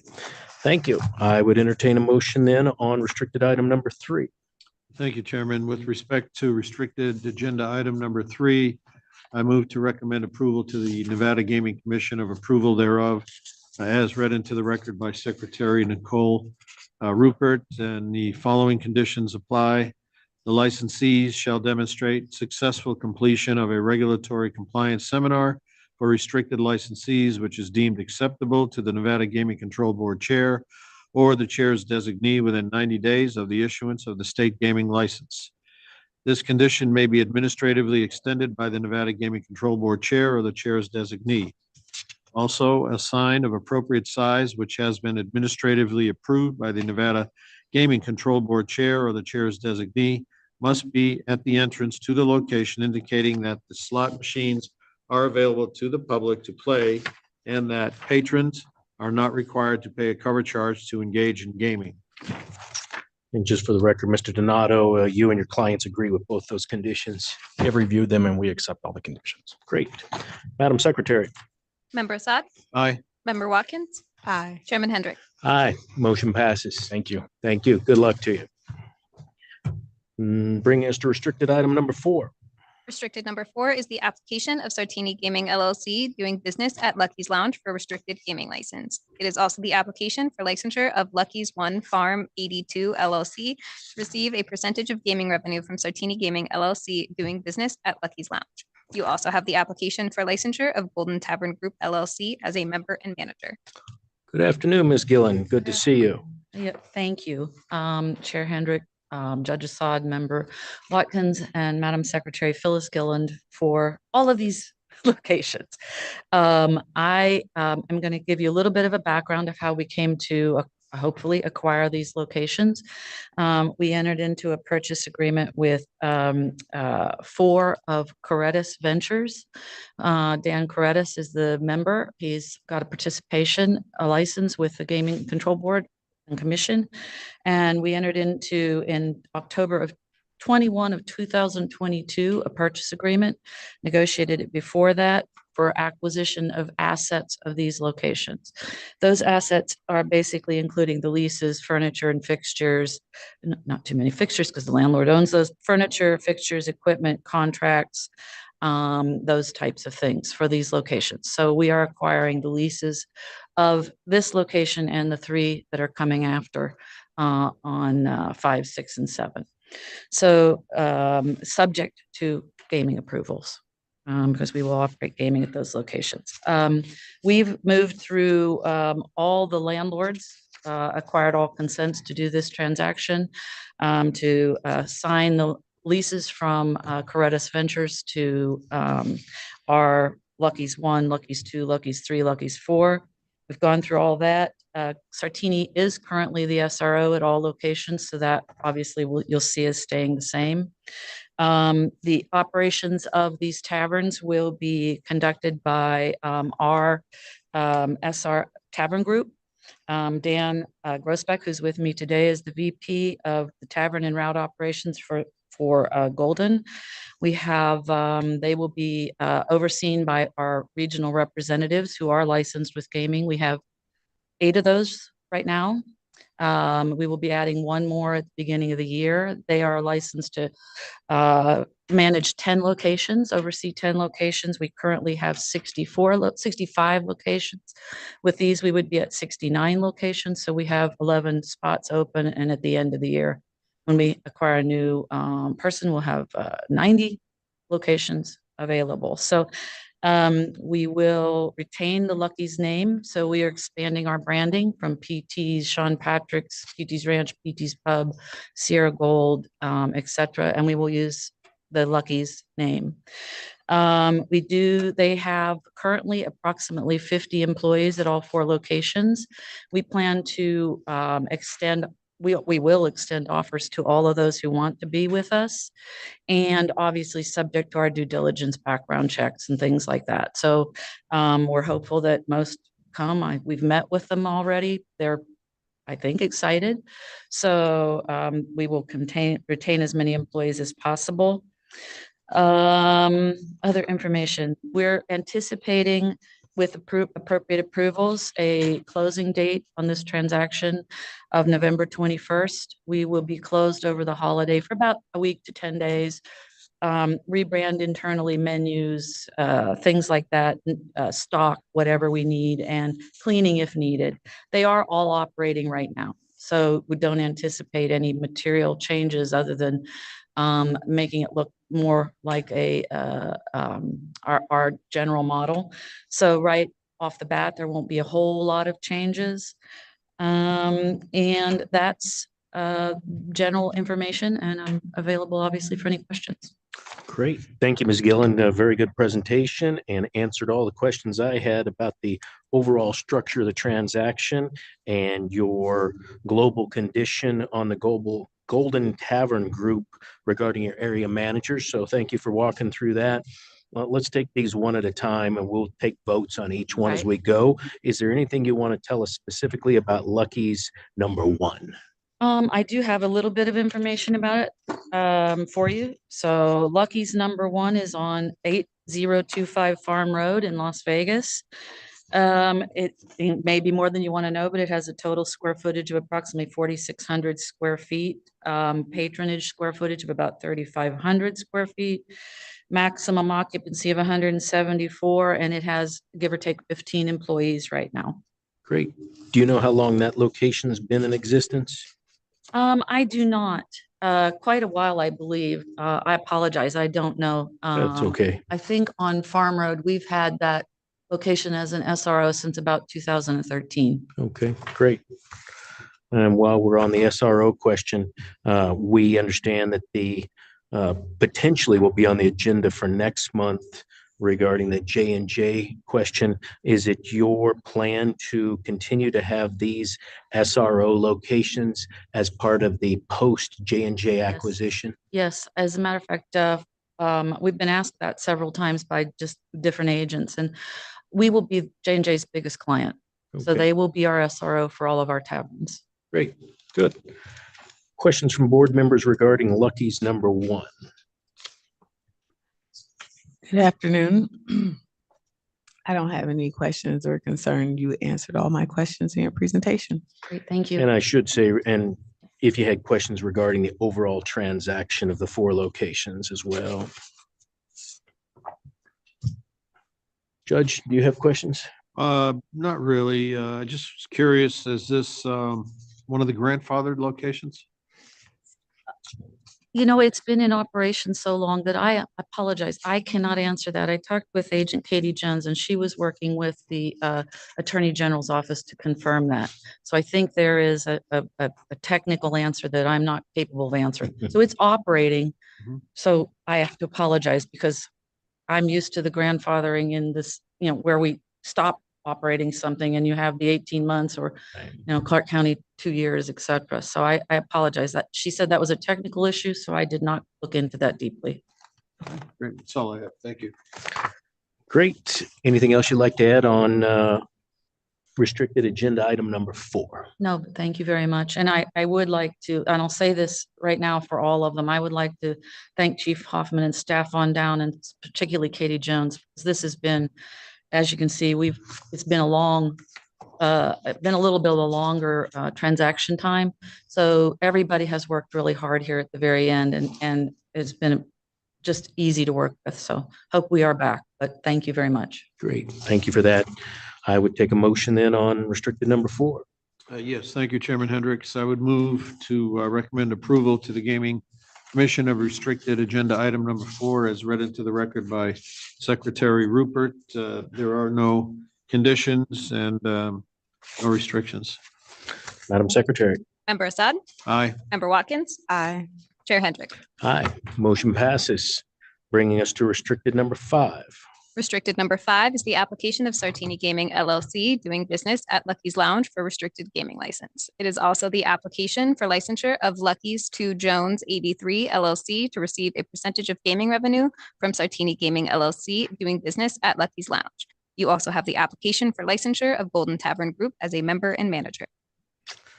Great. Good afternoon. For the record, why don't you go ahead and introduce yourself? We will incorporate by reference everything that we just did on restricted number 4, but we will ask you some questions regarding Lucky's 2. Great, Chair. Thank you, members and Madam Secretary Phyllis Gilland for the aforenamed parties and any questions you may have.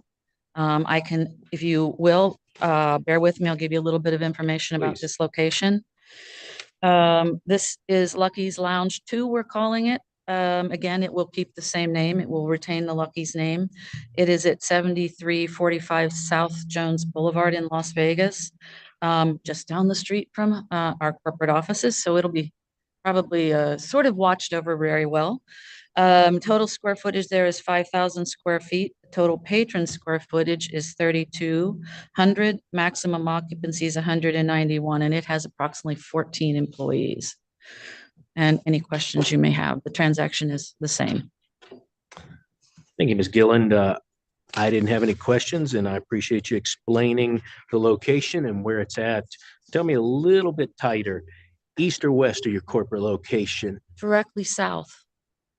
South. You're on Jones and Understood. 215, and this Yeah. is Lucky's and Warm Springs. I'm sorry, Jones and Warm Springs. It's across 215. Yes, it is south of 215. South of 215. Great. Thank you. Questions from board members regarding item number 5? Nothing from me, Chair.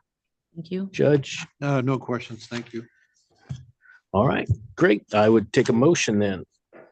With respect to restricted agenda item number 5, I would move to recommend approval to the Nevada Gaming Commission as read into the record by Secretary Rupert. Thank you. Madam Secretary. Member Assad? Aye. Member Watkins? Aye. Chairman Hendrick? Aye. Motion passes, bringing us to restricted number 6, Madam Secretary. Restricted number 6 is the application of Sartini Gaming LLC doing business at Lucky's Lounge for a restricted gaming license. It is also the application for licensure of Lucky's 3 Maryland 84 LLC to receive a percentage of gaming revenue from Sartini Gaming LLC doing business at Lucky's Lounge. You also have the application for licensure of Golden Tavern Group LLC as a member and manager. Ms. Gillen, let's do the same thing. We'll incorporate by reference everything that was said during restricted item number 4 regarding the overall transaction. And you can make your appearance on behalf of this item and tell us a little bit about Lucky's number 3. Great. Phyllis Gilland, on behalf of the aforesaid applicants. Thank you, Chair and members and Madam Secretary. This location is Lucky's Lounge 3. It's at the intersection of Maryland Parkway and Cactus. It is in Henderson, Nevada, and its total square footage is about 4,900 square feet. Patron square footage is about 2,500 square feet, and its maximum occupancy is 156 persons, and we have approximately 10 employees there. Great. Thank you. Questions from board members? Nothing from me, Chair. Judge? No questions. Thank you. Great. I didn't have any as well. And thank you for giving us an update on the specifics of Lucky's number 3. I would entertain a motion on number 6. With respect to restricted agenda item number 6, I move that we recommend approval to the Nevada Gaming Commission of that item as read into the record by Secretary Rupert. Madam Secretary. Member Assad? Aye. Member Watkins? Aye. Chairman Hendrick? Aye. That motion passes, is bringing us to restricted number 7. Restricted number 7 is the application of Sartini Gaming LLC doing business at Lucky's Lounge for a restricted gaming license. It is also the application for licensure of Lucky's 4 Raider 85 LLC to receive a percentage of gaming revenue from Sartini Gaming LLC doing business at Lucky's Lounge. You also have the application for licensure of Golden Tavern Group as a member and manager. Ms. Gillen, we will do the same as we did previously, that we'll incorporate by reference your conversation and our questions regarding the overall transaction of this purchase that was discussed in restricted item number 4. And we would enjoy hearing your appearance on behalf of Lucky's number 4 and you telling us a little bit about the location. Great. Again, Phyllis Gillen for the aforementioned applicants. Chair Hendrick, members of the board, and Madam Secretary, thank you. Lucky's Lounge, this is on Prater Way in Sparks, Nevada. It has a total square footage of 4,300 square feet, patron square footage of 2,200 square feet, and approximately 16 employees. So it's a little out, we have, it's in our northern district, and will be managed by that office in Reno. I believe this location's been there for quite some time. Is that correct? Yes, this one has been as well. It's also changed owners a few times, so we're next in the list. Great. Questions from board members? Nothing for me, Chair. No questions. Thank you. Very good. Thank you again, Ms. Gillen, for the presentation. I would entertain a motion on restricted number 7. Thank you, Chairman. With respect to restricted agenda item number 7, I recommend that we approve this item and recommend approval to the Nevada Gaming Commission as read into the record by Secretary Nicole Rupert. Madam Secretary. Member Assad? Aye. Member Watkins? Aye. Chairman Hendrick? Aye, that motion passes as well, and congratulations on all of them and good luck to you. Appreciate it. Thank you. Let's take a quick break. How about 10-minute break? Give the court reporter's fingers a few minutes, and then we'll come back and finish up with the restricted agenda and the rest of our agenda. So we'll be in recess for 10 minutes. All right.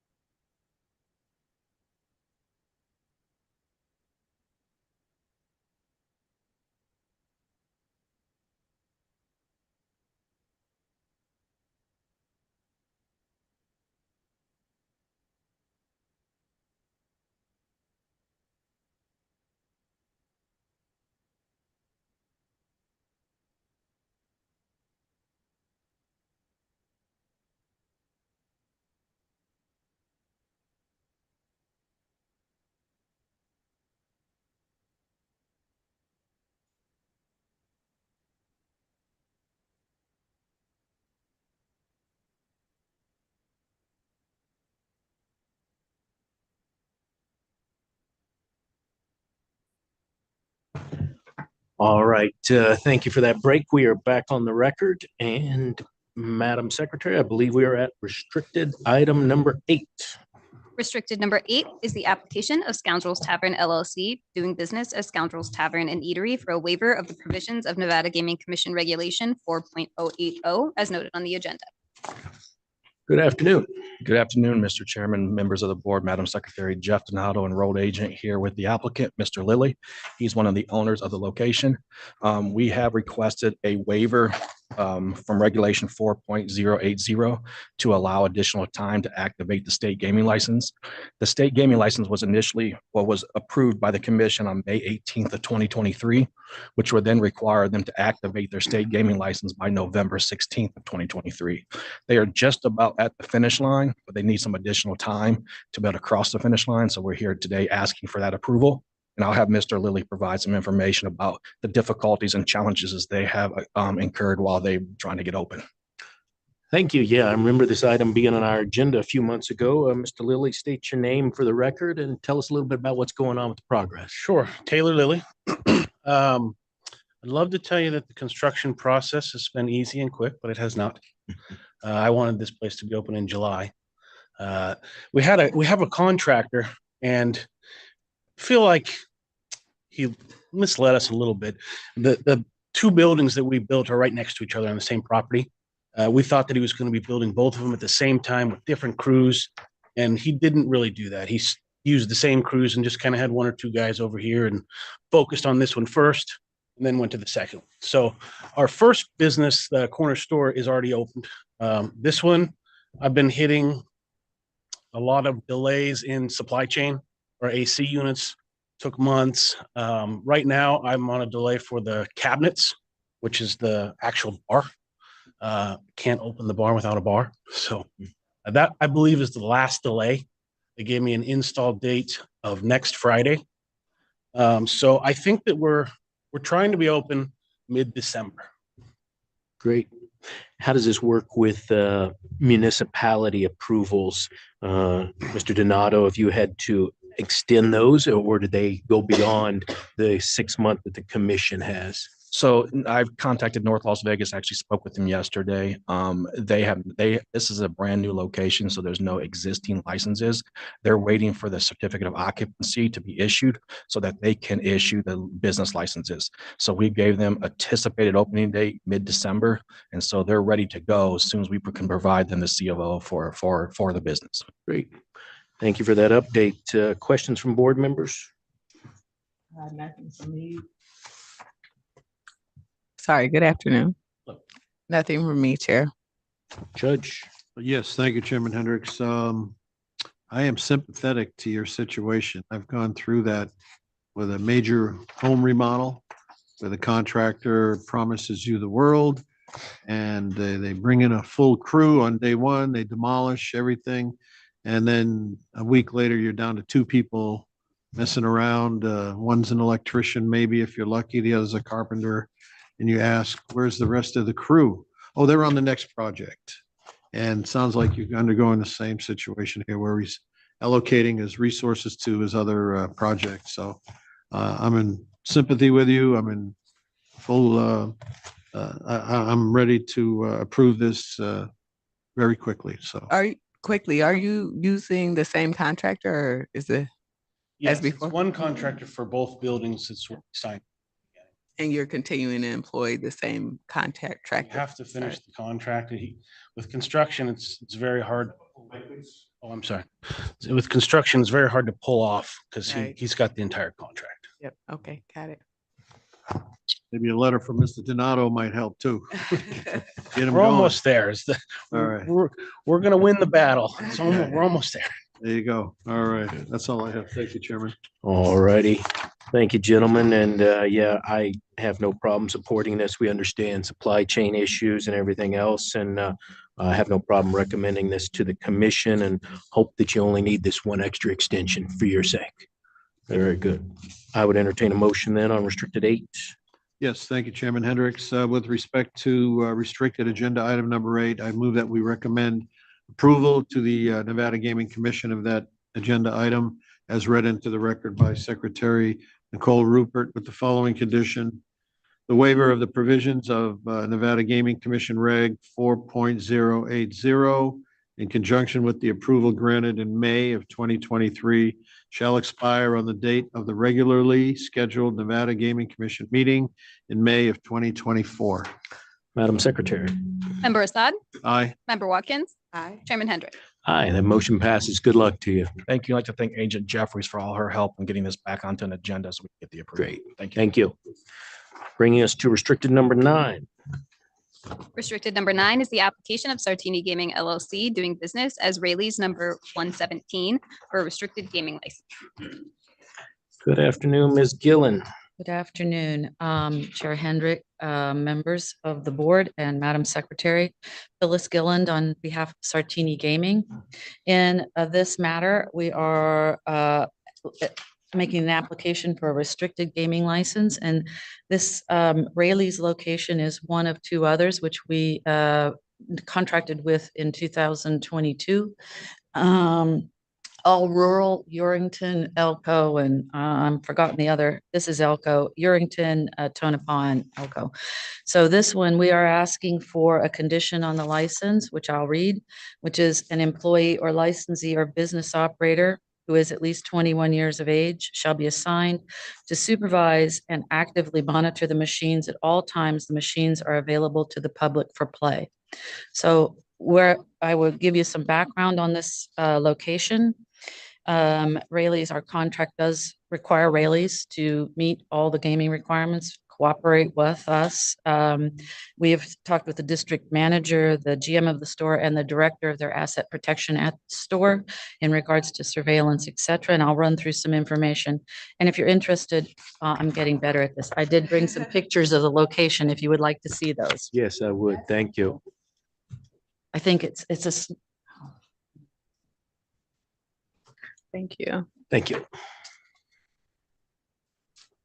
Thank you.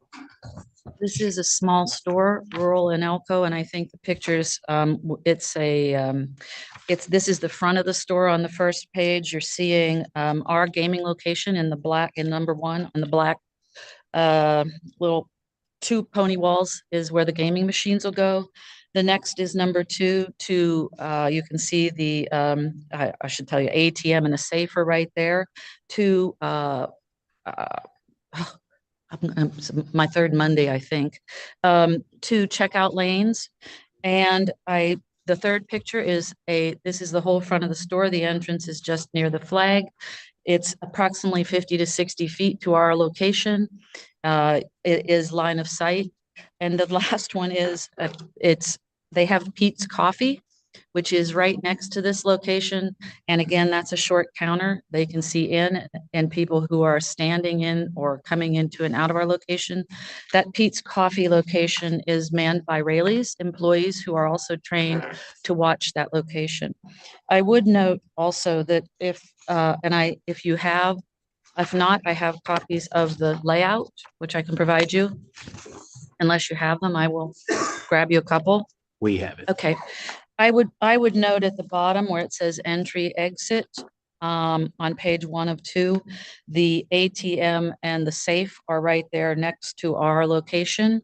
There's also an office which is manned by the Rayleigh's, and then the tech room, which is their surveillance security room, which is also manned, are all in that same area as our gaming. So I thought those pictures might be a little bit helpful in terms of this small store.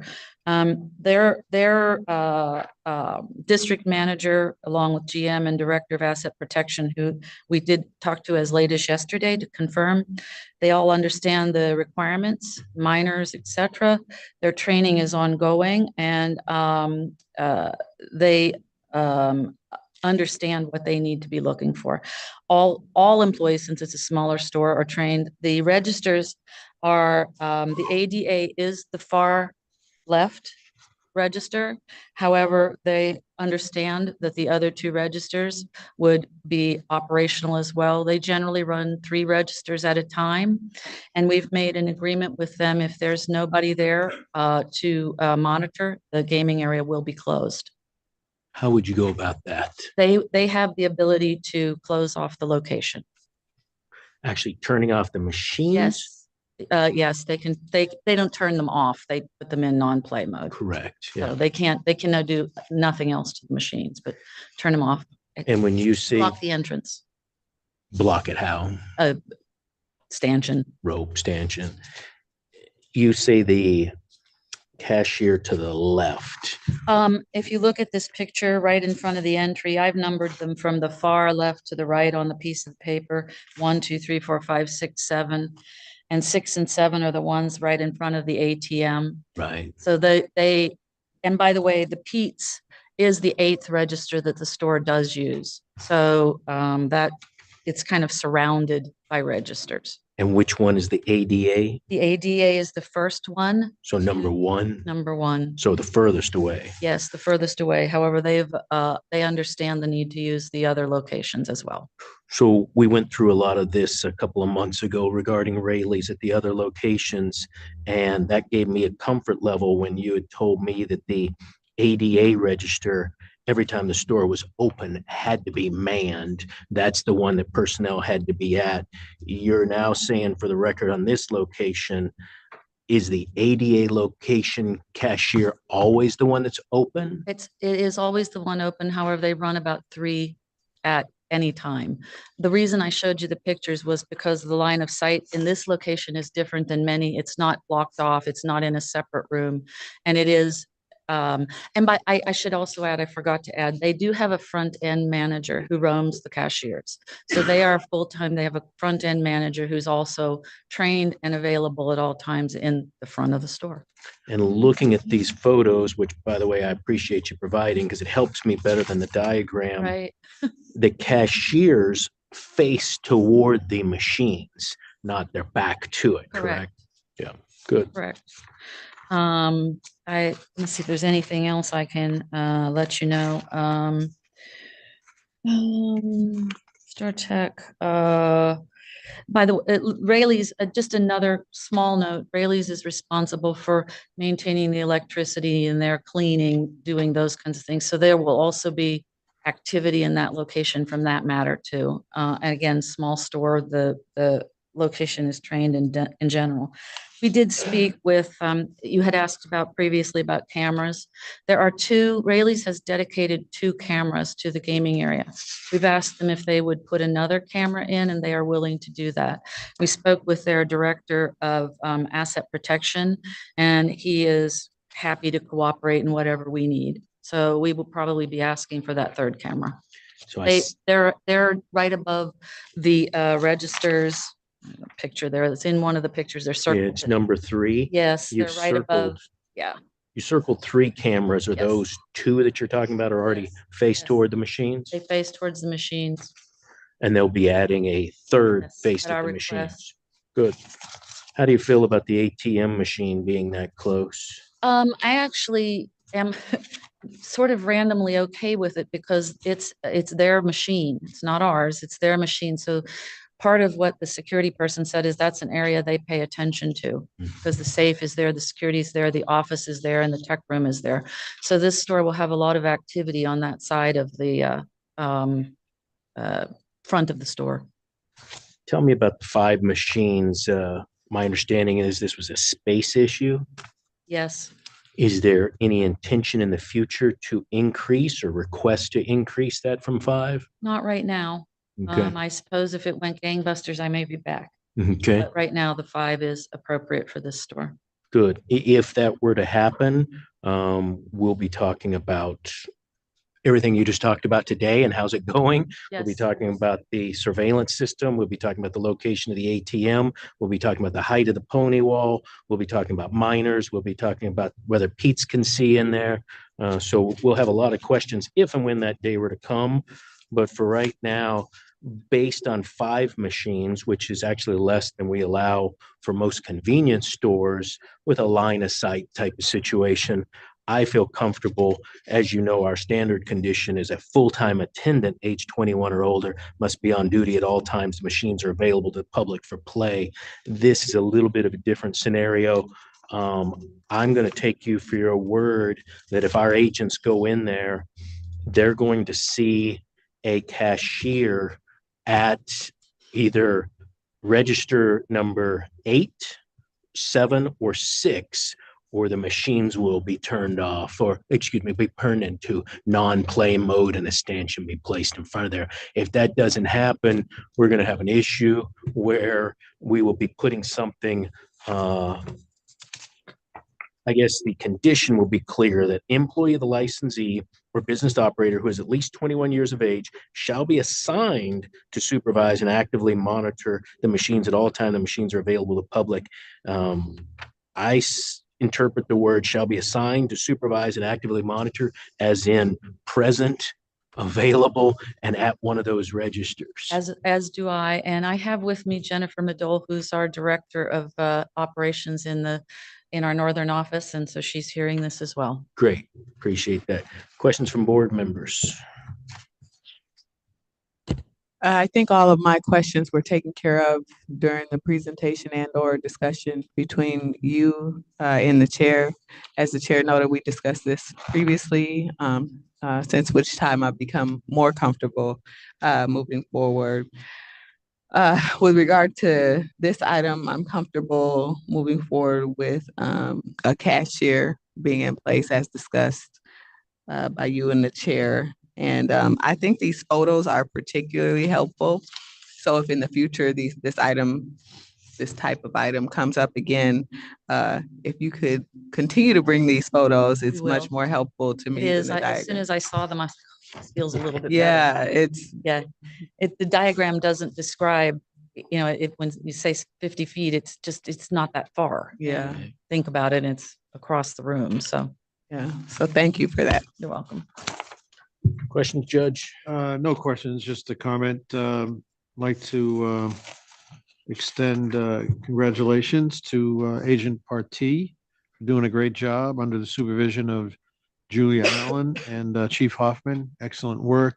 We discussed these issues at RUMP, and the chair did an excellent job of going through all the issues. So I'm in full support. Thank you.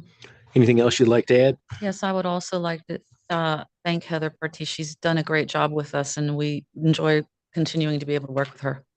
Great. Everybody. And thank you as well for joining us from Carson City today. I didn't have any questions for you, but appreciate you being here in case we did. I would entertain a motion on restricted number 9.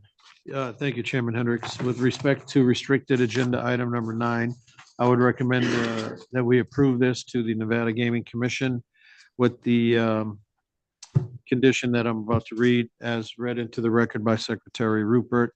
The condition is that an employee of the licensee or business operator who is at least 21 years of age shall be assigned to supervise and actively monitor the machines at all times the machines are available to the public for play. And before we call for the vote, I just want to confirm, Chief Hoffman, your group, and I'm assuming you've heard nothing different from the Enforcement Division, is okay with that condition. Yes, I haven't anything derogatory about it at all. Great. Thank you. Madam Secretary? Member Assad? Aye. Member Watkins? Aye. Chairman Hendrick? Aye. Motion passes. Thank you very much. Thank you. Number 10 was on our consent agenda, bringing us to restricted number 11. Restricted number 11 is the application of Shortline Gaming LLC, doing business as Shortline Gaming, doing business at Fuel Bros for a restricted gaming license. Good afternoon, Chairman, members, and Madam Secretary. Wayne Shields, Shortline Gaming, Managing Member. The site that we're dealing with is a convenience store running under Fuel Brothers.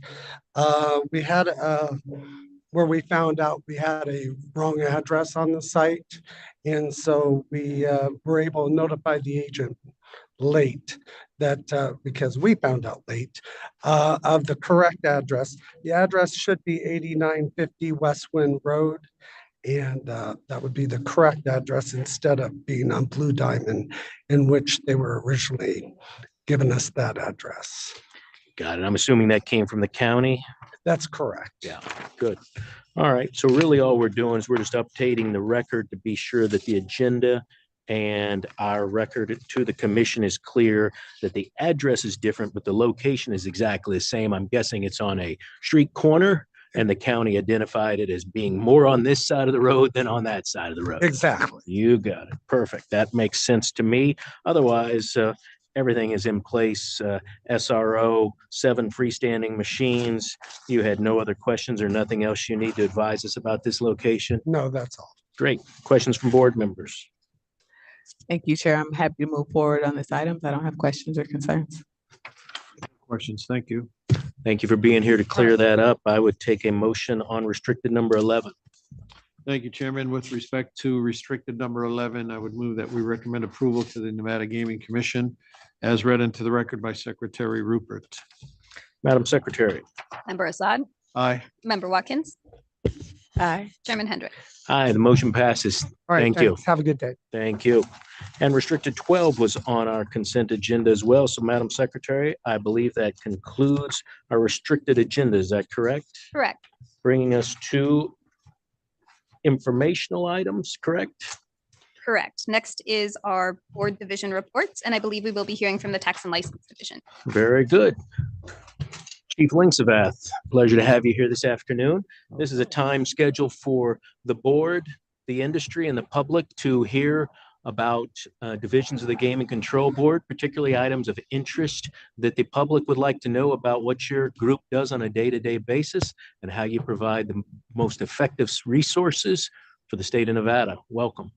Hello, board members, Dr. Watkins, Judge Assad, and Chair Hendrick, also Executive Secretary Rupert, and all of those who are still here in person and online. My name is Chan Linksavath, Chief of the Tax and License Division. I'm happy to have this opportunity to talk about our little division here and spotlight the people within the division. Internally at the board, we are referred to as T&L, but internally, or maybe it's just internally in my head, I refer to us as TLC.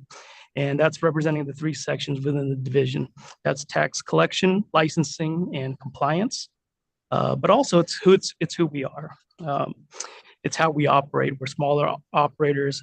Smaller operators have told us that they really appreciate the quaint and personal touch and attention that we receive or that we give them when we have our contacts with them.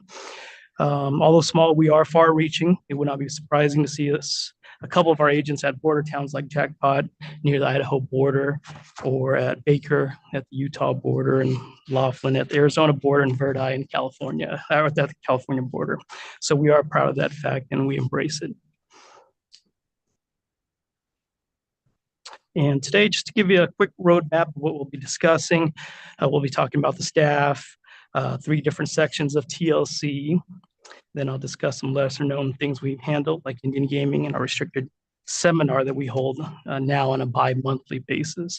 Then I'll discuss some common issues we have seen in the industry and bring them to light in hopes of avoiding them in the future. And then finally, I'll end the presentation with some hopefully interesting tidbits and upcoming news for tax and license. For the staff overview, we have 19 unclassified employees. Those are essentially the agent positions all the way up to chief. And of those 19, 6 are CPAs. And I guess just to help our stats out a little bit, one of the CPAs is also an attorney. And I don't know if that helps our reputation or not, but so it is. We also have an administrative staff of 5 hardworking individuals. And unfortunately, right now, we currently have 2 recent agent openings for our Carson City office. That brings our total to 26 total positions. The division was materially larger back in the heyday when licensees were sending in paper checks and to pay their taxes. But since then, we have required electronic payments, and consequently, the number of personnel has been reduced. And our management staff, we have myself in Las Vegas. We have Matt Wilkes, who's the deputy chief. He's in Carson City. In Carson City, we also have Andy Lane, who's a supervisor in compliance. Chris Citra, who's the senior agent for compliance. In Las Vegas, we have Jocelyn Mendez, supervisor in the compliance section. Jess Cordial, who's supervisor in the collections and licensing section, and then John O'Connor, who's special agent, and Rashmi Kumar, who's senior agent. So next we'll talk about the first of our TLC here, which is tax collection. As you would guess, it means we collect taxes and fines and fees for all licensees. Our tax collection team also handle delinquencies and write-offs, We had approximately 1.2 billion in taxes collected in the last fiscal year. Out of that, $1,035 was written off. So I don't know the math on that, but it's pretty close to 100% collection. And it's not all us, it's easy because if they don't pay and they want have another license, they're going to have a hard time explaining why they didn't pay their taxes, right? So, but we also distribute funds, whether it be to the general fund or to the different counties required by law. And on the licensee side, when they want to file their tax forms and make corresponding payments, they go through an online platform we call GCB apps. And I still believe we have one grandfathered licensee that pays by check. But our office agent, Kim Creon, she promised me she's working hard to get them up to speed on that to pay online. So, and for licensing, our second section here is anything just to eliminate some confusion too that we get sometimes is anything pre-licensing. That's Chief Hoffman's division over there and crew. They handle anything that investigatory that goes all the way up to the board meeting as of today and then commission meeting. Once it's approved, then I call that post-approval. Once it's post-approval, that's where we come into play. We issue the license itself. We maintain the license, any closures, transfers to and from trusts with the help of the Attorney General's office, of course, if need be. And if there's anyone that needs to be licensed, we send them over to Chief Hoffman's division over there. So that's some of the things licensing does. And then we have compliance, which is the last of our TLC here. And in August, a couple months ago, the audit division stood right here. I believe it was my good friend, Deputy Chief LeBlanc here. And he stated that audits or the audit division handled all Group 1 casinos, and they would perform audits and conduct audits. And that Group 1s are anything, any casinos that have gaming revenue over 7.391 million in a fiscal year. That means we handle the Group 2s, which is below that threshold. We also do reviews for LET, or I'm sorry, for restricted licensees that have or are subject to LET. And then we also do some reviews for manufacturers, distributors, and operators of slot routes, which we call SROs. And our objective in compliance is to ensure that gaming laws are followed, proper reporting of revenue, and then proper payment of taxes and fees, of course. In total, we monitor and conduct reviews to close to 500 licensees or so every year is who we monitor. And then I mentioned a little bit earlier, I talked about Indian gaming. There's not a lot to talk about here. The bulk of our time is not spent on Indian gaming, but there are 8 compacts out there total, and 3 of them are active and operating. If there are issues with that, we almost always talk to the Attorney General's office regarding that too. So, and then to the restricted licensee compliance seminar. We have mentioned today the non-restricted Group 1s and 2s. They were on the agenda today, and we briefly touched upon the restricted licensees just subject to LET. Our restricted licensees are typically these smaller operations that have 15 or less slot machines. They can be in grocery stores, convenience stores, bars, and taverns, as we saw in the latter half of the agenda items today. Because they're small and operated by literally moms and pops, sometimes we provide compliance seminars to help those licensees with less resources for compliance of gaming laws. Some topics covered in that compliance seminar, it's timely filing of fees and taxes, which is very important. Minimum bankrolls, just how much they have to keep at each of the place, just to make sure that they can cover any kind of jackpot that's hit or anything like that. Problem gambling pamphlets, which we require that they have and available to the general public, and prohibition of minors in gambling. There are other subjects too, but those are kind of the main ones. And who should attend? Of course, those that are required to attend, as we saw in today's agenda, those in the restricted license agenda. Typically, that's a condition that's required of them, but it's also for anyone who wants a refresher on how to run a restricted licensee. And that kind of segues into some common issues that we see. Most of those issues come from restricted licensees, and for the reasons I mentioned earlier, they have less resources. They typically need the help. Some of the issues that we see are Reg 9010 temporary closures. The board sees that quite a bit. They see OSCs and complaints that come through for that.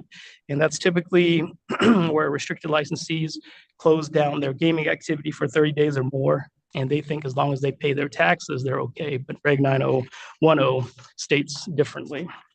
And then also delinquent payments.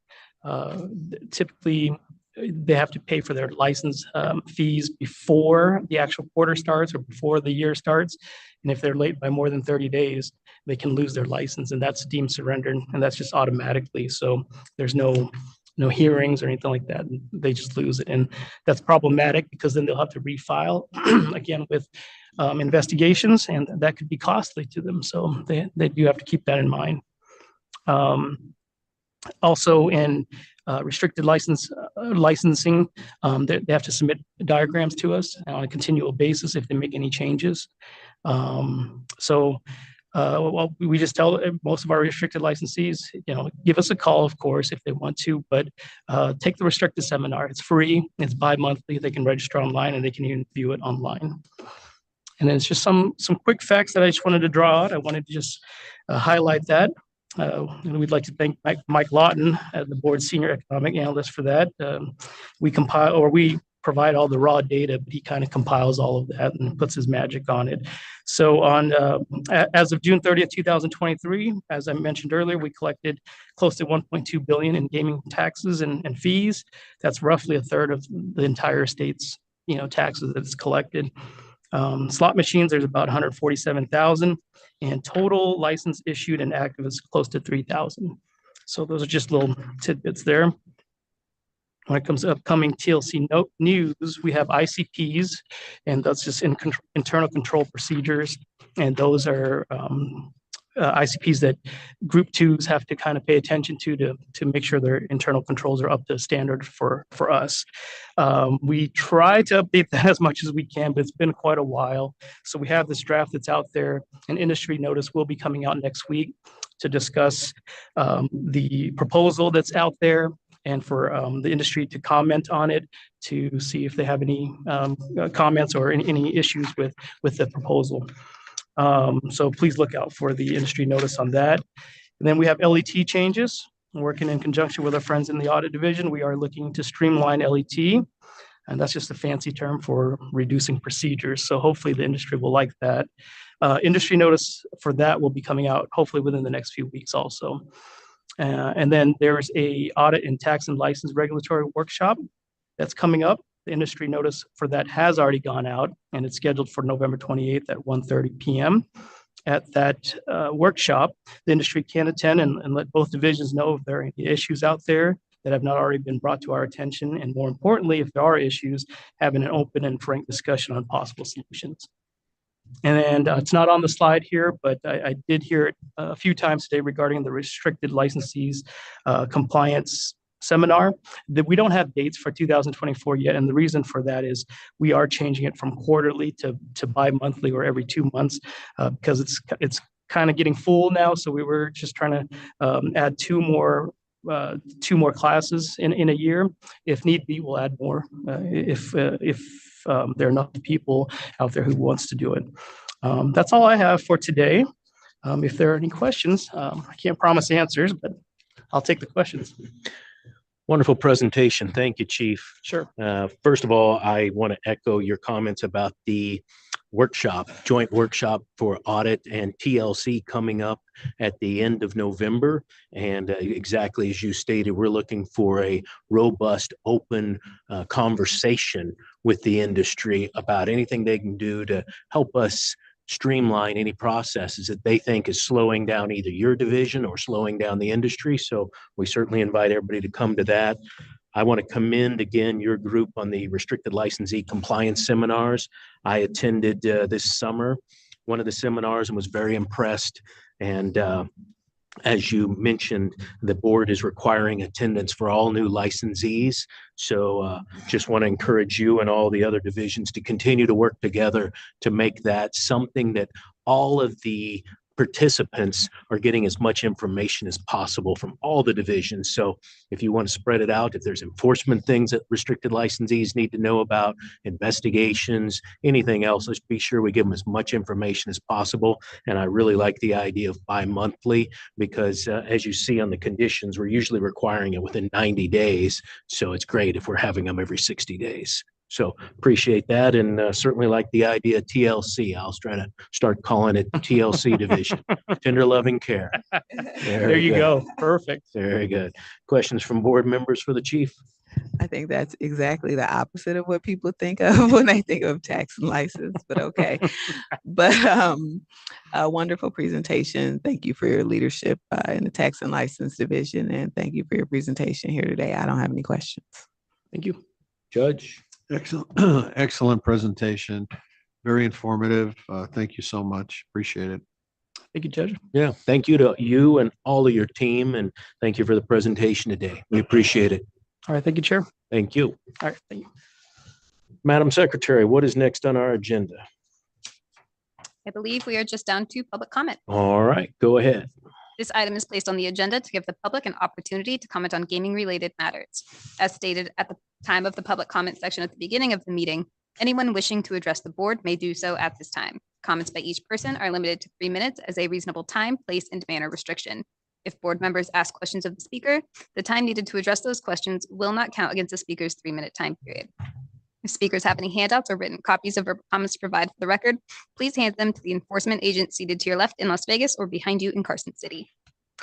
Thank you. Pursuant to state open meeting law, matters brought to the board's attention during public comment cannot be acted upon, but we are happy to hear comments from the public as well as members of the board during this comment section.